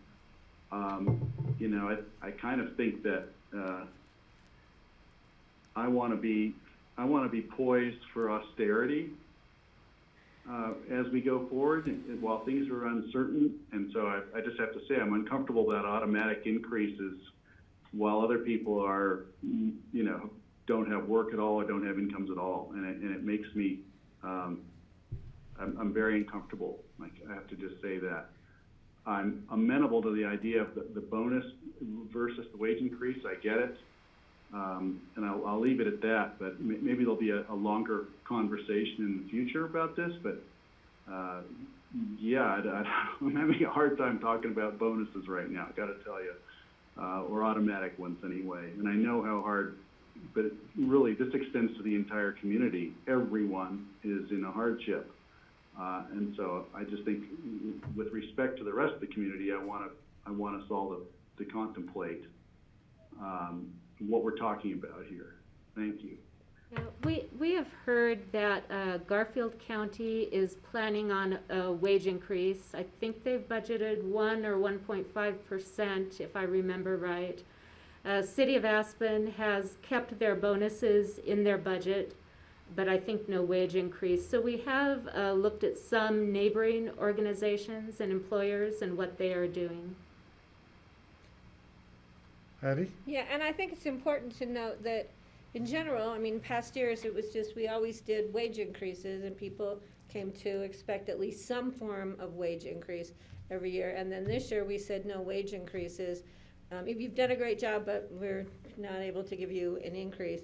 So I think doing a bonus and however we determine how to allocate those monies, I think it's important. And I understand the community's perception of it, Greg, but I think if we explain, we pulled back over here the automatic wage increase that we've been giving to employees for years in the past, that they've come to, know that they've earned it and they're getting it in the next year.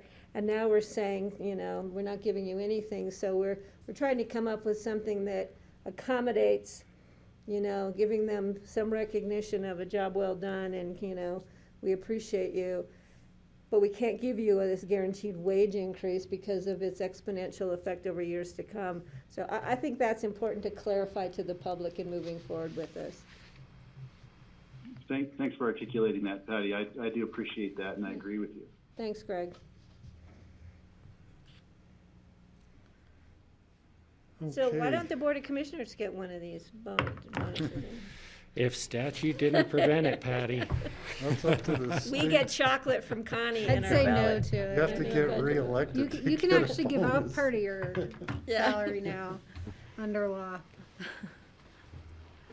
So then we finished this section with the table of organization. This shows each different area of the county, how many FTEs for the past 5 years, and the proposed 2021 amount. Again, the overall amount is only a 0.5 change. It would be adding 4 new, but 3.5 are going away. So not a very large change at this point compared to where we were already at mid-year 2020 with the additions to Public Health Fund. Most of the changes happened mid-year. So at this point, I'd like to get direction from the board on the FTEs, all of the proposed FTEs, and bonus pool or wage increase. Patty? Yeah, I'm supportive, but that doesn't mean I'm not going to be keeping an eye on those FTEs for the next 2 years, so remember that. But yeah, I think they're all well presented and proposed for this next coming year, and we found very creative ways of funding them, and I appreciate that. Kelly? Thanks. Yeah, I'd like to continue to just ask maybe midway through the year that we come and see the opportunity for a wage increase or not. And with regards to the FTEs, it all makes sense. These happen incrementally, so sometimes for me it's harder to get a big picture. So a question I have then is, for an organization with, maybe the combination of our budget and our population, is there like a right-sized number? For county staff? Yeah.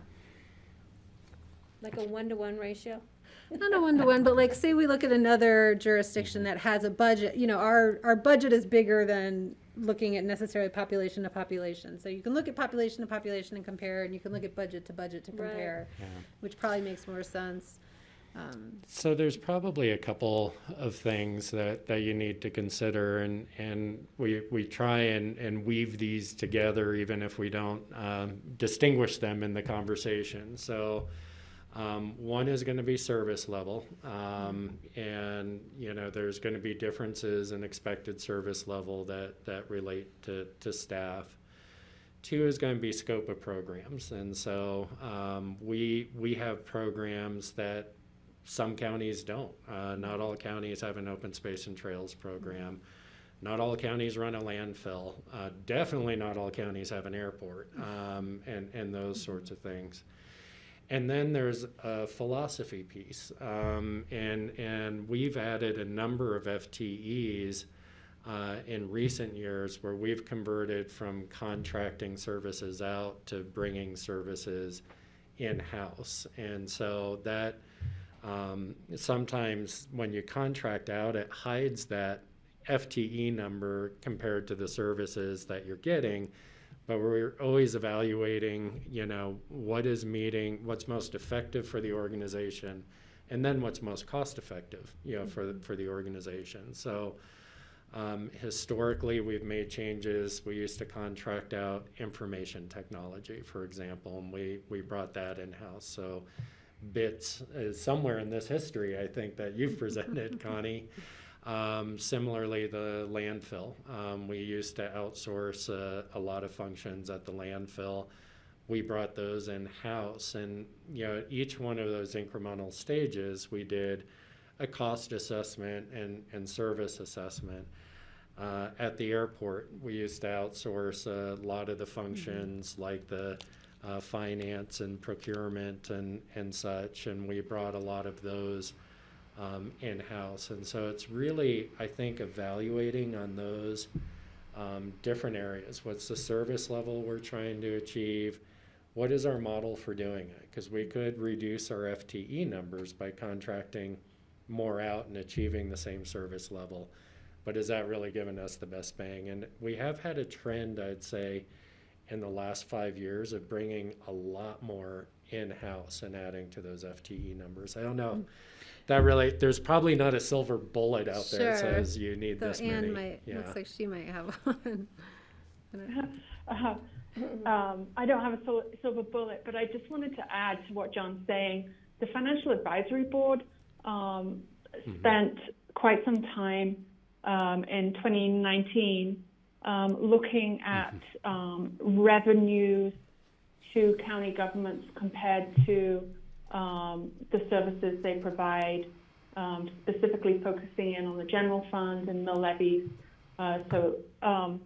Anyway, we're about to restart that process again.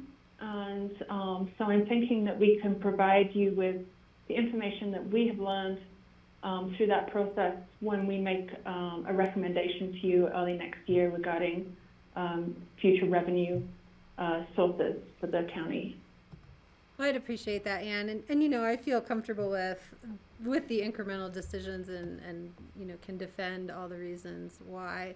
I just wanted to get a bigger picture view, which sometimes for me can be hard when it's wrapped up in smaller details. So thank you, and I look forward to that info. Danette? Kelly, if I could just add on to John and Anne's comment, I want to assure the board also that anytime we have turnover in the organization, we do not automatically go to recruiting a replacement for that position. HR has been trained to engage in what we call a requisition for personnel strategy meeting. We want to ensure that the department, to your right sizing comment, Kelly, that the right sizing of the department is spot on. And we look at things, we push the managers, we push the hiring managers. We look at whether or not technological implementations have streamlined any of the operations and ask the hard questions, is this FTE really needed? Or is this the right FTE for the type of business that you have right now and any changes you foresee in your internal business environment down the road? So we're pushing hard and furious. I just wanted to provide the Board of County Commissioners that assurance. Anytime we have an opening, it is not an automatic that we may replace the position that's vacated. Thank you. So I'm in favor of, you know, passing this. When you look at the budget, we're keeping all the different departments have kept their budgets really conservative and even lowered their budgets. Same way with keeping the number of FTEs without, you know, I'm surprised it's just a half increase. And of course, hopefully, when the FTEs will go down once the pandemic is over, whenever that will be, we don't know at this point, but, you know, I think we're doing a great job keeping things on an even keel in the time of uncertainty with our revenue and doing the mission of the county with keeping the budget relatively stable. So that, I think we're doing a good job, and I support going forward with the number of FTEs, and also keep doing the bonus instead of the wage increases. I think a good move at this point. We need to be as conservative as we can. We also want to recognize the employees who, all of them, have been working so hard and doing, you know, almost above and beyond the call of duty this year, and giving them some financial recognition, I think, is pretty important.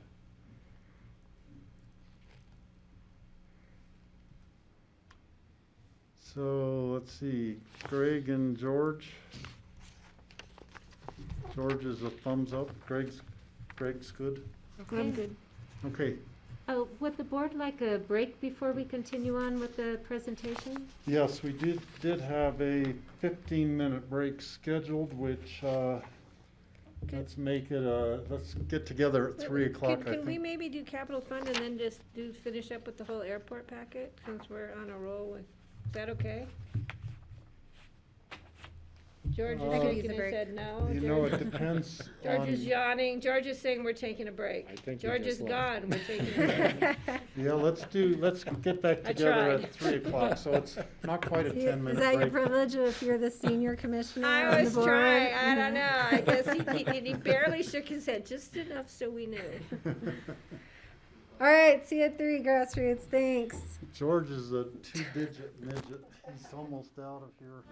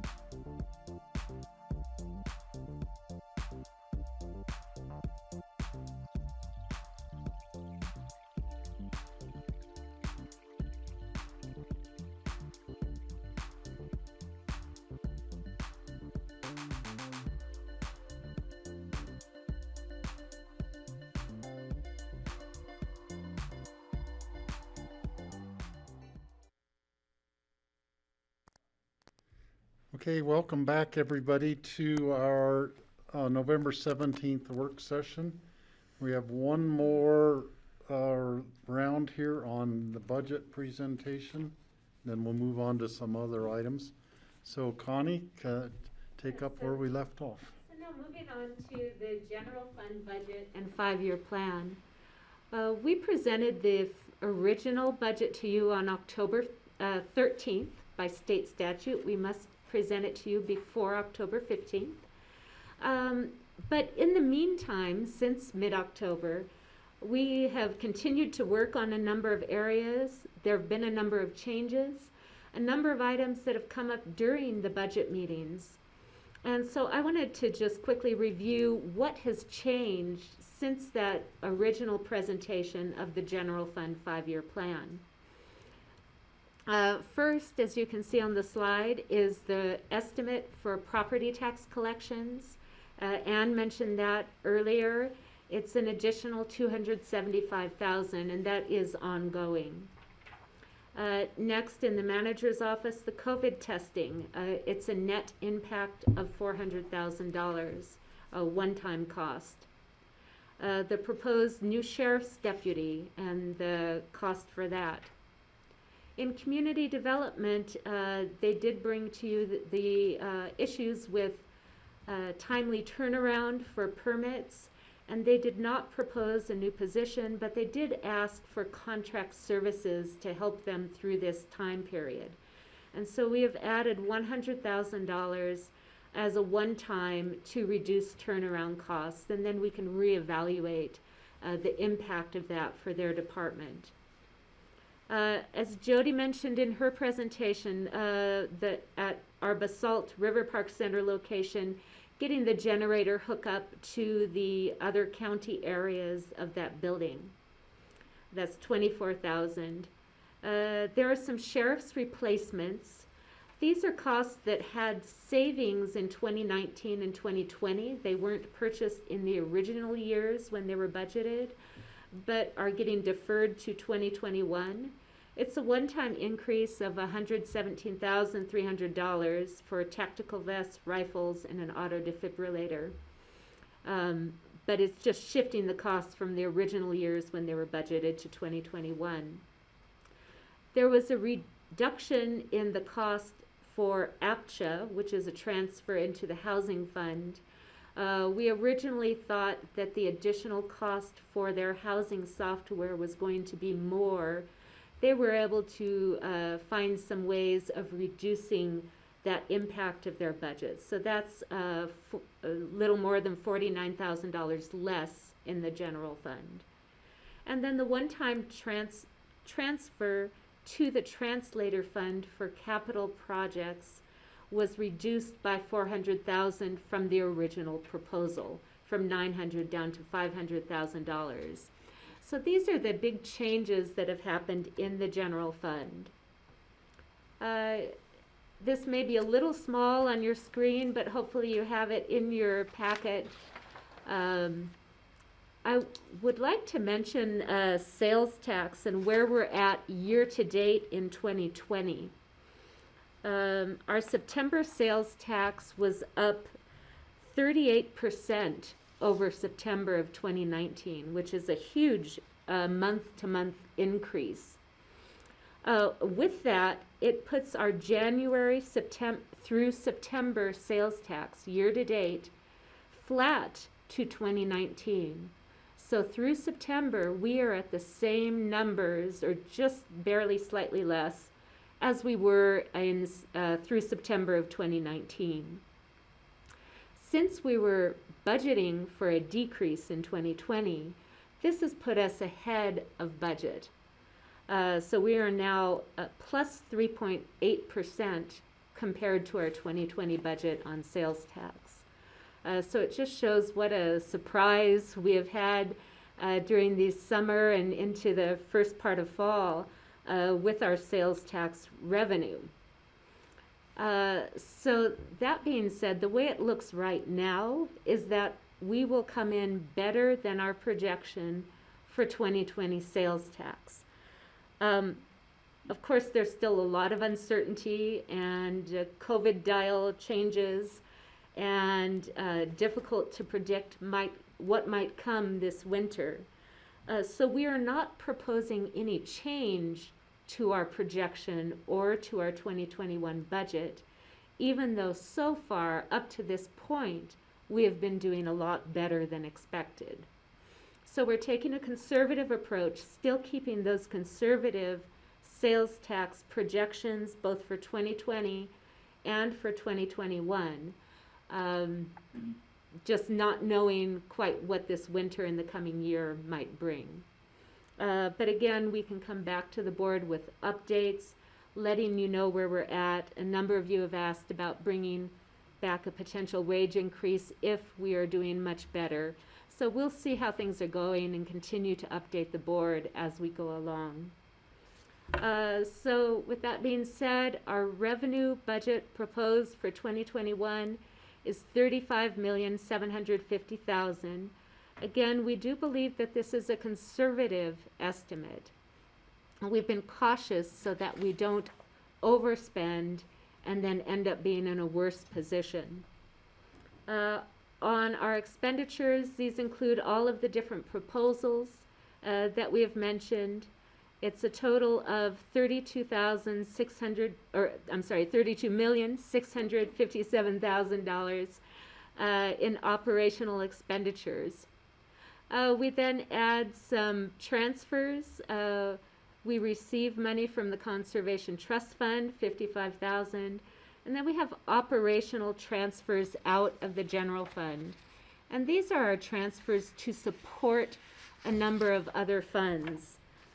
There's a $69,000 transfer to Open Space and Trails, which we do every year.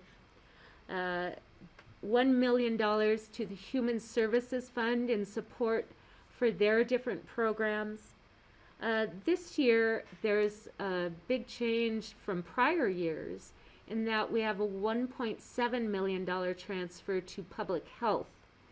And as mentioned earlier, most of that is transferring the CARES Act funding that we received in the general fund, moving it to the public health fund to pay for their positions.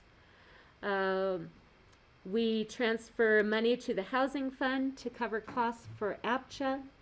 And then also for the Healthy Community Fund, we do a small transfer, about $50,000, to cover their overhead costs so that the money coming into the Healthy Community Fund can be granted out to the largest extent possible. So those are the operational transfers. That leaves us in 2021 with a deficit of $146,000. Originally, we had a surplus, and if you look at the out years of this plan, there are surpluses in each of the out years. We have an average annual surplus, all of the 5 years combined together, of almost $1 million.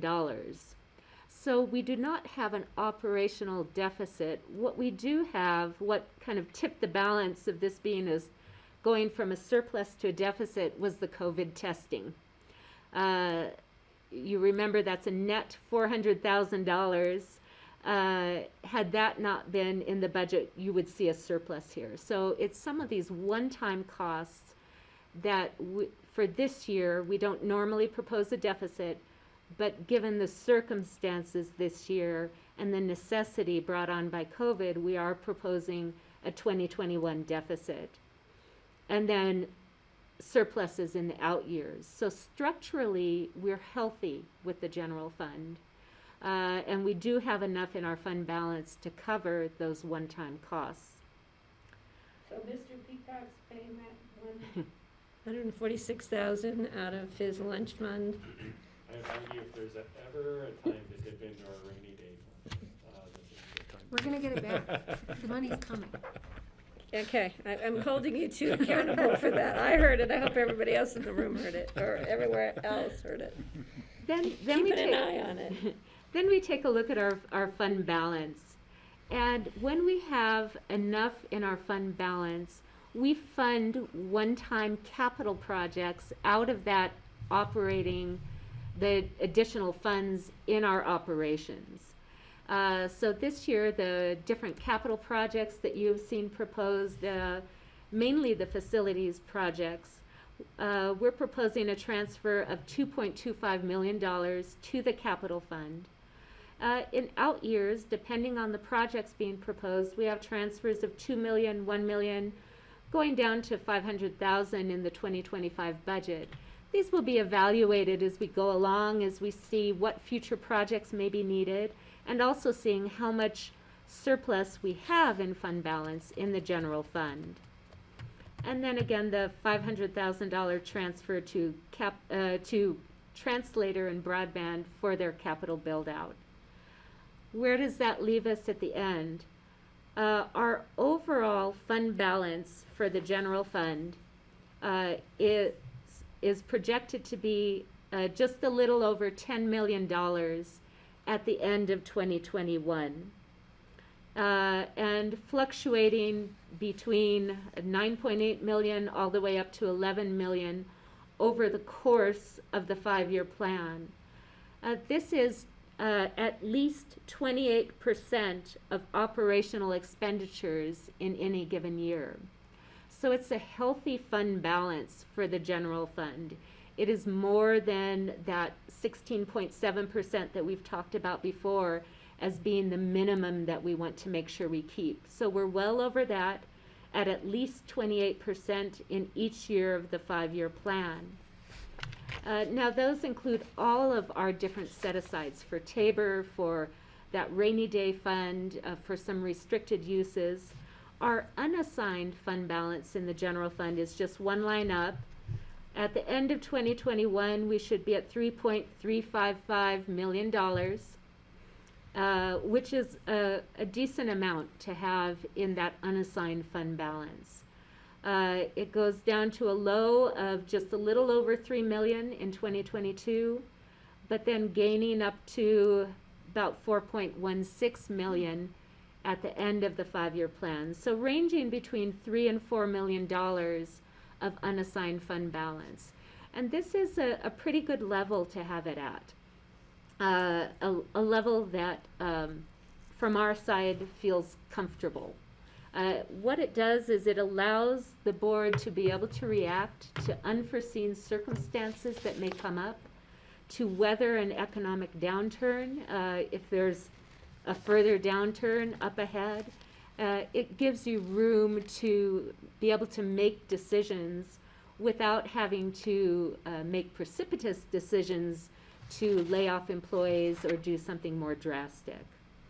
So we feel like we've presented a fiscally sound general fund budget and 5-year plan, and we'd ask for your direction on this. So board, give a thumbs up, thumbs sideways. I'm a thumbs up for sure. Don't ask me which finger I might want to put up, but yeah, I'll move it forward. I have just the socks for you that I've seen recently. Oh. Are there any questions? Not questions. My wheels are just turning when I read some of these things. I'm like, oh, I think there's a grant out for that. How do we get that money? Yeah. You know? Oh, the governor wants to spend this. How do we get that money? That's one thing I think we're getting pretty good at as a staff in total is watching out. I always send stuff on to Phyllis or Kara or John from COG or the EDD that you just never know, you know? And I will say, we tend to do better as an organization than we budget, particularly because of those opportunities, Kelly. So just because you're saying this makes sense, I think we should view this as a baseline or conservative plan. And if we can find revenues and such to pay for some of these things, that's always a bonus. And it opens up more latitude for the board going forward if we can do that. But where we stand now, we try and make it as realistic, no magic asterisks on revenues that may to be determined or what have you. So those opportunities exist throughout the year, and our budget will change throughout the year as a result. George? Yeah, I mean, this is, we've had to dip into our funds in the past, certainly during the Great Recession, 2009.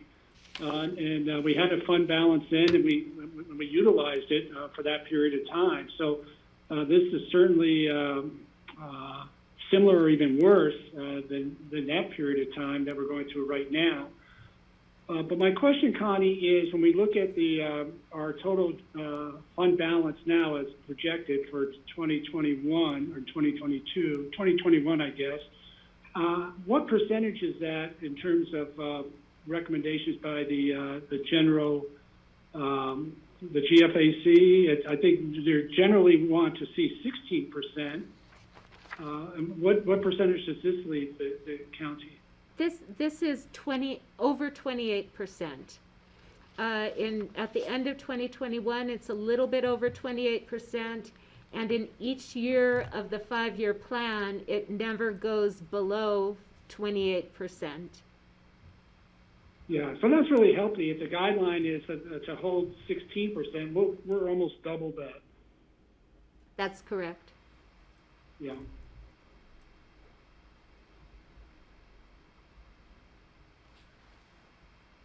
Okay, we do need to give direction. Is everybody good with this general fund 2021 budget and the 5-year plan? I see nods, thumbs up. You good with it, George? Yeah. Okay. Okay. Next is the capital fund. As a reminder, this is governed by state statute that says we must have a capital fund where we account for the capital expenditures of the general fund.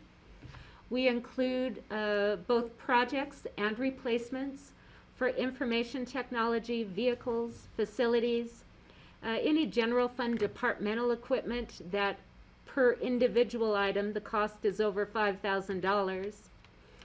It does not include repair and maintenance or feasibility studies, other items that may have a larger dollar amount, however, they are not capitalized. So just the distinction of what's included in the plan and what's not. The capital fund is funded on the revenue side by an allocation of 12% of our county sales tax.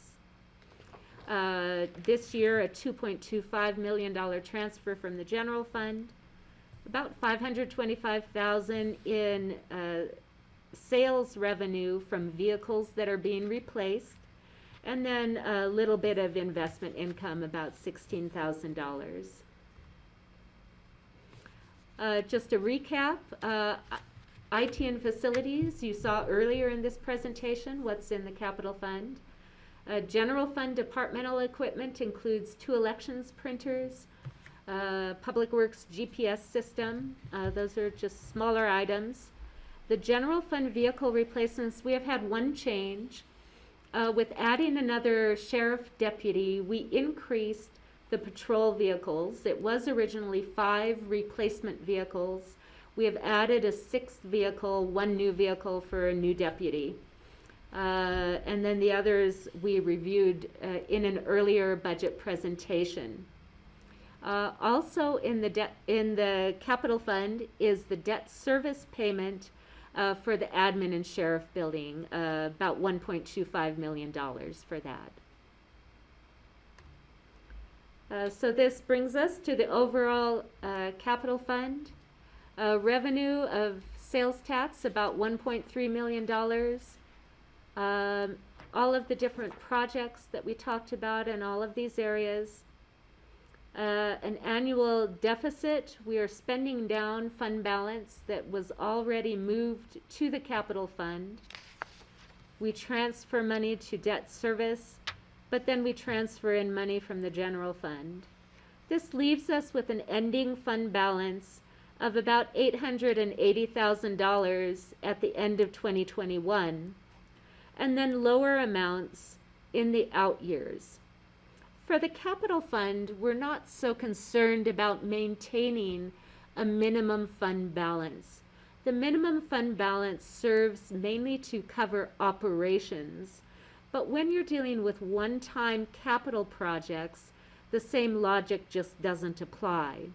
And so we transfer money from the general fund to help cover the cost of capital projects on top of the allocation of sales tax. And for that reason, really, we consider the general fund balance to be our reserve in order to fund these projects in the capital fund, rather than transferring a larger amount ahead of time and then maintaining that balance within the capital fund. It's much easier to cut back or defer a capital project than it is our operations. Can I get your direction or questions, comments about the capital fund? I have some questions. Patty? Under intergovernmental revenue, 213,000, what was that? Because it went from like zero budgeted to. Yeah, those were some grants for the Okay, courthouse. So just some, okay. One was on court security, and I think there was some core or DOLA in there. Something, yeah.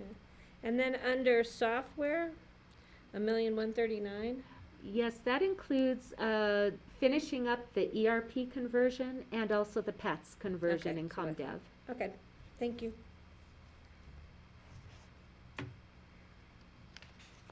Any other questions? I'm good with it. Okay, don't see any questions. Board direction, is everybody good with the capital fund budget? I'm good with it. George is? Steve, I just wanted to thank Connie for that discussion and the description of the fund balance and the capital fund. I appreciate that. Okay, we are moving on to the last segment of the budget presentation today, and that is the airport. Thank you so much, Rich, and all of your staff for being patient and waiting till the end of this presentation. And I will let you take it from here. Sounds good. Thank you, Connie. Board, I just absolutely admire your stamina.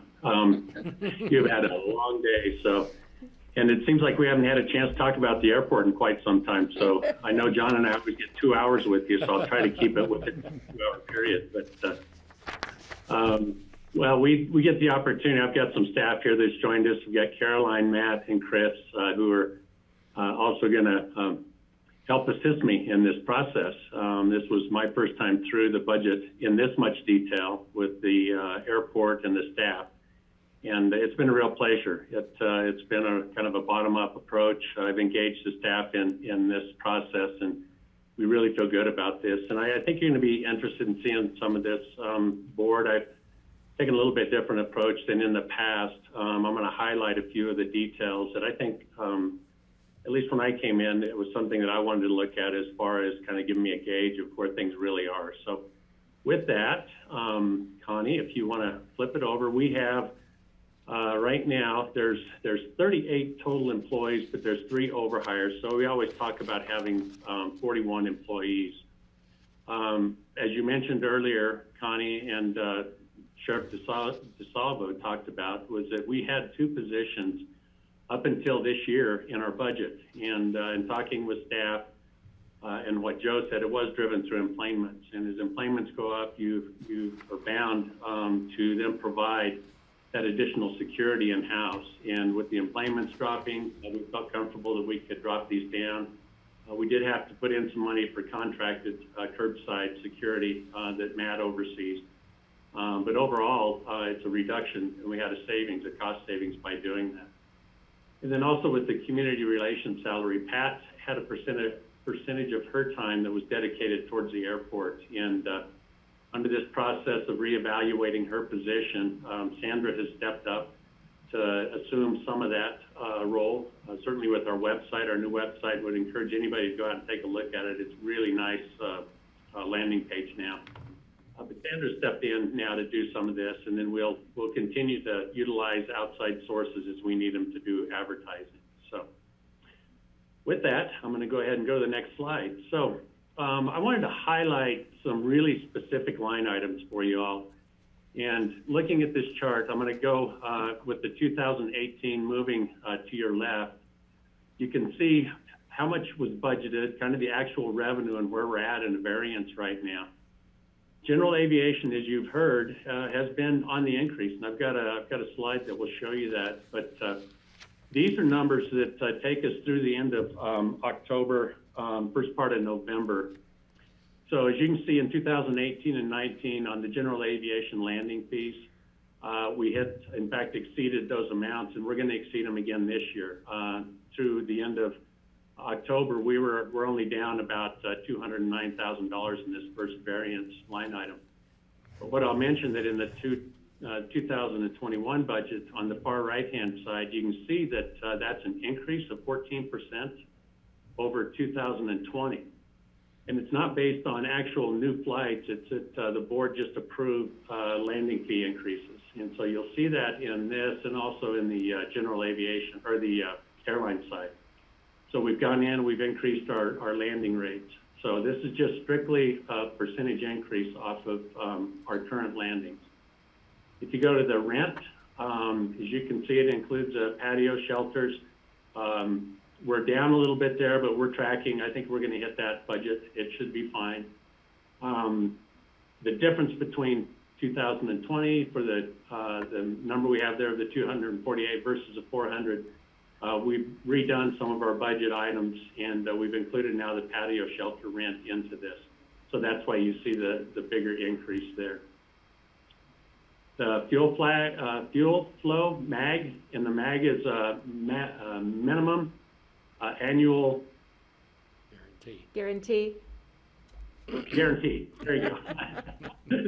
I was waiting for Chris to yell at me. I was trying to find my mute button.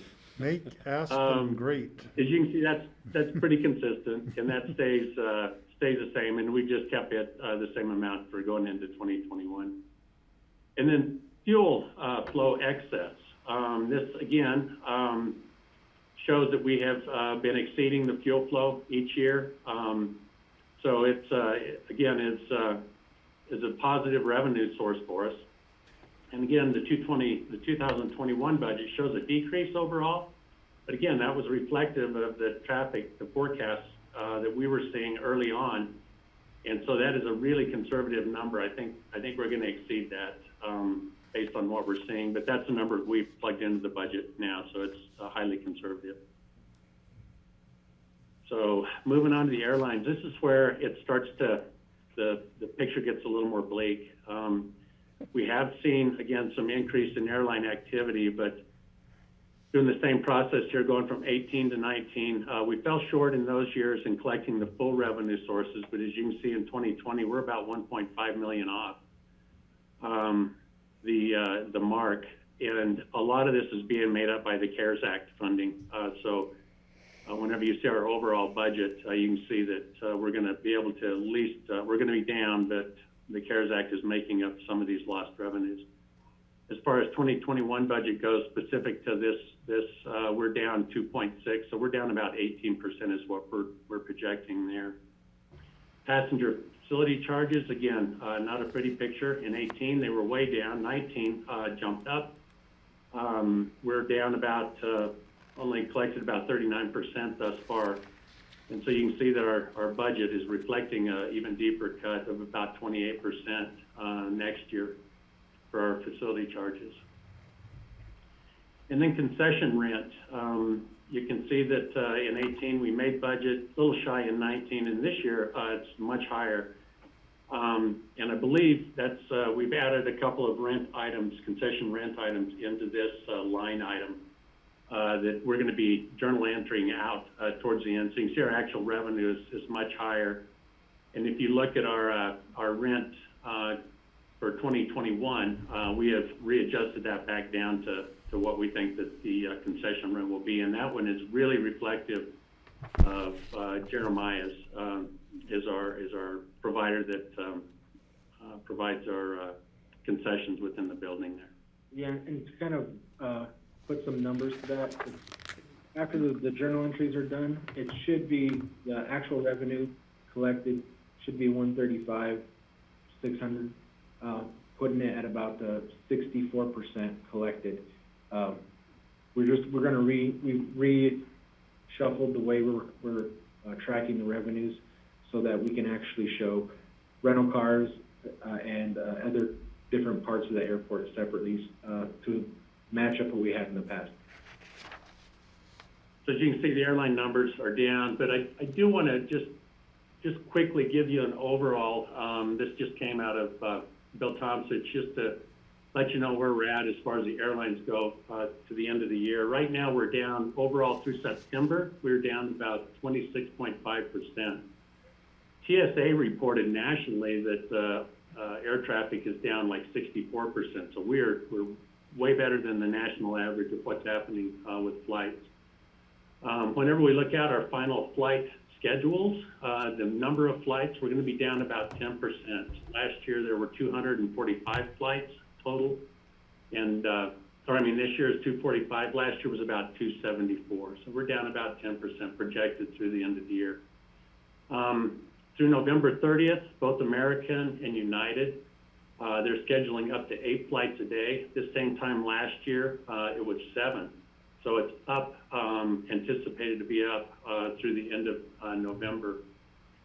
For December, the first part of December, they're offering 15 daily flights, which is up from 14 flights. So that's up 8.2%. But what happens after December and into the first part of January is that they're dropping down to about 28 flights. Those are daily flights from 38 total. So we are seeing a drop off there. So it just gives you an indication that it looks like that our holiday season is going to be rather strong, but tendency to drop off towards the end. So it kind of gives you just a general idea of what's happening with flights currently and projected out through the end of the year. So airlines are, our numbers are down, and you'll see that in the overall budget 5-year forecast. And so moving on to another area that has really taken a hit is our rental car and parking numbers. The concessions, car rental commissions are down a big number. That's 1.5 million anticipated this year. We're only collected about 65%. So we're adjusting the 2021 budget down. And again, this is reflective of passengers and coming into the facility and renting cars. The car rental customer facility charges, those stay relatively consistent. However, again, based on the passengers coming in, we are going to take a decrease. So we're going to drop it down about 27% off of the 2020 budget.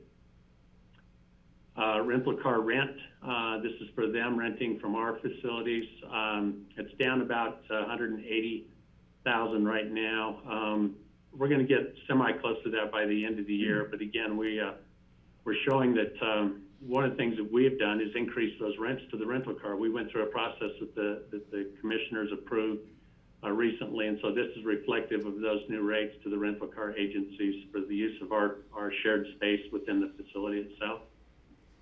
And then parking fees, this is a rather large drop as well. So original amount was 650,000 anticipated. Very little actual revenue that comes in, and it's based on the type of contract we have for parking fees out there. And so we've dropped that down. We've cut it 52% for next year. So, and I don't know if Chris or Matt, if you want to talk the rental car side. We manage and we watch this real close. Laz is a contractor that reports these numbers for us, but as you can tell, we just haven't had the parking out there. So. Yeah, as of March, it's been pretty consistent. The good news is we've only had to actually get invoiced once for the parking management contract. Other than that, we've been breaking even. We had 1 month where we made a profit of $61, but they said they're going to go ahead and hold on to that and apply it to the next month. So the good news is that we're breaking even. It's not costing us money. The bad news is, the volume is just down. It's just not there. So I just wanted to highlight those for the board. We can talk about them a little bit further when we get into the overall plan, and you can kind of see how it affects our fund balance and how that's moving forward. So I'm going to throw up the next one that this is going to be a graph that's probably going to drive you nuts. But once you kind of kind of look at it, you can make sense of it. So I'll draw your attention to the black line that's 3/4 of the way over. So the very bottom red line that you see is the 2020 scheduled commercial, and then right above it, the dark blue, were last year's commercial flights. So if you take a look at kind of what's happening generally, you can see that the 2020 red line is working its way up. So that's been reflective in some of the commercial flights that we've seen, and what I just reported is that I'm guessing when we get our numbers in for October and November, you're going to see that those lines are going to pretty much marry up again, given what we've seen. But the real impact, as you can see, is if you move up now to the very top line, the lighter blue compared to the darker red, that's general aviation. And in the numbers I just showed you, that's reflective of the activity that's going on there. So one thing that I found really interesting, you can see the black box, is that was our airport closure week, those 4 days. And then the spot right before it was just a bad weather day. It just, absolutely, a bad weather day can just affect things out here dramatically. So it's a complete drop in flights coming in and out. One of the things I do want to mention, though, and you've seen it in graphs, is going through our visioning process. You saw something similar. It looked a little bit different, but it was depicting the amount of GAs. I just want to share with the board that on a perfect operational day, this is, no clouds, no wind. Off to the right-hand side, you can see that we have 32 ops an hour whenever we're open from 7 a.m. to 10:30 p.m. So I went ahead and just ran those numbers out. So as you can see on this graph, we haven't had one that's hit at the 300 mark. We can actually run in a day's time through the 15-hour period, 496 operations. So it just gives you an idea. This airport is very busy, but has capacity to be able to bring in and turn operations. So on an average, over a year's period of time, based on our operations here, which is a flight in, flight out, is about 45,000. So we average about 123 a day. So it just gives you a general idea. I know you've seen these other graphs in some of the presentations. I found this interesting, and it starts to at least paint the picture of what's happening with the general aviation and then also the commercial working its way back up. With that, I'm going to turn it over to Chris to go through the next set of slides. He's going to also ask Caroline and Matt to talk a little about some of the budget reductions that we presented this year. So you can see that our 2021, we've made some significant cuts and savings, basically stripping out projects. The big project items, you'll see that in the capital. And then we leaned out our O&M expenses by 3.4 million total. 1.8 of that, I've got a caveat, was because originally last year the budget had about $1.8 million that should have been in capital, but we didn't have a capital account. So but we were able to cut out $911,000 in security, and Matt can kind of talk to the three big hitters on that. Matt, go ahead. So one of the big ones was our contract security. By going with contract security, it gave us the flexibility to be dynamic to what was going on with the diminished flights and the diminished passengers. So we were able to aggressively get on top of that when we started to see numbers drop back in March. We're able to get $400,000 removed out of next year's budget and still provide what we think is an adequate level of service. And we have the ability to up or downsize that based on how the market or the industry recovers. Then the other big piece for that was the $250,000 that we, for the Pickens County Sheriff's Office, for the two deputies that were removed out of the schedule. That was more due to kind of the trajectory of where the airport was going with our employments. And so I know it's been discussed earlier with Joe's group, and so we were able to make that cut before we had to, with the TSA, we have certain requirements based on those employments, and so that's where we've seen that kind of decline, and we anticipate it'll be at least another 2 or 3 years before we see those numbers on the incline steady enough to have to revisit this. So we'll see how that goes over the next couple of years. And then we did, Caroline and I were able to negotiate with AAA, who does a lot of our training services, to, we were updating our training platforms, but we were able to save another $150,000 there by just negotiating and getting down to what we actually needed. So those combined with some other small cuts put us in a pretty good shape. So, yeah, and I got to commend everybody, Caroline and Matt, who've done a really good job at watching those dollars and projecting out what's needed versus what we can reduce back. So the next kind of portion or sub-department in the airport is the facilities and operations, and Caroline has some savings on that. Yeah, the three biggest hitters that we pulled from our facilities and operations group was about $100,000. We pulled some landscaping back, brought a lot of that in-house, had our team take it over. So there was a big cost savings with that. We implemented an asset management program, which allowed us to do better tracking of some of the resources for seating, lighting, facility repairs. So that was a huge cost savings for us. And the third large item was streamlining programs.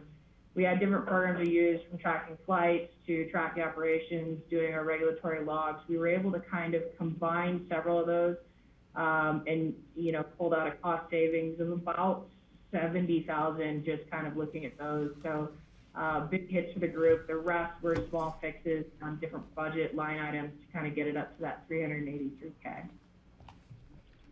Thank you. And then on the admin side, we were, the three big hitters is we were able to bring back the custodial, some of it in-house, and just kind of do some leaning.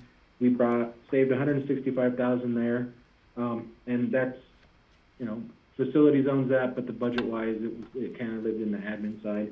I know we did another $100,000 on on-call services and $50,000 reduction in travel and education expenses for the admin side. So, we had some really pretty good significant savings on those that we were able to pull out. Moving on to the revenue side, you can see, that was kind of a good soft introduction before with the different specifics that Rich presented. You can see the GA revenues. I have that landing fee that's going to show an increase. And these, just to kind of preface some of the stuff that was said earlier, we are planning on coming to the BOCC with some rate and fee increases for the 2021. The last ones were for 2020. So that's where some of these fee changes you're going to see coming up to the board a little bit later. And that's reflective in all these revenues. But the revenues were, like in the past, and like I've stated before, we like to be conservative with these so that our expenses don't get away. So next slide. George? Going to the capital side. Chris, George has a question. Oh, go for it. Yeah, thanks, Steve. A couple of questions on the previous slide. Chris, when you talked about taking janitorial in-house, the previous presentation we had from Jody Smith, when she was talking about the increase in cleaning and dealing with COVID, is that coming out of her budget for the airport, or is that in your budget? And if so, are you what's your plan for maintaining an ongoing COVID response in terms of cleaning the airport? No, that's a good question. And I should probably put a little bit more into it. So it's not really in-house, just the sterilization portion we've taken in-house. And that's where we had come back to the BOCC with that budget supplemental, because we had bought those fogging decontamination machines. But we've streamlined what's actually needed, and due to the decreased amount of passengers, we don't, we have a smaller window right now of where the commercial planes are coming in. So we're able to consolidate those hours to a specific time that cleaning, the general cleaning is needed for the restrooms, and, you know, the high touch areas. So there is still continual cleaning happening. I apologize that the in-house portion was just the decontamination portion. That's done every night. And, you know, there's still lots of protocols that the airport has implemented, that Caroline has put in place to help with, you know, even self-cleaning. These disinfectant wipes for even bags that people get off the carousel. We provide finger cots. The bathrooms everything's segregated. There's a piece of plexiglass between everybody, even at sinks. You know, the restrooms are all segregated out that way. There's a lot more. There's bottles everywhere of disinfectant that you'll see, and most of that stuff actually came out of this terminal line. You'll see in the O&M expenses. So those didn't come out of the custodial budget. You know, as you saw we came in earlier with the budget supplemental, how much more, it was about over $500,000 more out of our terminal budget that we were asking to include to take care of those. Okay, and then the other question in terms of security, would the airport have the ability to ramp up if leisure travel really comes back in? I think leisure travel is certainly going to come back in quicker than business travel, and if we do get some vaccines coming by spring, then next summer, perhaps we'll see our special events back online and the airport getting busy again. Well, yes, Matt had mentioned it a little bit ago. So we've kept the flexibility and the security company on. Right now, we've increased it because of the winter season from 1 person to 2 people to have 7-day-a-week coverage during the busy times. So we do have that lever that we can pull, and the security company has worked with us very well in that, and being able to say, yeah, we can staff it, and as long as we keep the base amount of that 1 manager plus the vehicle that we originally had, and now it's the manager plus someone else to have that 7-day coverage for the winter season. Yeah, so I guess, John, you'll know as staff does the normal quarterly reports after the first quarter, you'll have a better idea in terms of needs there. Yeah, George, I might mention too that I met with Jody last year, and we talked about economy of scale and seeing that if there was a way that there was some operations at the airport that we could roll into the facilities and take advantage of some of their staff, their expertise. They worked with the airport staff, and there just wasn't really anything there yet that we could identify that would have benefited both of us. So, but we'll continue to have those discussions because it is a county facility. It just isn't an airport facility. So anytime we can combine those type of efforts, we'll continue to look at those. Great, thank you. Any more questions? And moving on to the capital grants. So you can see that we've stripped out on the expenses side for the capital down to $2.2 million. And then you can see on the grant side, those are the expected grants for, and we'll go over those in a little bit, for the pavement maintenance, PFCs, and the like. PFCs, we've already talked about, the reflected of the decreased amount of passenger traffic. CFCs is also reflecting that, which is the customer facility charges the car rentals have. And that is a total bottom line in 2021, we're expected to have a surplus of $1.3 million at the bottom line with the rates and fees changes against all of our expenses. Yeah, and you can see that we were taking $1.4 million of our CARE grant money into 2021, with the remainder that we're going to be using in 2020 from that CARES grant. I have a question. Kelly? Yeah, I just have a question about that. It may be different for what was allocated for airports, but I thought it all had to be incurred by December 31st. Yes. No. For the airports, we can use it over a longer time frame.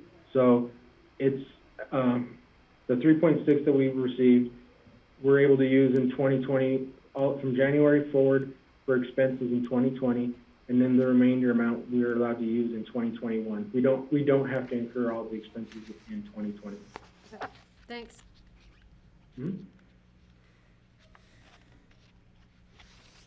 Right, next slide, please.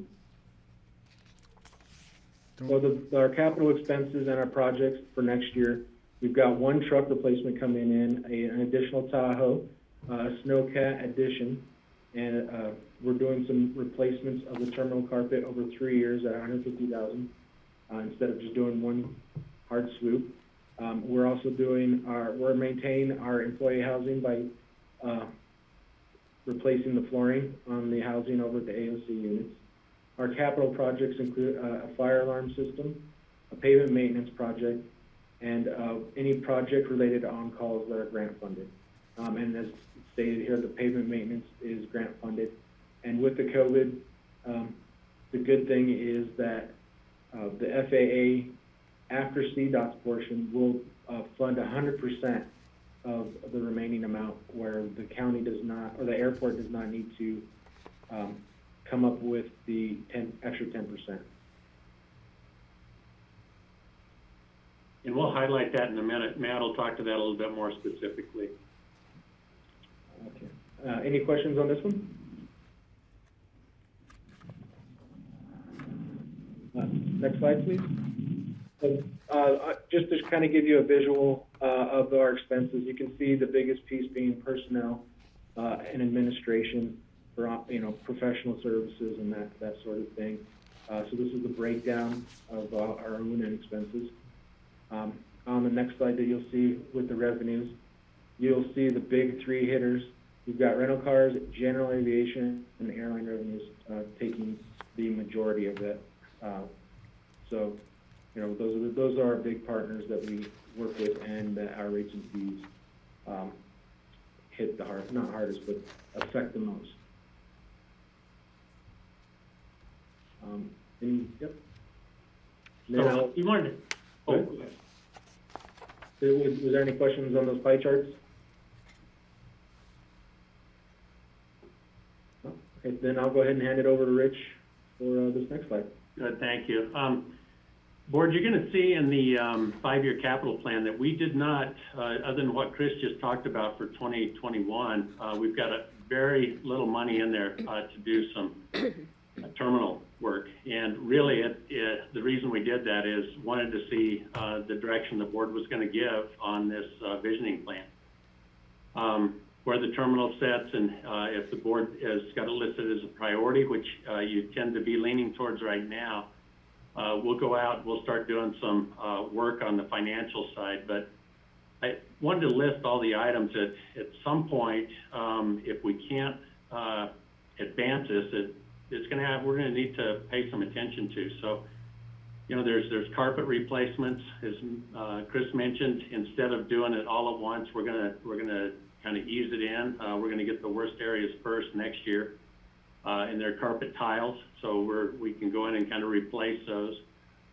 We have some electrical that needs to take place on the North GA side. The HVAC, this is an older building, needs upgraded. We're running the system. We're comfortable with the air exchange. I know, Greg, you had asked that earlier, I believe, of the facilities. We're comfortable with our air exchange here. However, it's not the newer versions that we have at the administrative building. So at some point, we're going to have to do some HVAC upgrades. The boilers need replaced. The roof, we've patched it. We have done some work on it this year, but it's not in the best of shape. We have some fuel farm containment that'll need to be done. Airfield gates. The CABA is the unit that you walk through whenever you're coming out of the arrival area into the baggage claim, and that's a continual pain for us as far as keeping that thing operational and going. So we may need to do some replacement on that at some point. And again, not knowing what the size of the building would be or what size we would need to do, we're going to keep limping that along as best we can. And then Matt's always working on these continual security upgrades. We had doors replaced, locks. I think you're all aware. He went through a complete rebadging process. So those are all ongoing. But we've put just very little money into capital improvements for 2021 because I think that's going to be the year where we're going to assess your desire as a board of where we go with the terminal and start down that path.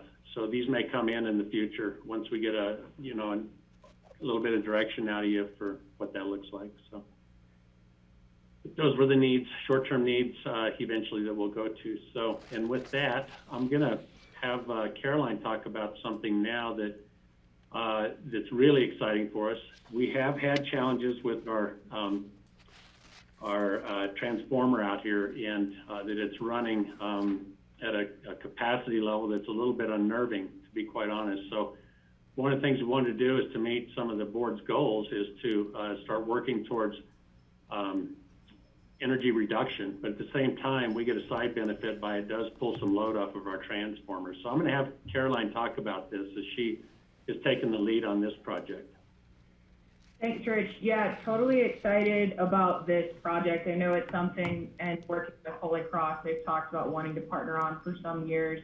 And this is really a feasible point, a turning point for us to be able to take this project on.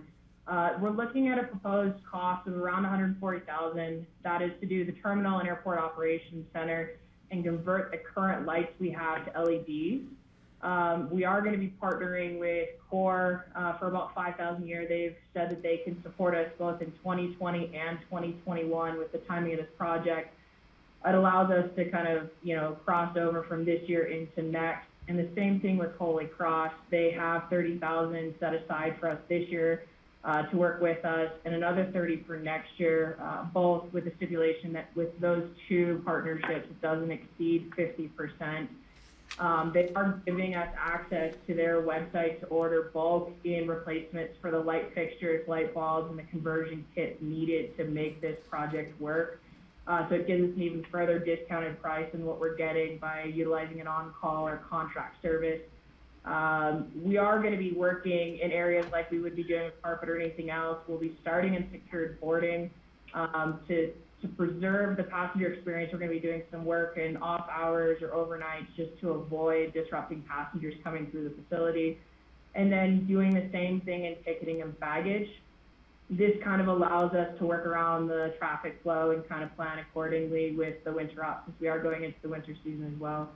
But the really cool part about this is we're returning about 60% power back to that terminal, since we are operating at about 105% capacity, which is a huge return for us, especially going into a busy season when everybody wants to charge their phones, and a COVID season where everybody wants to plug in an extra air purifier. That's just going to be continuing to drain the transformer we have currently. So that's a very, very large return with it.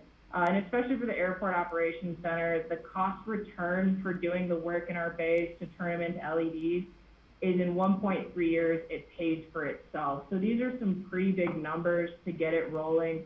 And I know our team is super excited to do this, especially having an electrician on board now on our staff. He's taking the lead to kind of get this project rolling. So it should really make a huge impact going into this next season and future years. That's great. Thank you. And then if you flip the next one, Connie, we're about finished here. I'm going to have Matt talk a little bit about the pavement project itself.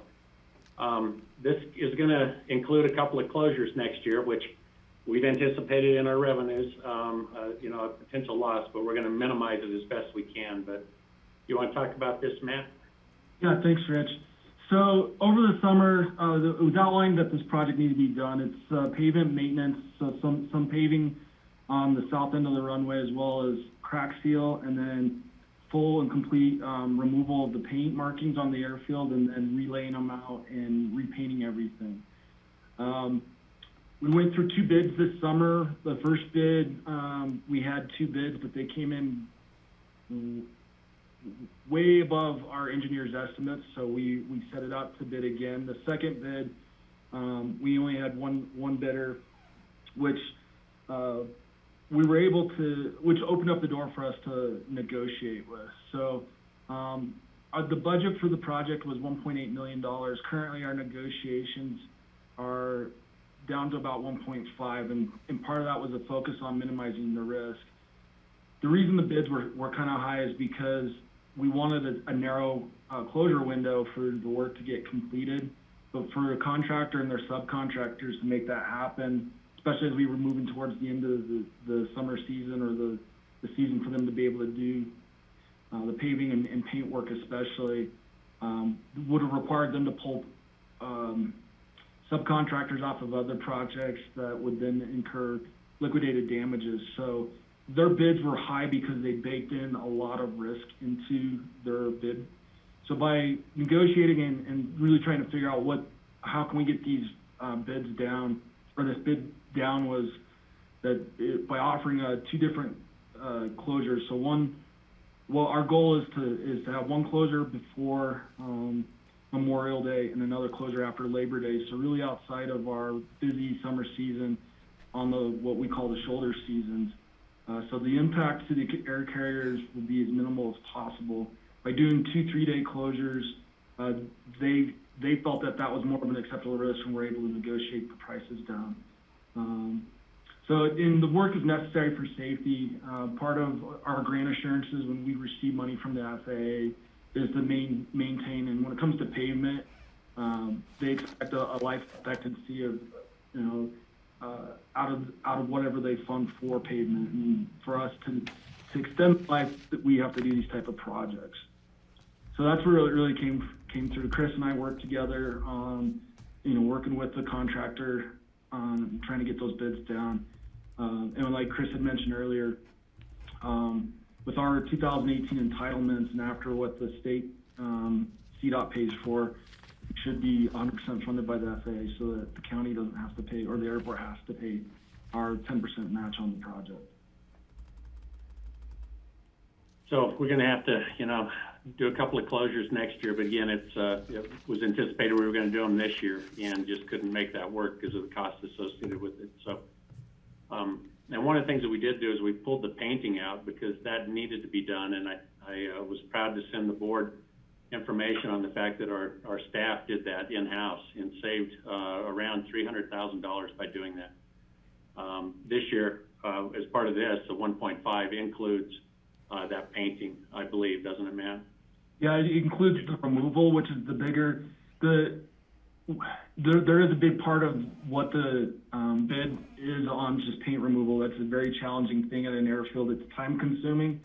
So when you have to remove all your markings and relay them out, that's where the 2 3-day closures kind of takes up, it eats a lot of that time. Yeah. And paint removal is something that we internally can't do as an airport. We don't have the equipment to do that. But that's where we try to rely on baking that into the bid process. In the future, we may take a look at, from a staff standpoint, of seeing if it pays us to just purchase some better equipment and take that on ourselves. So, but with that, we can just move now to the 5-year. I think this is where the board. Before we do that, Kelly has a question. Okay. Yeah, since Rich, you and Matt brought it up, I did want to just acknowledge from the board to congratulate you guys on that job, and also on this coming LED project is super exciting. And then also on the inspection, where I understand you guys had as close to a perfect review as you could get. So I think those all just merit some congratulations and recognition for you all and your hard work. So thanks. Thank you, Kelly. It's exciting to be able to send that kind of information to you as a board and just to let you know what's happening out here. There's a lot of really good positive things happening. That's great. And we read it and saw it and applaud you. Thank you all. And the best thing, it was such a nice day that they were out there. I don't know, next time you should invite us to come out and help. You should. Let's get your rollers. Plus, we picked up trash. We had a good trash time, too. So, Thank you, guys. Connie, do you want to walk through this, or do you want me to? Or Either way, Rich, if you'd like to start, and I can add in if there's anything else I see.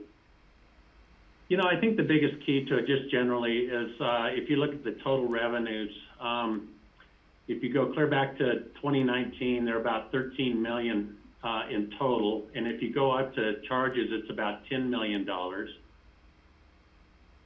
There you go. And if you look now, fast forward to 2021,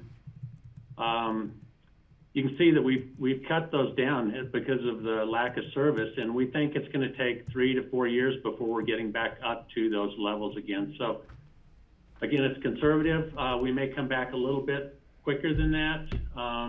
We're thankful for 2021 that we have the CARES Act to help prop us up for that year. But as you can see, bottom line, our fund balance starts to make a rise back up after taking a big hit in 2020 this year.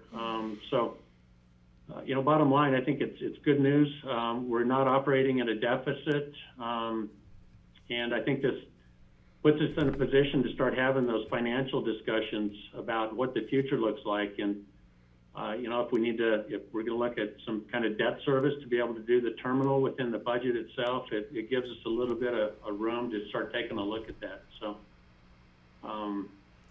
I think that's just generally kind of where it's at. Oh, and I will point out that you can see in the out years for building improvements, and I hit on this earlier, we don't have anything set aside there. So we may be coming back to you at some point once the board decides what's happening. So the future budgets may look a little different in what that may be. And also just pointing out to the board, there is almost $3 million in intergovernmental revenues. These are the grants that they mentioned through the presentation. We did pull out in a separate line the CARES Act funding, just so you could see that separately from the other intergovernmental, part recognized in 2020 and part in 2021. And you do see the deficit in 2020. However, with the reduced costs that their staff has worked hard on, there is a $1.4 million surplus in 2021 and surpluses in the out years. Kelly? Yeah. Connie, where does the $500,000 difference in salaries and wages come from the initial budget to year end? Yeah, this one was actually a glitch in the conversion from Eden to Munis. When unfortunately these things happen, when we converted, we did not pull out into separate line items the cost of all of the seasonals at the airport. And as you know, for snow removal and other things, those costs are fairly significant, and also the overtime. So just because of some glitches with how we had the line items, those did not get included in the original 2020 budget. Got it. And I can see how it's more comparative to 2019. Yeah. Thanks. Kelly, I might mention too, speaking of costs associated with, if you go down to the other expenditures, whenever the last couple of years, again, a lot of my time was associated with this, along with Cindy Hubin. We also had Brian Pettit and John Peacock's time going through the process. Those are all included in those intergovernmental charges. So as you can see, as we get into 2022, they work kind of in the rears. So you can see that those start to drop as well.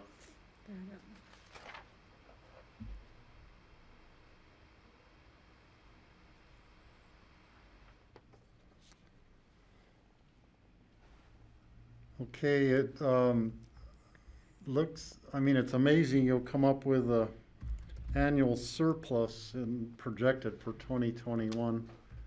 Hopefully we can hold things together on the economy and have a pretty decent ski season and tourist season, so the airport revenues actually hold up to what we're projecting. That's the big unknown really at this point. Kelly? Kind of a random question, but do airports ever negotiate a kind of zeroed out budget Like, You mean starting from scratch? no, I know what you mean by that. I mean, I guess sort of, how we would all share in the losses in a year. So like Oh, with our yes. partners, you know, where fee scales would adjust to accommodate losses in volume, things like that. Yeah, and that's based off. So there's different, a Done couple there, different both models that airports use for with the airlines, and it's really in the negotiation phase of going into the future, not going back and being retroactive with it. The way we have it is the compensatory model, where we set our rates and fees to collect for the rents. I mean, you know, the square footage per space per year for the terminal space, indoor, outdoor, and the same thing with the car rental spaces. The big thing is, well, actually, I'm thinking about it. Car rental spaces is not, but the terminal rent is based on that. And because of our grants, there's certain things like landing fees that we can't actually make a profit on. So that's a flat compensatory rate of what the cost was that we're trying to recoup. And then on the rent per space, that there's some room in there, but it's based off of compensatory. And then there's another model that's called profit sharing, and that's kind of what you're talking about, whether at the end of the quarter or the year they true up, and that really is the biggest difference on it. Is they're both compensatory. The biggest difference is who's carrying the risk during that year. So that's those are the Something two to keep in models. There's a mind for hybrid when model too out future there. contracts come up. So, thank you, I Yes, appreciate yeah. that. Mhm. Are there any other questions on the airport budget? Not seeing any at this time. I just have a comment. Patty? Rich, I want to thank you for taking into consideration the visioning process and where we might be going with terminal, and not just assuming we're going to keep putting patches on that old roof. And I'm taking that as a full spectrum of what we're doing out there. I really appreciate that effort. I mean, there's some things we'll probably have to do ahead of time because we have no choice, but it doesn't mean we shouldn't think about what we're doing out there, and I appreciate that effort.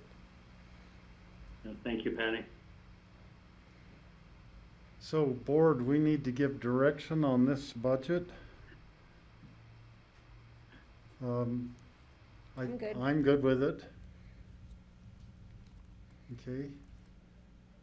All right, we're all good Thanks, with the Connie. budget. Okay, thank you, Rich, Chris, Caroline, Matt, thank you very much. So, I want to note the time, Connie. Yes, just one. On the mark, you did it. Amazing. so Thank you. I'd like to give a shout out to Chris, Yes, Chris. because Chris is leaving us. This is your last budget with us, Chris. We appreciate all the work that you've done. Really gonna miss you. Yeah, definitely gonna miss you. Gonna miss you guys too. I mean, the working with you guys has been really, really great. I mean, you guys are really a great group of people to work with, and I can't say enough about the county, working with the county too. So, I really appreciate it. Thank you. But we'll know where to find you in Colorado Springs, right? Oh yeah, it's a small industry. So, and you'll have my contact info. So. All right, thanks, Chris. Yeah, best of luck. No problem. Thanks, guys. So we have just about wrapped up the budget meetings for the 2021 proposed budget. We have one more fund that will be coming back to you on December 1st, and that's the ambulance district. That's the very last one. Then on Wednesday, December 2nd, is first reading of the budget resolution and the county mill levies. And then we'll be bringing it back for second reading and final adoption on Tuesday, December 15th, in a special meeting so that we can comply with state statute, having that adopted by December 15th. I can't believe we've survived. Can't believe we're talking about So December. Connie, Lindsay is on the Zoom here to talk about the Historical Society Okay. thing for the Healthy Community Fund. Okay, and I think George may have a question also. So George? Yeah, my question, was Jody going to come back to us regarding the recommended rent down for Stubbies? Was that going to be part of the budget overview? That's not going to be part of the budget overview. That'll be part of the negotiations. Okay. Yep. And as far as the Historical Society, because I think I'm the one that really wanted to bring back the budget language, and I agree with George, it was the budget language, the voter ballot question language was very generalized, so I'm comfortable that we're not stepping on each other's toes and funding their request. Yeah, that's like double dipping on a tax to the taxpayers, and I think it's pretty clear that we should not be funding it. I'm saying we should fund it, Oh, because that the we should? ballot language is very open, it doesn't specify what can be limited, so I don't have a problem funding it. It's an $8,000 request. So I what's reached out to John Ely and asked some questions about this to help inform this decision. Because I think the concern was around the double dipping, around the mill levies, 2 different mill levy taxes. And John, so if it helps, I can share this information. John Ely did say that they do have a mill levy, but there's no preclusion from them asking for money from another. And if they're awarded, then they can get whatever they can. He said that if you're interested in adopting a policy to not award money to other taxpayer-supported entities, that's an option, but it's not something that's been done yet. So that was the information that John Ely shared. I don't know if that helps to inform the decision. Okay, George, and then Kelly. Yeah, I still think it's a bad precedent for us to start to utilize the Health and Community Fund for a tax-supported organization. I would rather see those dollars get transferred into the Human Services Emergency Fund for this year. I think they'll be needing it, whether it be for food or for shelter. I think that's going to be a much more beneficial use of those dollars. Kelly? Yeah, I guess I'm just wondering, are we being consistent across the board without, I didn't go into reviewing each of these with that question in mind, so just flipping through the pages here, for example, is West Springs Hospital funded by a, hospital district, and does it matter if it's not funded by our hospital district, it's funded by somebody else's hospital district, So I have a wonder, I guess I just wonder, are we being consistent in whatever decision we make here, or should we thoroughly consider that as a policy before we apply it? So maybe that's a question you guys can answer for me if you think that, no, you know the answer to that or not. Like, is there a school district tax? Is there a school district requesting funds? Right. Off the top of my head, I don't remember any specific fund that requests it would be going to a school district or. Well, there's like after-school programs, but, they're. But that's, I think, yeah, separate. But I think it's definitely a policy discussion we should have, and since we haven't had it yet, I don't have a problem. But I understand George's position, but kind of on the other, 'cause I was the one who started the discussion, and now I'm kind of flipping the other direction. Because we don't have a policy, and there's the county attorney said, there's no issue with it until you have a policy discussion about it. Right. Yeah, I would be curious of the point that Kelly brought up. If we dug into a lot of these, maybe there are other ones that are in the same situation. Like CASA of the 9th, do we give them money from a different fund? Does it matter,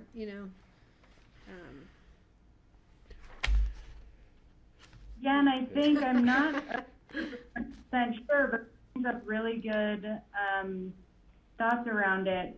because I think Aspen Family Connections is also receiving some of the tobacco tax. I'm not 100% sure, but I think that comes through the school district as well. So it brings up a good policy question. So I think what might be a distinguishing, I clearly missed the first conversation. I'm really feeling like I'm coming in on the middle here, but it sounds to me like what you're struggling with is not whether other entities are publicly supported, because you absolutely want to be able to leverage other public funding sources for services, and that's been a ongoing strategy. I think it's if a entity has a tax of its own, like a special district or what have you, is it appropriate to use this fund?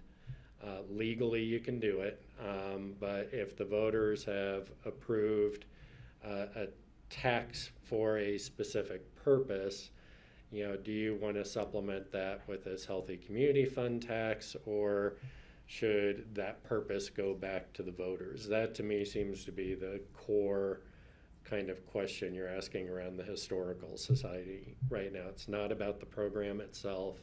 It's not about the $8,000. It's about, is there a general policy where if a service is supported by a dedicated tax, should we be supplementing it? Is that, and if the answer is maybe, then you can make that determination on a case-by-case basis, like is being considered here. If it's no, then that's pretty clear where you end up to, no or yes. So I don't know if that helps at all. Well, yeah, and I agree that we should have a policy discussion. I just don't know to the extent, Kelly's question is so valid, to the extent that if we said no, what else are we eliminating that we may not know at this time? Things that we have funded in the past that may be getting funded in one way or another through a special district or a school district or something that we have been supporting when it's also part of that special tax district. And I don't know the answer to that at this time. I don't think anybody does right now. Yeah. Greg? For me, this just comes, we could open this up. It sounds like it's going to be an interesting conversation and certainly a can of worms, because we're going to find exceptions and we're going to find various funding sources that we hadn't considered. The question I have is, what's the point of this fund? It's a discretionary fund on our part. Isn't that what we're sitting here to do today, is use our discretion to decide how we're going to approve what this committee has put together for us? And it's really up to us. It's at our discretion, as I understand it. So if we decide we want to pull something back, I don't think that we should limit ourselves. And if we want to put something somewhere else because we think it's necessary due to the circumstances, it seems to me that that's what our discretion is about. So I would give us the ability to make those decisions and not worry so much about, we're going to get into equity and fairness issues and issues that this may hamstring us. I'd rather come back and say, hey, we have an entity like, as George points out, there may be more important uses for this money right now. Let's throw some extra to them, as we have in the past, like what KJAX years ago or whatever, when we gave some extra money. So if Lift Up or Aspen Family Connections needs money, for instance, or the Historical Society for some sort of COVID pivot that they've done, I'm all for saying, okay, we're gonna do that. I don't want to worry so much about having to go back and look at every possible funding source for every group. I think it'll just tie us in knots. Let's just take our discretionary power here and use it. Maybe have a discussion about the merits of the individual case. So Kelly, could you read the description of, I don't have it in front of me. Sure. Well, it doesn't have one, so I can read that they asked for $3,000, but due to the 20% across the board cut, they were recommended for funding at $2,400, and that they scored fairly high. Their score was 82 by the committee. But there's no request summary included, so Lindsay could probably fill in that gap. I thought it was 8,000. Yeah. No, it's Sorry. 24. Oh, so it's much lower than I thought. But it was for some educational programming. Yeah, and it was really in response, it looks like it's really in response to COVID. It is a pivot because they're working more towards virtual tours because they can't be doing the field trips and the education programs that they usually were doing. So this really was, it sounds like by the way that they proposed it in their application, that this is a pivot to really meet the needs of COVID. And Lindsay, I think that like everyone else in the nonprofits that depended upon people buying tickets and attending, their revenues are probably way down for that sort of thing. So, you know, it could be that they're in a tighter pinch than this would indicate. It's not just a pivot, but it's also making up for lost revenue. Kelly, you were just raising your hand when I. Oh, I just wanted to let you all know what the amount was. Okay. Yeah, thank you. I was, for some reason, I had an 8 in my mind. I mean, big I just numbers listened to you. today. Just listen to me. They cut it down to 24, so. Well, given that, I would just go ahead and support them this year. I think looking at, you know, we should have the bigger policy discussion maybe going forward in terms of sort of what, I mean, every group is getting different funding sources like you pointed out. Some of them are getting money from the city of Aspen and from us to the same organization, for example. So I think given what they're gonna be using the money for, and it's really not that huge of an amount, I would say let's give it to them this year and be thinking about the bigger issue going forward. Yeah, and Patty? it's part of You know, that one policy thing- discussion, we could bring in what Greg was saying, that we may decide at the end of that discussion, we don't want to have a policy. We want to leave it to our discretion year to year based on special circumstances. So I agree with Steve that it is money. It's not as much money as I thought. And it is to help them in reflection of what happened with COVID and their tours and their ability to do what they do, which is historically educate the visitors and members of the community. So I agree that we should move it forward this year and then revisit this whole issue next year before we take any action on next year's grants. Lindsay? Something that we can, you know, one of the big themes that was pulled out of the Citizen Grant Review Committee this year was really how organizations were demonstrating need for the Healthy Communities funding. And a question that we could include on the financial sheet is, on the financial page, is we could request to ask them if they're being funded by another mill levy. And just start gathering some data around it that may help inform some policy decisions in the next year or two. That sounds like a good plan, Lindsay. Greg? Yeah, Lindsay, I was just going to say, if we're going to ask them to articulate funding sources, let's just get the full list. You know, if you haven't already, it's like, where else are you getting your money from? Whether it's a bond or an election or a grant of philanthropy, it'd just be great to know. It might help us track how things are done and give us some valuable information going forward.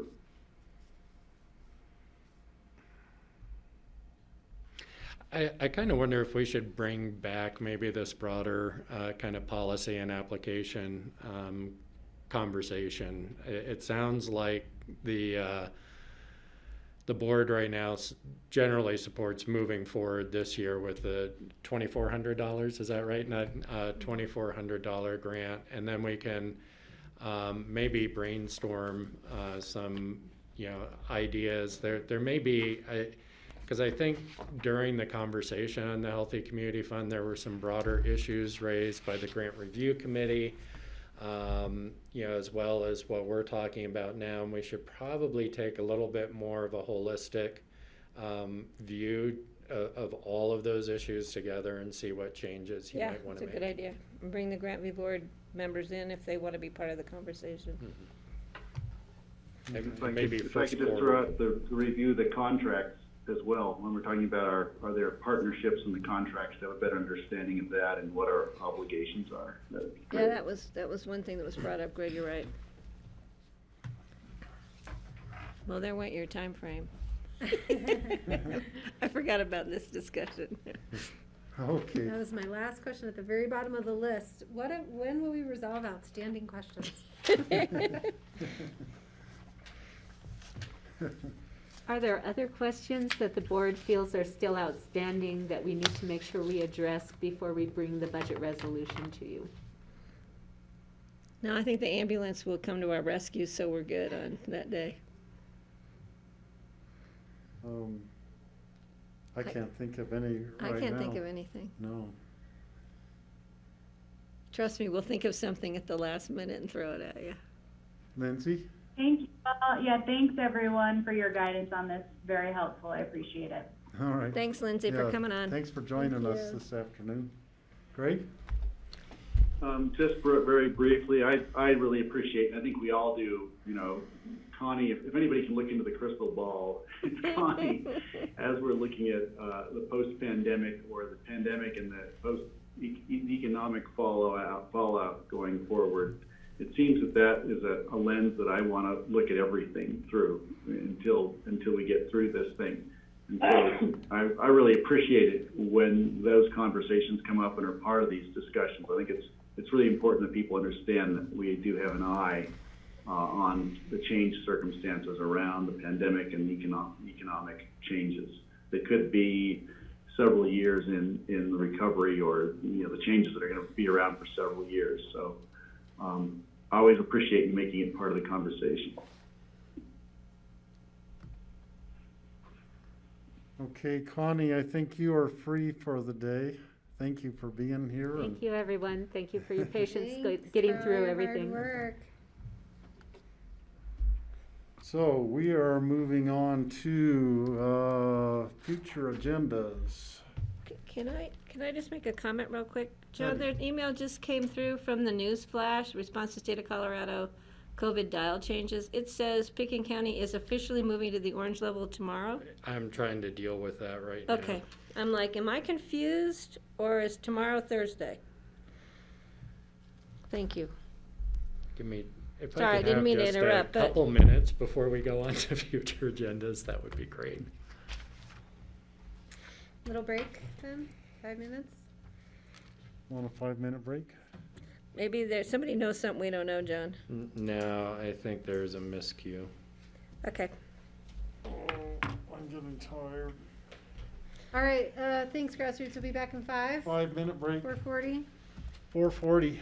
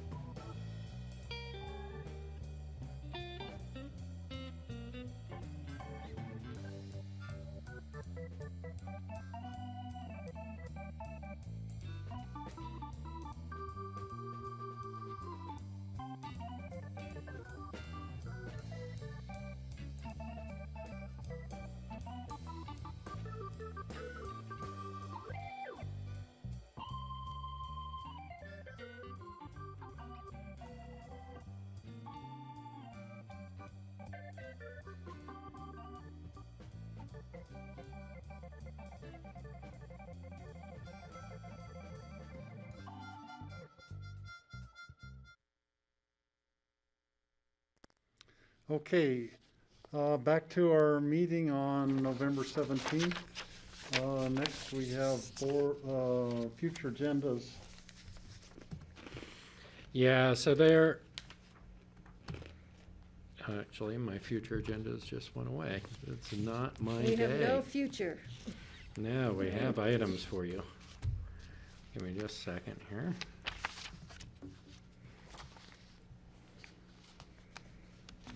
All right, so there are a few items that are not showing up on your future agendas right now.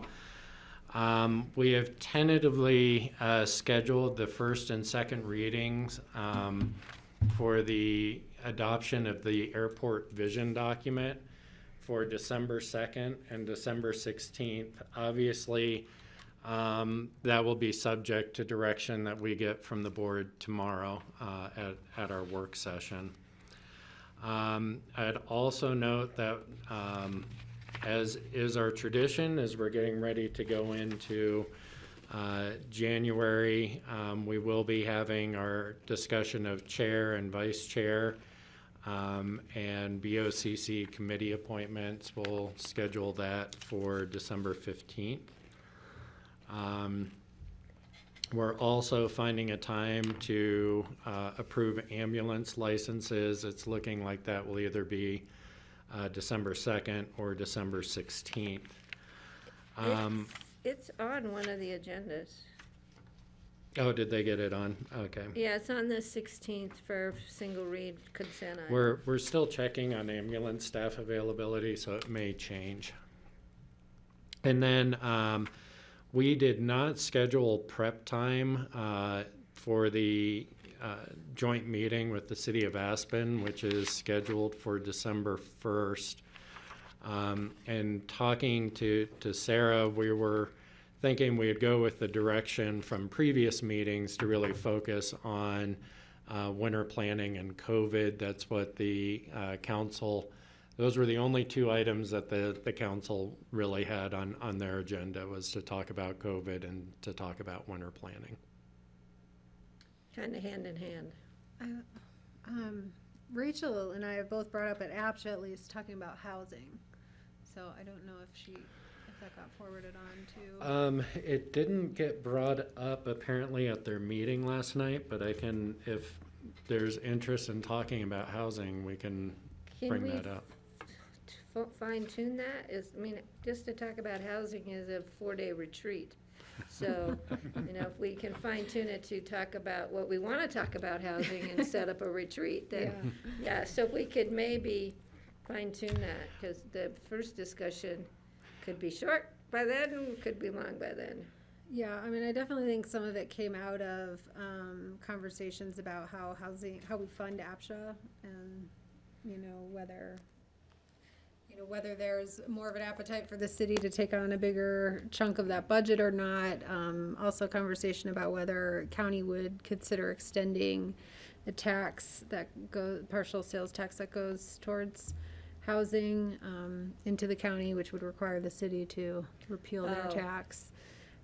So those, I think, were two of the subtopics of the larger kind of housing. So we could fine tune it to housing funding conversation. Yeah. Not funding the building of, but funding the operations of APSHA, which we could probably do in that single meeting. Or not. Neither of those may be ripe for discussion, but they have come up as interest. I will forward those back. Yeah, Sarah did have the conversation with council last night, and those two, that it didn't make it on their list. So. Steve, I have a couple questions. Patty. So if, I'm looking at a calendar, if we don't have a first reading for the airport ready by the 2nd, is that the date you gave me? You just gave me? That's correct. Is there a chance that we'd have it ready for sometime after that, so we can still get 2 reads in before the end of the year, if the board chooses to go in that direction? With a special meeting? Yeah, we could either do it at a special meeting, or it goes into January. So we could maybe do the first read at a special meeting and then do the second read on the 16th.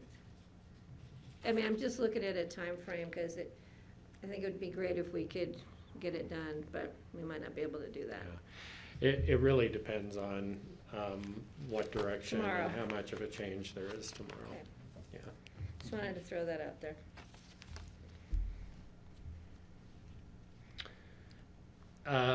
Last thing I have for you is Charlotte had forwarded to you a workshop, the prenatal to 3 community listening session. We just want to make sure we don't have to post that. We heard, I think Greg and Steve are going to be unavailable. Patty, we heard you might attend. I just registered for it. And just wanted to make sure, George, you're not going to come up from Emma?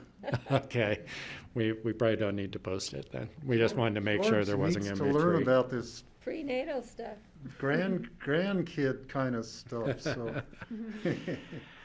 That's it. That's all I have for future agendas. I have one, it's not on the agenda. I didn't see the discretionary fund discussion scheduled on anything. Yeah, we haven't put that on Let's the not agenda forget yet, it. but we usually bring that back at the last meeting once Okay. we know how much you really have left. Okay. 'Cause I don't want to forget to have that. So that'll probably George come is up still here to December make his 16th. pleas. Kelly? Yeah, I'd love an update on the winter shelter. Oh. So whether that has to be scheduled or can come forward in open discussion, it's pressing. So, thank you. Well, we've recently done a lot of work on it, so we have an update That's a good idea. Great. George?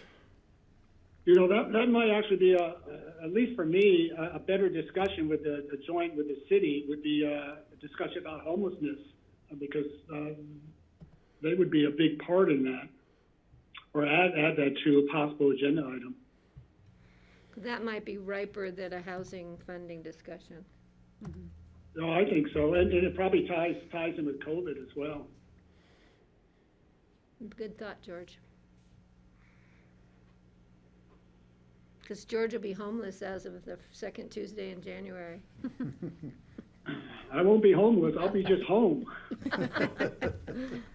Which is not much different than now.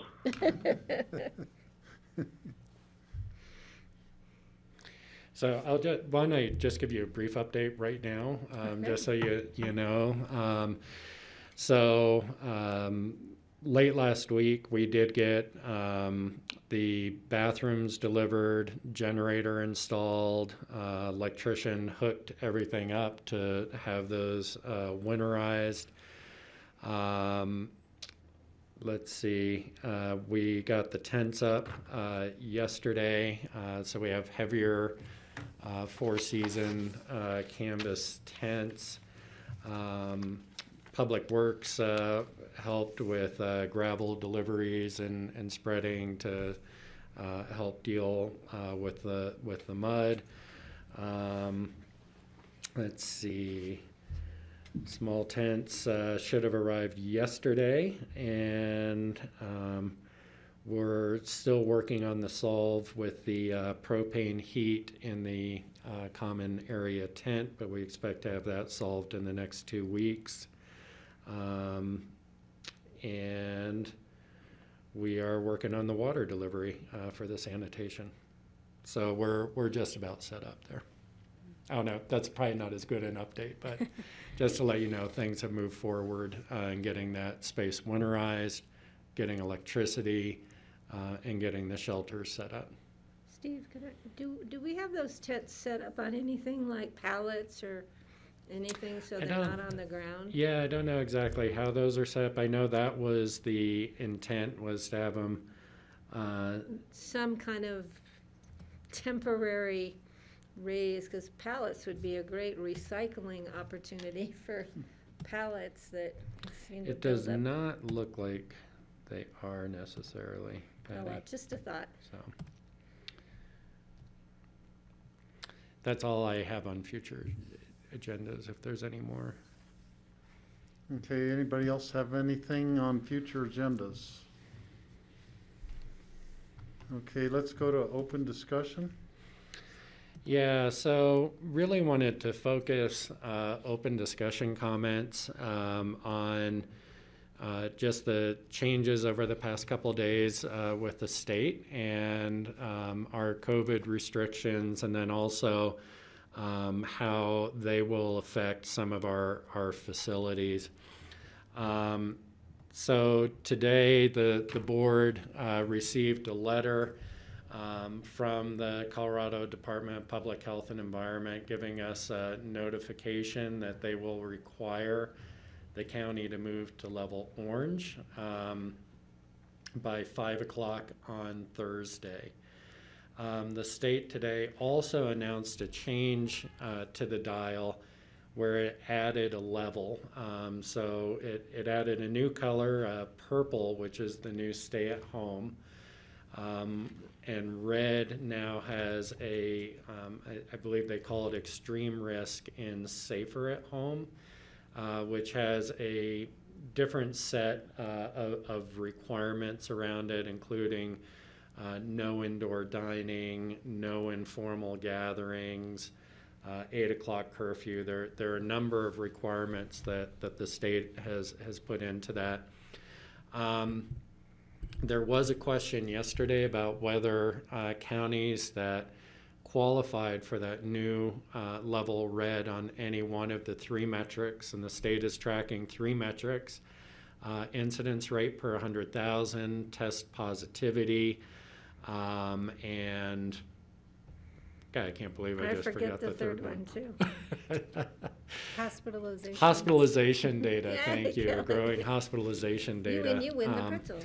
Honorary public health. I know. Board of Well Health. done. Thank you. What is the third? We have been in the red zone on our incidence rate per 100,000 for the last 4 days. That is trending up.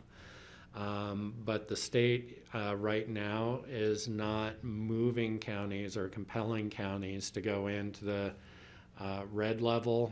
It is a discussion with the counties, and right now appears to be a voluntary almost process where the counties are asked to consider going into that red zone. We have communicated with the state that we're in conversations with our community. There was a business meeting yesterday that I know some of you had an opportunity to sit on. There was another meeting today at noon with agency admin. And then there's been sector meetings that ACRA and Stay Aspen Snowmass has been helping us set up with, for example, lodging and hotels. The idea right now is that we will get recommendations from these various community discussions and bring those to the Board of Health meeting along with representatives from those sectors to make recommendations to the Board of Health about our next step. And really there's roughly three choices for the Board of Health. We're being compelled to go into the orange level by Thursday at 5, so that will happen. And the Board of Health could choose to stay at that level of restriction and see if our numbers move. The Board of Health could choose to partner with the state and go in voluntarily to the red level of the new red level of the coronameter and its associated restrictions. Doing so, we would be in for 30 days, at which point our understanding is then the metrics would be evaluated. Or the third option is for us to look at our own public health order. Anything we do in our public health order would have to be more restrictive than what's required in the level orange, but could be less restrictive than what's in red. And so there's really three options.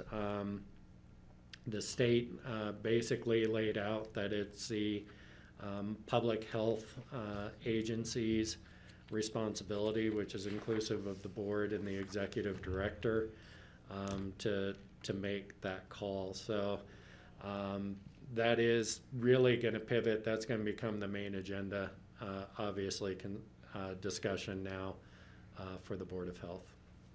George? John, excuse me, are our neighboring counties going into orange, Eagle and Garfield? Yes, so, and I did get confirmation for Eagle County. Eagle County is going into orange. They are not going into red at this point. They are going to continue to evaluate their data. Right now, Eagle County's incidence rate is higher than Pickens County's, but they're right now going to keep evaluating. They have gone into orange restrictions.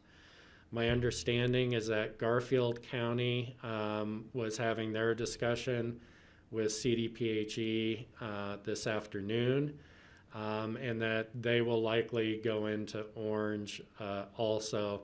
Their incidence rate is also higher than ours right now, and they do not anticipate going into red. The governor referenced that there were 10 to 15 counties, and I think Pickens County is among them, that the state's having conversations with about going into the red level of the coronameter, but those counties weren't listed out or named in the press conference today that I'm aware of. Okay, Patty? Didn't some counties go to red in the state? There's like 3 or 4. I thought I saw something come through that there are some that are already went into the new red zone. If they did, it's since the press conference. They didn't name the counties in the press conference, and that's the last update that I saw. And the other thing, what is Summit County? Obviously, their numbers are off the charts. Yeah, our understanding right now is that Summit County and Clear Creek County will be going in to the red zone. Their incidence rate is quite a bit higher, though ours is increasing at a faster rate right now. But they're about double ours. So our understanding right now is that Summit and Clear Creek, I think some of the Front Range counties, Mayor Hancock was there, so Denver's anticipating going in. We know some of the other larger Front Range counties were considering Jeffco, it too. Denver, Adams, Arapahoe, Mesa, Broomfield. Did they all maybe go in? Boulder, Clear Creek, and Summit expect to. All go red? And I think for us, it'll be interesting. There was also a meeting this afternoon with the restaurateurs. They've been really active. They've sent some great suggestions as to how we can take orange and actually put in maybe some of the steps in red to tighten it down.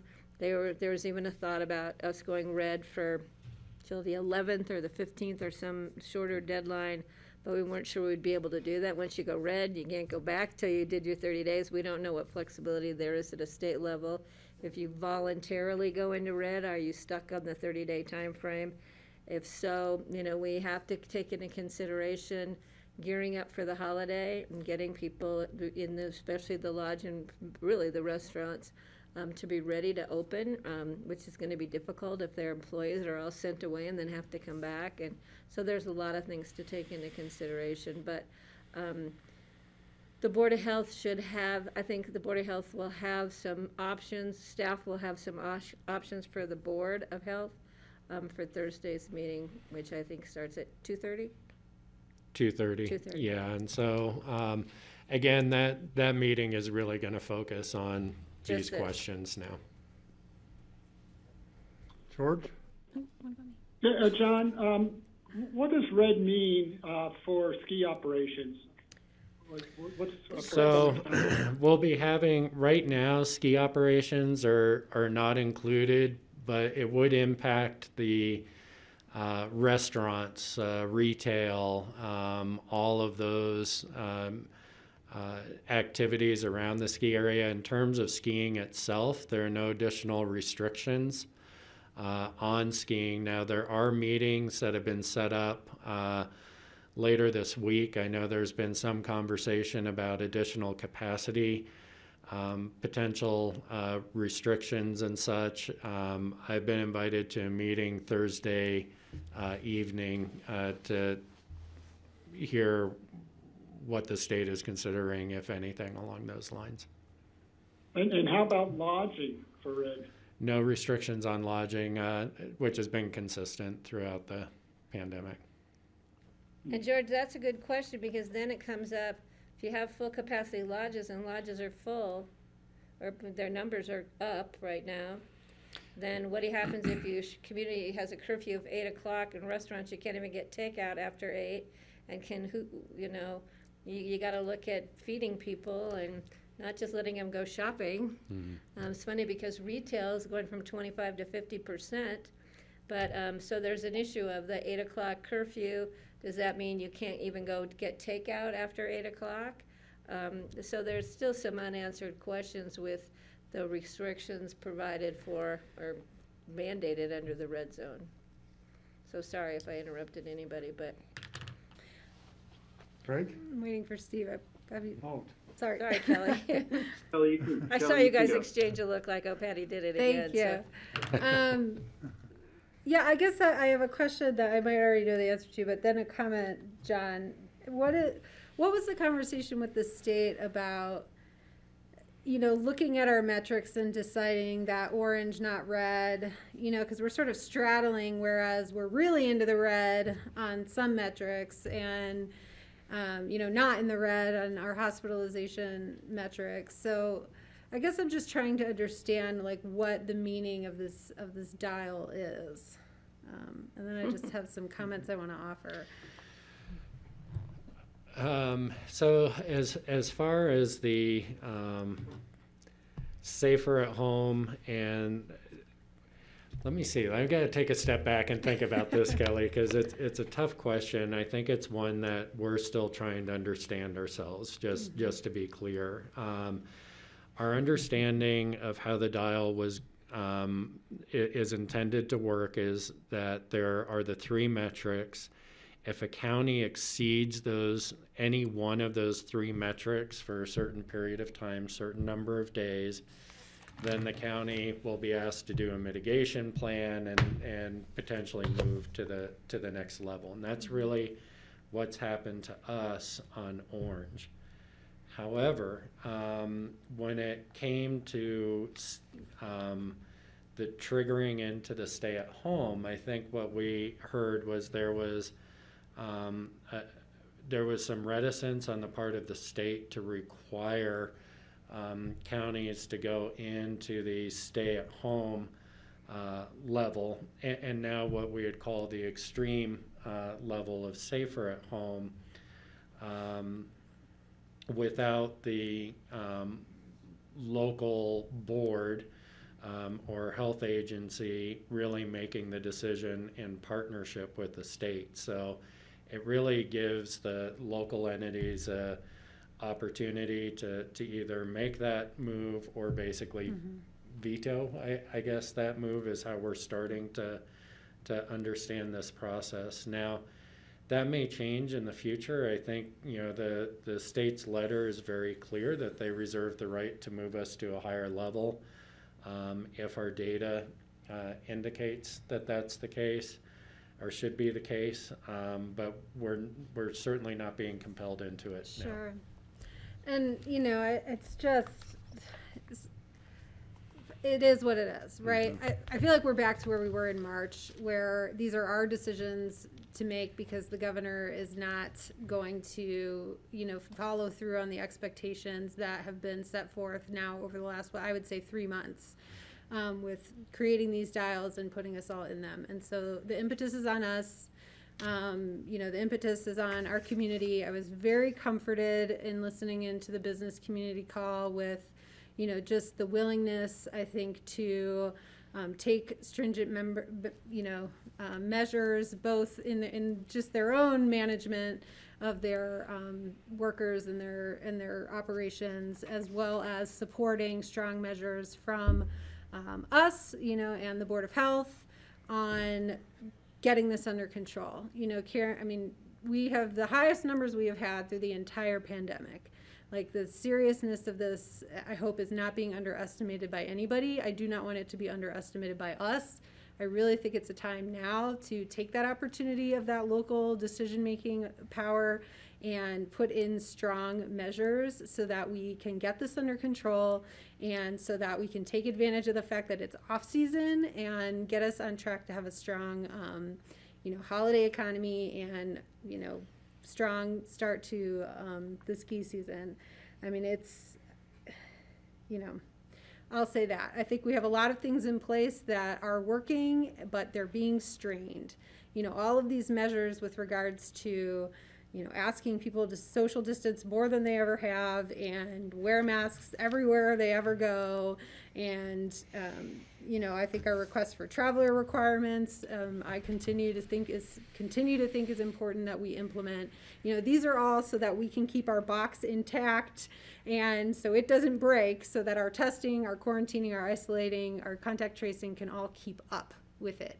And, I just hope that come Thursday, we're sort of, I think, just being given a pretty unclear message from the state as we're going into this, but we should do more, and our numbers tell us we should do more, but we're not going to make you to do more, that we should just do more.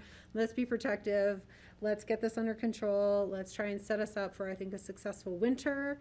That's my message as an individual commissioner. I think our responsibility here is to, support the science where the science is clear, be protective when the science is less clear,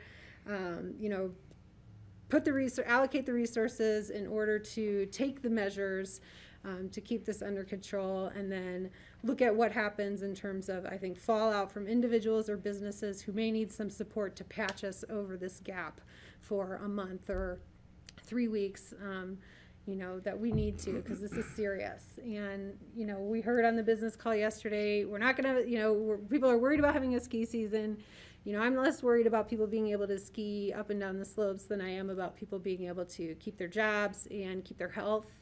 And, now is the time. So I want to just relay that as I hope for my strong assertiveness for you guys going into the Board of Health meeting on Thursday. So can I ask Kelly a question? Are you saying we should go red, shut it down for a month? No, I think that we should, I think take the additional steps that our metrics would tell us to take. So, if that means no indoor dining, then no indoor dining. If that means, that we really have no indoor gatherings, then we have no indoor gatherings. So those are the steps that I think that we need to, really look at and take very seriously. Well, and I'll tell you that some of the suggestions that came forward from the restaurateurs earlier today in written format were taken from what has been successful in New York City as far as restaurants. And I think those should be considered and looked at. So we could have some percentage of indoor dining, since we really can't have outdoor dining because of where we are and the temperatures, and just see what might work. The other point is that, and Kelly, you had mentioned that the governor might be looking at a recovery package of some sort, but we're going to need to be, if we do a major shutdown, we're going to need to be prepared to do some kind of economic assistance for food, for utilities, for rent, for people who won't be receiving paychecks because their jobs have again been taken away from them. And if we can support those folks so that they can come back in a month and have a job, then I think that's something we need to consider. But I'm not going to consider, impacting people's economic survivability without good science behind it. And I think that there's been better evidence to show that it's the small gatherings where people feel comfortable in homes with whoever happens to come by, where there's this direct contact, and we're seeing numbers come out of those small gatherings, which are documented with public health. So I think those things need to be taken into consideration. And as Greg knows, Greg and I don't usually have a good opportunity to talk a Board of Health meeting, so I'm hoping that we'll get that opportunity on Thursday. Okay, Greg? Okay, I just wanted to say, I think all really good points made by everybody here. John, you mentioned that the third option we're going to discuss is look at somehow we might create greater restrictions than where we are with the orange without going into the red. And that might be our sweet spot if we can articulate and figure out, just how to go there. So I'm looking forward to that conversation. As Patty points out, our restaurant community is wondering why they're getting shut down while the hotels and the retail are increasing in capacity or at full capacity. And maybe the numbers indicate that. But I think the best thing we could possibly do is figure out how we can, as Patty points out, keep the restaurants in business to some extent so they can actually feed people. If our hotels are available for 100%, something just doesn't make sense to me. There's opportunities to gather in a hotel as there would in a restaurant. But I really think that if we're going to try to address what would we call it, just a perspective for the public of equity and fairness, we need to really address that so the hotels understand where we stand. Having said that we need to try to understand and empathize with what the hotel people are going through and why they feel that this is unfair. I have heard from hoteliers and restaurant people and business people who are really eager to get us shut down now with the hope that we'll be able to reopen by Christmas. So I don't think anybody is saying, let's not do this. They're all just saying, let's try to do it in an intelligent, fair way. So maybe part of Thursday is going to be some real information on just why are the hotels staying open and retail being able to increase while restaurants have to clamp down. So maybe some of the why is going to have to come out then so we all understand that. So there's a lot to do between now and then. Kelly? Yeah, and bigger picture, I think, again, I mean, I've said this, I think we are in a place to have really hard conversations. We dodged a bullet. School was out, summer was here, lots of space. We're no longer in those conditions. And I just want to really advocate for our school-age children and their need to be in school. And, I know all the efforts of the school district to try and continue to make that happen. And it's in and out and in and out. And it's hard for everybody. And, we're talking about short-term, I think, concerns right now, but I also think we need to keep in mind the long-term picture. And I'm happy to sort of circulate the American Pediatric Society article about just the loss of in a person's life of losing school time and in-school time, what that means for their overall longevity in life, their overall opportunities in life. It's meaningful. This time lost is not just time lost. And so I do want to keep the long-term effects and concerns here. I would favor us sort of prioritizing whatever we have to do to keep kids in school, and that's, again, these are my personal one commissioner's views, but I think it's really crucial, and I think it's helpful to keep in the fact that this isn't just a short-term conversation, that the decisions that we make can have long-term effects for people's outcomes for the rest of their life.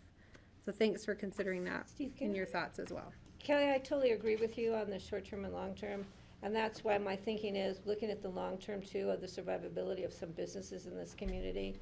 We have to, that is a long-term, that what we do short-term could render those people we could lose even more percentage of our local businesses. And what's that going to do for the long-term survivability of this community as a whole? Well, and Patty, I've said for a long time that I think there's opportunities for us to stand up some sort of small business grant program that this board hasn't fully, we haven't vetted at all. Maybe we'll have the resources to do that if we get, some reimbursement, if there's new money that comes in, if we're in a better place with our general, with our fund balances. So this is, so I'm not looking at for people to be high and dry. I haven't heard a lot of requests for help, honestly, from the business community about, can you help us pay for ventilation installation? Can you help us bridge a gap? Can you guys do a local paycheck protection program type of loan? I'd be up for considering all of those. but I haven't heard from them. I continue to be open to them. If that's what comes out of this, I do think it's our responsibility that if we're going to put in protective measures that have a negative effect on business, that we should also be willing to have that conversation about how we have them patch those gaps too. I agree with you. The problem is we have till Thursday at 5 o'clock. I just don't want to assume that we can't do certain things that haven't been vetted at all. I'm not saying that at all. I'm just saying we have till Thursday at 5 o'clock to make a major decision to move forward. Yeah, for sure. So, and I trust it's you a guys very to do difficult it. decision, I'm and just we have to take articulating my hopes for the outcome and for that conversation. But we don't even know what the outcome of the conversation. We don't even know what's going to be presented to us yet. So, right, John? We're still waiting to hear and see. We're working on it. Yeah, the Board of Health representatives, listen carefully to what Kelly is saying and to what George is going to say now. Well, I'll disagree with Kelly at one point, and that's with the schools. We've seen, certainly around the state, around the country, schools open, they close, they open, they close. Kids are getting tested positive, teachers are. Then they go home to their parents, to their siblings, and you're just going into a terrible cycle. And I hope the Board of Health looks at perhaps there is a need just to keep the schools shut down for a period of time as part of the overall strategy, because teachers are concerned. Teachers do not want to go in because they're afraid of contacting COVID, and it's an area that I think should be considered by the Board of Health as much as any other aspect of the community.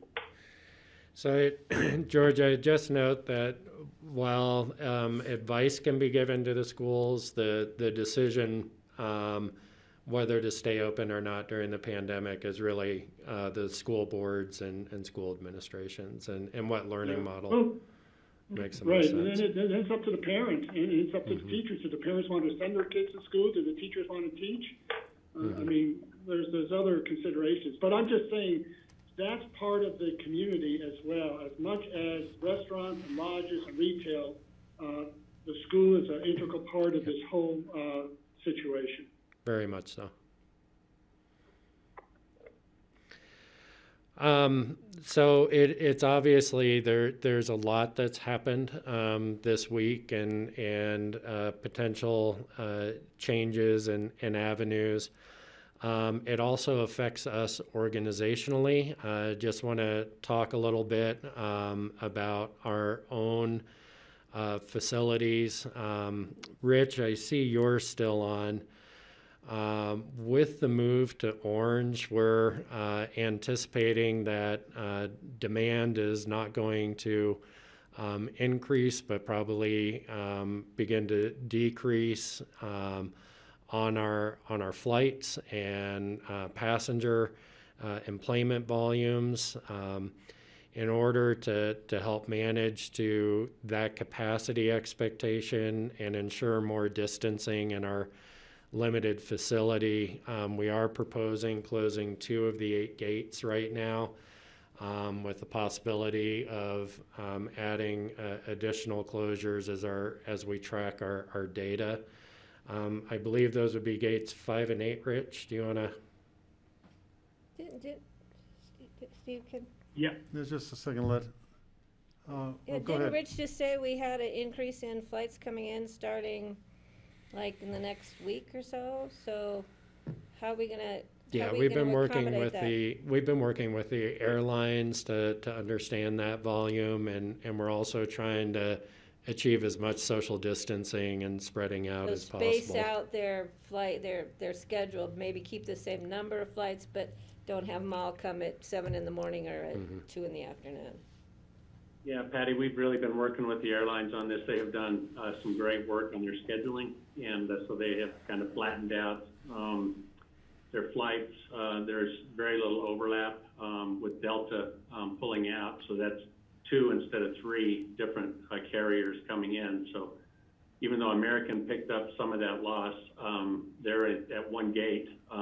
They may go to 2, depending on how this all works, but they have really worked to flatten it all out. So Gate 5 is right in the middle, so it allows, and that's where the TSA passengers come through, or the checkpoint is too. So it's actually a really good location to just kind of let that be kind of a common shared area now, and hopefully take up some of that relief. So it's just little steps here and there to try to help with it. And again, a lot of it's just based on economics.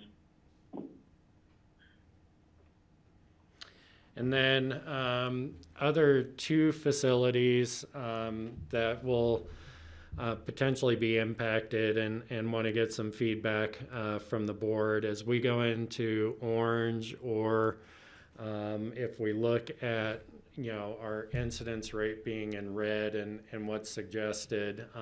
Public facilities have been asked to really roll back on their number of employees and interactions again. And so we had planned to present to you, we have a 5-phase kind of reopening plan for our facilities. I'm not going to go through all of it because I know we're getting late.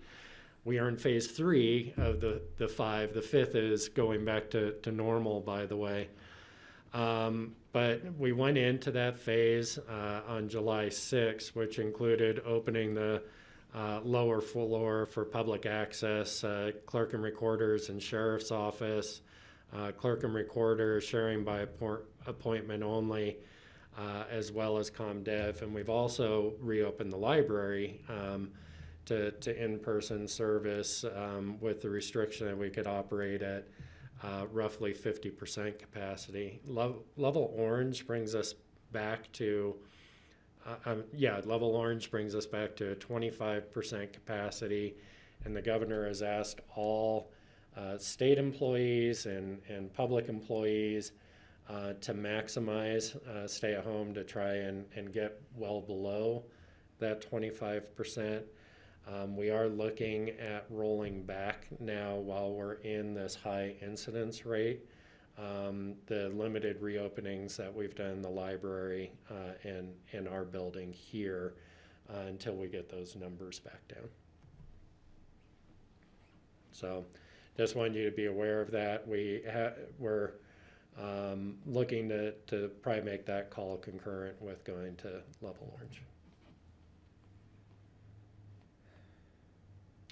And we will bring back at a future meeting, because we do have a really great plan. Yeah, It's just, I'm not expecting us to reopen the Yeah. building tomorrow or in the next couple of weeks, John. Don't worry about it. Yeah, and I really think that the limited reopening is probably going to bring us through the winter, just seeing where our numbers are right now. So we'll probably be in this phase 2 or 3, kind of going back and forth. The final piece, obviously, testing, just a couple things I think we've already talked about. We now have received 8,600 total curative tests. As you're aware, the state did notify the school district that they wouldn't be able to supply them for the serial testing that they were doing through the end of the year, but we did have a meeting with the school district. They felt with 2,000 of the tests that we've been allocated that they'd be able to do a reasonable level of serial testing to keep their program going. So we have agreed to give the school district 2,000 tests. Basalt site, AVH's Basalt site has gone to 5 days a week. We also did a test run up here with a kiosk that the city provided for the school district. We had a number of public health referrals with the positive cases from the school district. We were able to do those tests, all of those tests yesterday. And then next Monday, the kiosk will be set up here in Aspen for curative testing to push those tests out. So that's moving forward. I think we have a good partnership with the school district, and we're really now trying to figure out how do we build capacity in 2021 per our budget conversations today. And I'll stop there because I know we're really late. Quick question about the school testing. So they'll test any student, whether or not that student is learning from home or learning in the classroom? So that's one of the ways that they've managed the demand that we're able to meet their testing needs with fewer tests is they're focusing on in-person. They are looking at some limited testing for students who are getting ready to come back in if they go into Or hybrid students and that such. may have been exposed because they had extracurricular activities with other students. Yeah, and if they're coming in through contact tracing, those referrals are actually coming through public health. So we had almost 100 referrals through public health that we, did yesterday. That was through contact tracing at the schools. And again, I'm just really hoping that the turnaround time, especially notification of people who test negative, is not put off because people are too busy to call people who've tested negative. So the curative I don't want test, that to happen anymore. the good thing about the curative test is that that is an app. So you get to check on your own portal. Curative or CCC? What's that? Curative and Both. CCC? Yeah, both of them have that. That's why we're trying to push to these modalities right now, because we're struggling with that back end capacity to make the calls and do the follow up, particularly on the negatives. These programs have that pretty well dialed in and set up. That's the infrastructure we're missing and the gap we're trying to fill. Because I'll volunteer to go to the hospital with a list of negatives and call those folks myself. Because sitting at home waiting for a negative result is not right.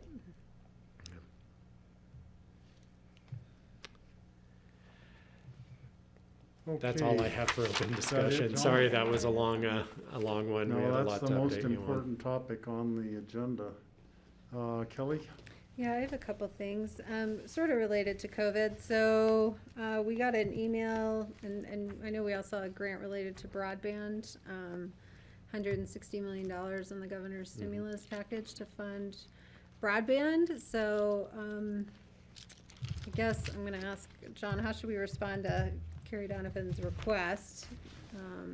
Can staff do that, I or? forwarded that immediately to Phyllis, so Okay, good. she's tuned into Thank you. that to maybe be looking into it. And then another thing along those lines is, so the governor is gonna call back the legislature to deal with his stimulus fund related to COVID. One highlight, $50 million he's allocated for housing and mortgage assistance. And then $200 million for shovel-ready transportation projects. I don't know if we have any, Yes, George, do we have shovel-ready transportation projects? Because, maybe we can. Shoot, we could have had that underpass. The in. buttermilk. Spend Take it. the towel Yeah. at buttermilk. So just something, I just want to keep that high on everybody's thing. And then the legislature will obviously decide whether they agree with the governor's allocations or not. And then finally, I ran into Kim Valerio and said, "Hey, I've never gone on a tour of the jail," and we both agreed, "Oh, maybe this wasn't a good time. It's not a good time." But she did reach out and said, "I think it's really important for you to have a tour of a jail." And then Patty said, "I want to have a tour of the jail." So I just want to put it on the horizon that maybe after our COVID numbers come down for a board, for a tour of the jail, because I know I would very much like to. And Do that. to add to that, which I think would be of interest too, would be, since we might be negotiating a contract with the Garfield County Jail, to see what they have to offer once we've seen ours. We may decide we don't want to do that, or we may want to do that. But it might be good for us to see where we're sending people from our jail. Yeah. What kind of operations we're sending them to.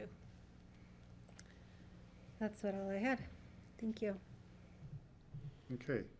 Any other open discussion items? I think on the board reports, if someone has something really urgent on their thing that is timely that you want to share right now, you may. Otherwise, I suggest we don't do board reports unless it's something that's really timely that needs to be brought up. I have something just really quick. Jeannie McQueenie and I are working on this child care task force with Northwest COG. So I'm kind of ramping up, attending all these meetings and Zoom conferences in the Roaring Fork Valley and with the city of Aspen with Shirley Ritter to try and make sure that the issues here in Pickens County and the Roaring Fork Valley are well represented with the rest of the Northwest COG jurisdictions. So I'm working on that. Okay, good. Thank you. Okay, tomorrow we have executive session at 11 o'clock. There are some important items we needed to fit in an exec session. We figured to do it then rather than at the end of the day. Because at the end of the day, we have airport, right? We're gonna be doing airport and, Yeah. so we didn't wanna do the exec after the airport thing, so. Okay, does anybody else have anything for the good of the order? And, this meeting is now officially over. Thank you, Thanks, Grassroots. Grassroots. Thank Thanks, you, Terry. Terry, for hanging with us all this time.